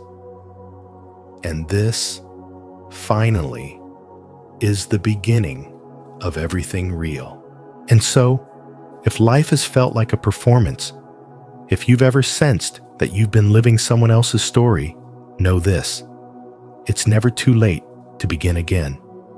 This time, with truth as your compass. The first 40 years may have been about fitting in, but the rest can be about waking up. If this message stirred something deep within you, don't keep it to yourself. Share this video with someone who's also ready to climb the right mountain. Leave a like, subscribe to Spiritual Wisdom, and tap the notification bell so you never miss a moment of awakening. Your journey toward true selfhood is just beginning, and we'll be here to walk it with you. 7 signs your spiritual awakening is over. It's time to use your powers. Until you make the unconscious conscious, it will direct your life, and you will call it fate. Carl Jung. In today's video on Spiritual Wisdom, we explore what it truly means when your spiritual awakening has completed, and more importantly, how to step into your next chapter with clarity and purpose.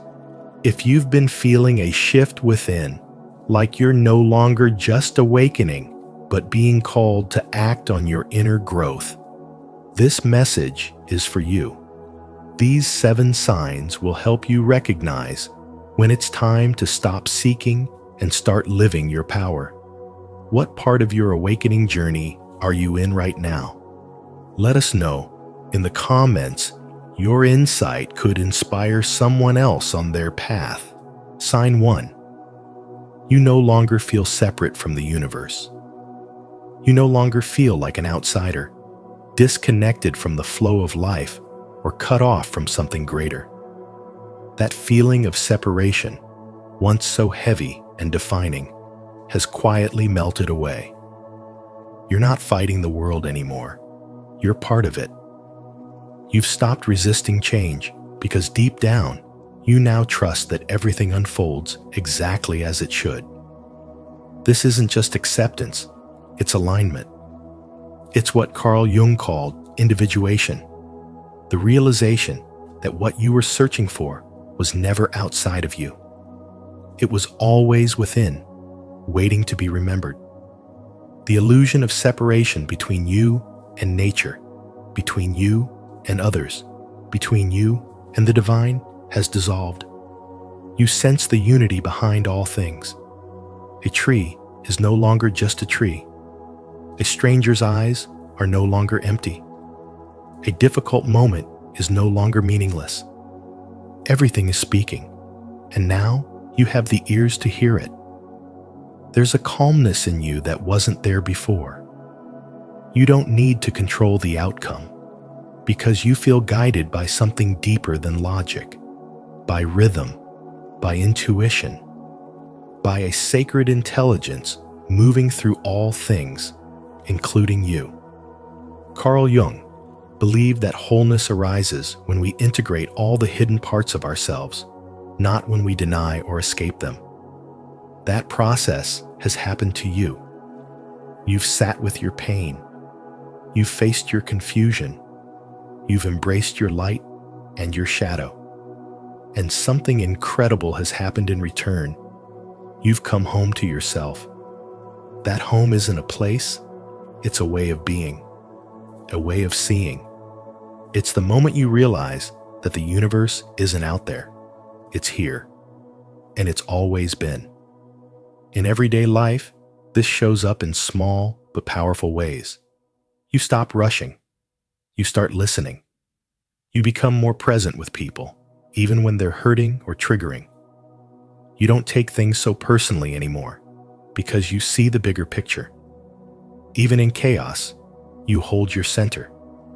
Even in silence, you feel full. Your identity is no longer built on roles, labels, or outcomes. It's rooted in presence. You've stopped trying to become someone, and you've started being yourself, fully and unapologetically. This shift is not just a spiritual idea, it's a lived transformation. A woman once shared that after years of trying to fix her life, something changed. She stopped forcing answers and started paying attention to the stillness.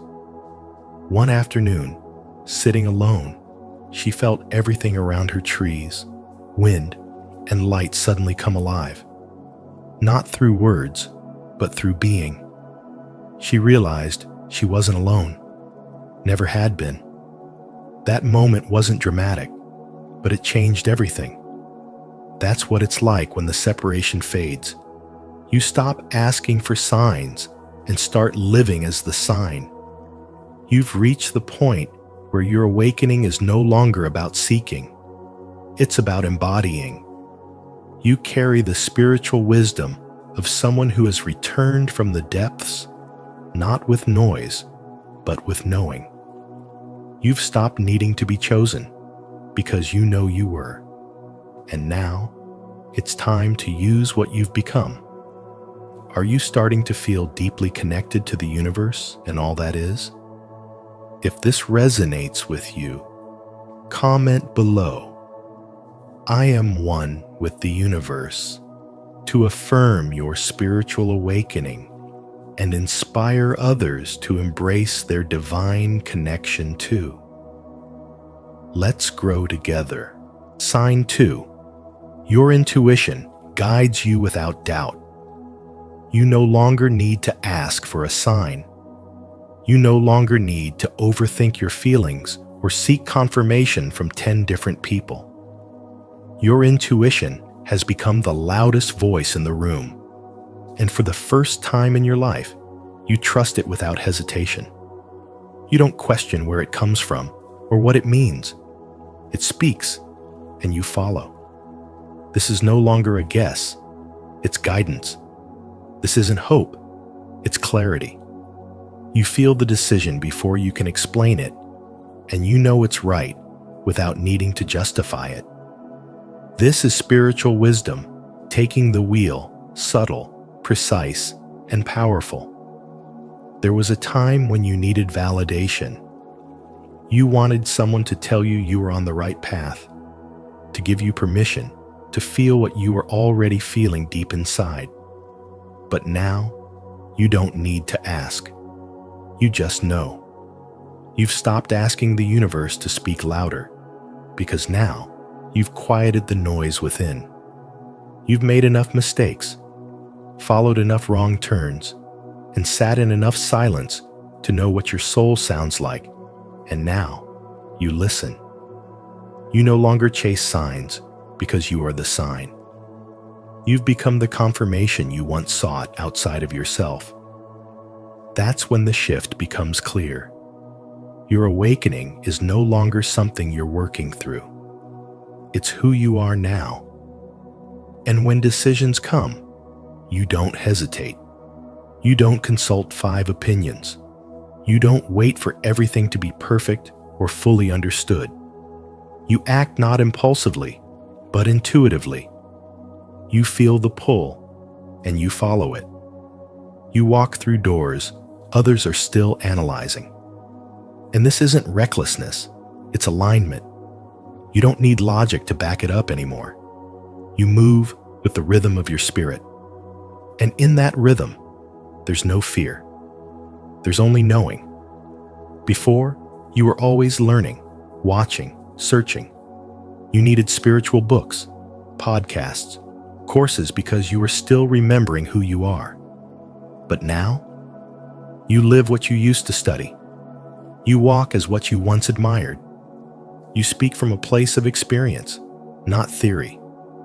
And that's what spiritual wisdom is, not information, but embodiment. You've stopped talking about the path. Now, you are the path.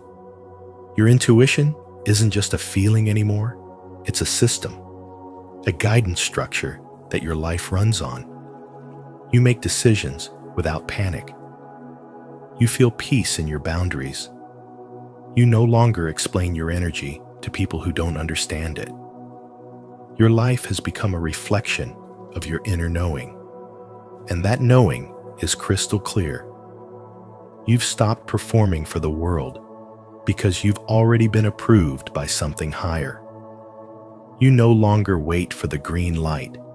You are the green light. Even your timing has changed. You no longer force things to happen. You trust when things pause, when doors close, when silence stretches longer than expected. You recognize the divine rhythm at work, and you don't need to rush it because you're in sync with something deeper. The void no longer scares you, it steadies you. The uncertainty no longer shakes you, it sharpens you. You're not just spiritually curious anymore, you're spiritually calibrated. Now, your yes is rooted in alignment. Your no comes from clarity, not guilt. You don't need long explanations or drawn-out apologies. You're not here to convince anyone, you're here to follow the truth. And that truth speaks through your intuition, clear and constant, like a compass that never wavers. Every moment, every choice, every shift in direction, it's all coming from within. There's no fear in that, only power. And this power doesn't shout, it doesn't need to. It simply is. You carry it in how you move, how you speak, how you choose. This is the sign that your spiritual awakening is over. When you no longer search for alignment, you are alignment. Your intuition has become your lifestyle. Your choices are made in wholeness, not in doubt. And your life, slowly and steadily, becomes a mirror of your soul's deepest truth. That is the gift of spiritual wisdom, and now it lives in you. If you're ready to trust your inner guidance and follow your intuition with clarity and confidence, comment below. I follow my inner voice. Let this be your declaration that you no longer seek outside approval. Your soul already knows the way. Sign 3. Material desires no longer control you.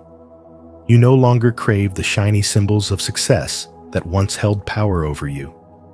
The chase for wealth, the desire to accumulate more, the longing for titles, praise, and possessions they've lost their grip.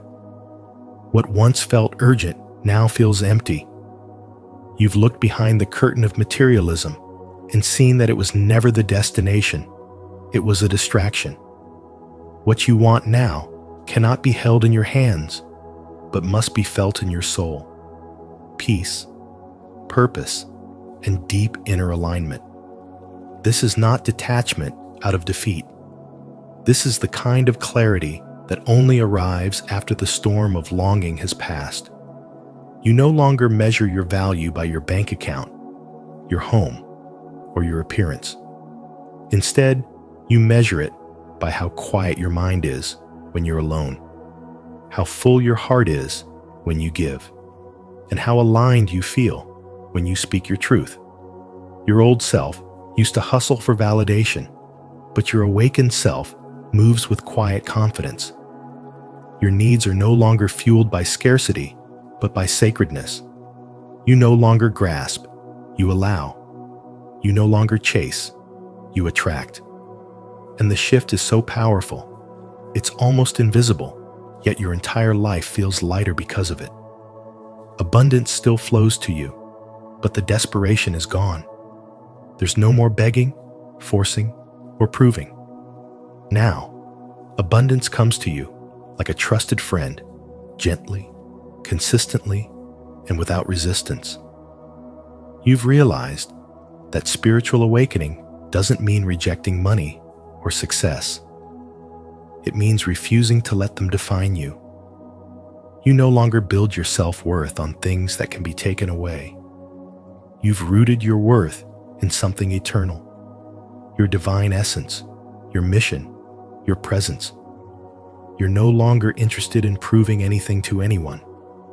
What once felt like ambition now feels like noise. Your soul has taken the lead. Your desires have been refined. You only move if it's in alignment. You only say yes if your spirit agrees. And that alignment has made you magnetic, not just to people, but to opportunities, blessings, synchronicities. What once required exhausting effort now flows with grace, because your energy is clean, your intentions are clear, your heart is open, and your hands are steady. As Carl Jung said, "Who looks outside dreams. Who looks inside awakens." You've done the inner work. You've healed the need to be seen and replaced it with the power to see clearly. You've traded applause for peace, comparison for compassion, and approval for authenticity. Your life is no longer about getting more, but about becoming more. And that shift, that's not just growth, that's power. If this message resonates with you, don't forget to like, subscribe, and share your thoughts in the comments below. Let's keep evolving together. Sign number 4 is waiting for you. Sign 4. You have embraced solitude and peace. You no longer fear being alone because you've come to realize that solitude is not a punishment, it's a gift.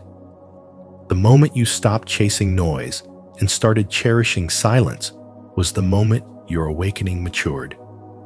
You began to understand what Carl Jung meant when he said, "Loneliness does not come from having no people around, but from being unable to communicate the things that matter." Now, your soul no longer aches for constant company. It craves peace, stillness, and presence. You have stopped filling the silence with distractions and started letting it speak to you. Spiritual awakening isn't just about realizing universal truths. It's about learning to enjoy your own company in a world that tries to make you forget who you are without others. You no longer measure your worth by how many people call, text, or notice you. You've stopped performing for attention and started protecting your energy like it's sacred. You've learned that not everyone deserves access to you, and that peace is not found in a crowd. It's found in alignment with your higher self. That's why shallow relationships no longer satisfy you. They feel too small, too loud, too disconnected from the depth your soul has awakened to. You begin to crave conversations that stretch your mind, not just pass the time. You're no longer afraid to walk away from people who can't meet you there. This isn't arrogance, it's evolution. It's the quiet confidence that comes from knowing yourself so deeply that you no longer negotiate your peace for temporary company. The void that once made you feel lonely now feels full because you filled it with self-respect, awareness, and truth. You've discovered the paradox that in silence, you are not alone. You are most connected. You start to notice how the world praises extroversion, but forgets that all transformation happens in the quiet. You don't need constant validation or stimulation anymore. You choose nights with yourself over draining events. You journal instead of overshare. You take walks to reconnect with your center rather than scroll endlessly for meaning. You find that when your energy is aligned, solitude becomes your sanctuary. It's not isolation, it's inner integration. Carl Jung believed that the process of individuation, of becoming whole, required retreating from the collective, confronting your own shadow, and learning to live from the center of your being. And that is exactly what you're doing. You are not waiting for someone else to complete you. You're not chasing after shallow conversations just to feel seen. You have become the one who sees yourself fully, and that's power. You no longer feel guilty for choosing peace. You protect your space, your time, and your heart because you understand that not everyone is meant to walk with you in this chapter. This isn't about being alone, it's about being in alignment. It's not about isolation, it's about insulation from noise that distorts your truth. Silence no longer signals emptiness, it signals readiness, depth, power. This is where the real transformation happens, not in the chaos, but in the calm. And now, you finally understand that. Do you feel this deep shift within you? If you've embraced solitude and found peace in your own presence, declare it boldly in the comments. I protect my peace and walk in divine stillness. Sign 5. You naturally attract people who need your light. You no longer need to announce your presence or explain your journey. People feel it. They are drawn to you, not because of your words, but because of your steady, grounded, and healing energy. Even without trying, you've become a lighthouse in the storm for those still lost in confusion. Strangers start conversations. Friends open up. Someone glances at you and senses peace. This is not an accident. This is what happens when your spiritual awakening has moved from a personal transformation to a collective impact. Your light is no longer for you alone. It's for others who are ready to rise. Carl Jung taught that until you make the unconscious conscious, it will direct your life and you will call it fate. Now that you've done the inner work, facing the shadows, healing the wounds, dissolving illusions, you've shifted your frequency. People can feel that. Without knowing why, they sense that you're safe. They see something in your presence that reminds them of who they could be. And in a world where most are still asleep, your awakened state becomes a magnet for those hungry for clarity, guidance, and truth. You don't need to offer advice. Sometimes your stillness is enough. But just as light attracts, it also reveals.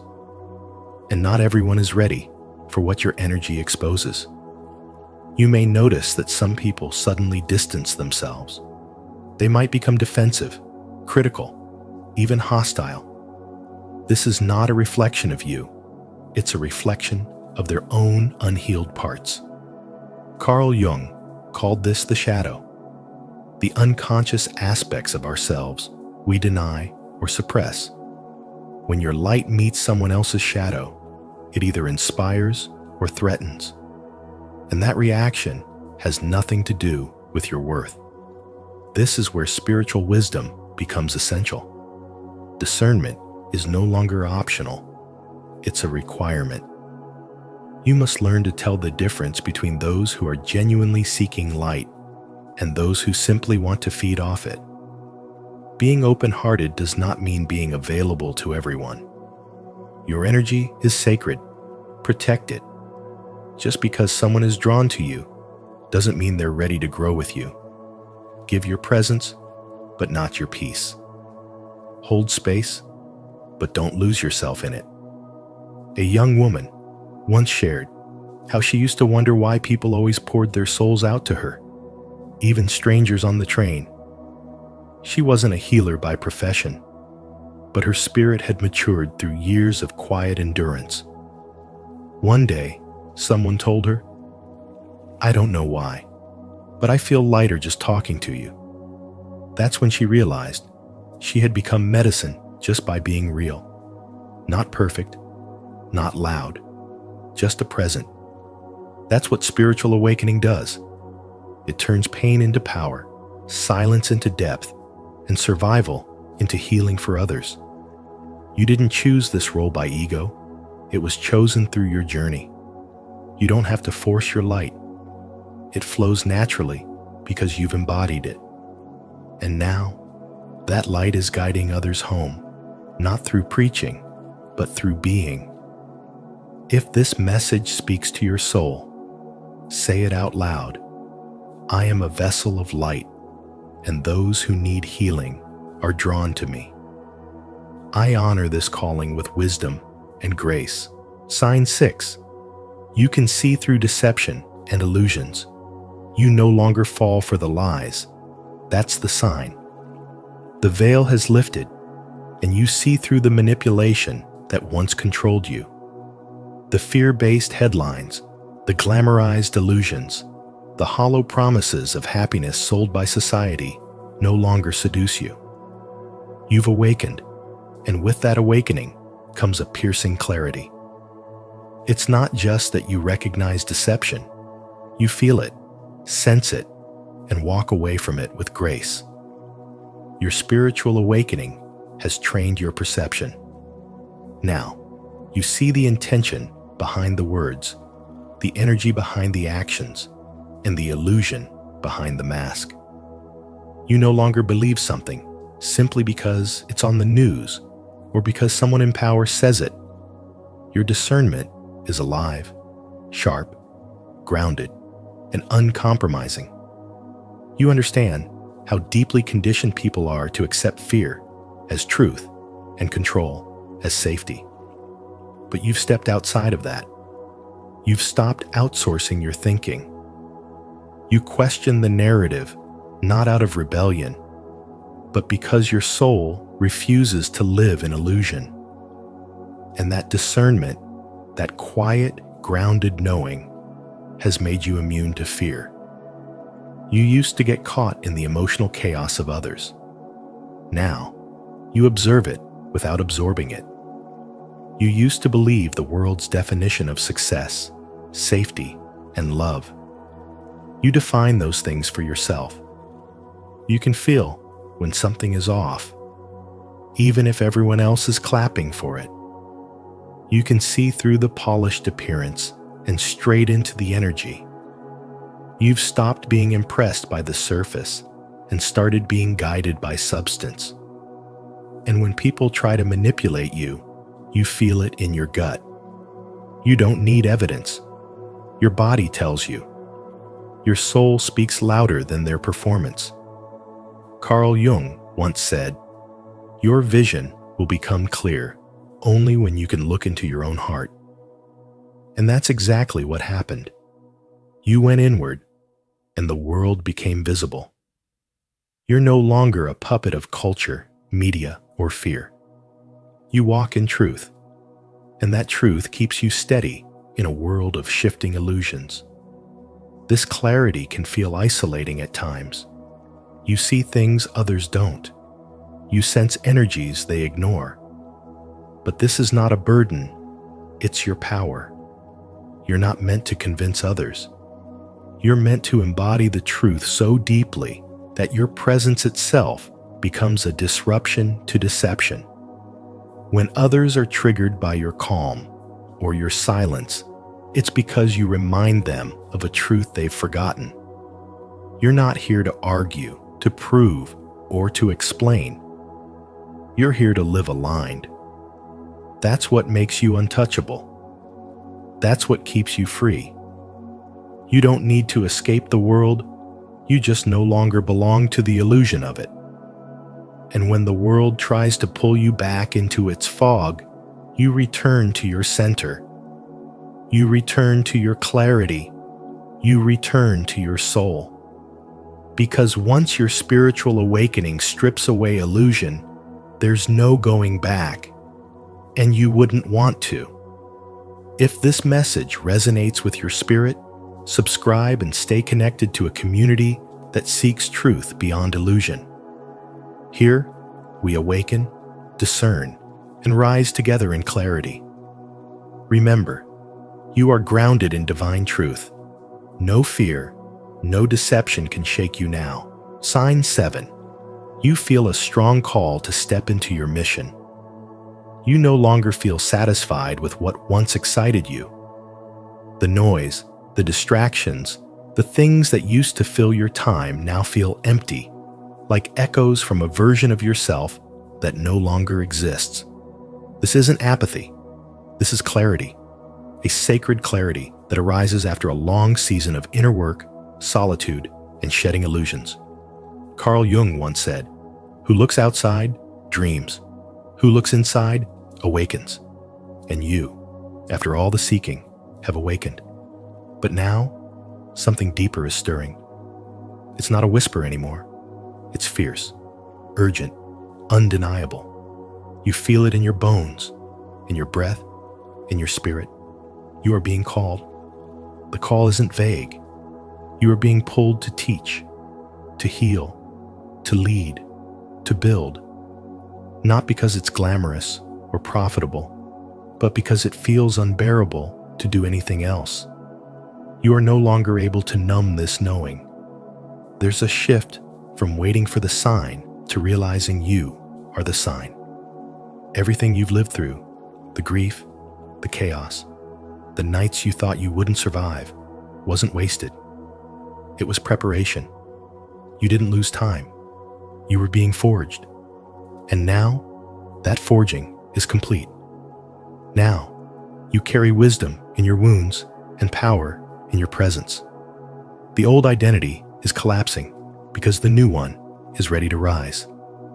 The world will still tempt you with comfort and conformity, but you've outgrown it. You've tasted something real, and nothing else will do. Carl Jung taught that healing doesn't mean becoming perfect, but becoming whole. You now understand your shadows, your patterns, your light. You are no longer fragmented. You are integrated. And that integration demands expression. This isn't the time to shrink. It's the time to step forward not with certainty, but with conviction. Think of the countless souls out there praying for a guide, a word, a sign of hope. What if that sign is you? What if your story, your voice, your truth is exactly what someone else needs to remember who they are?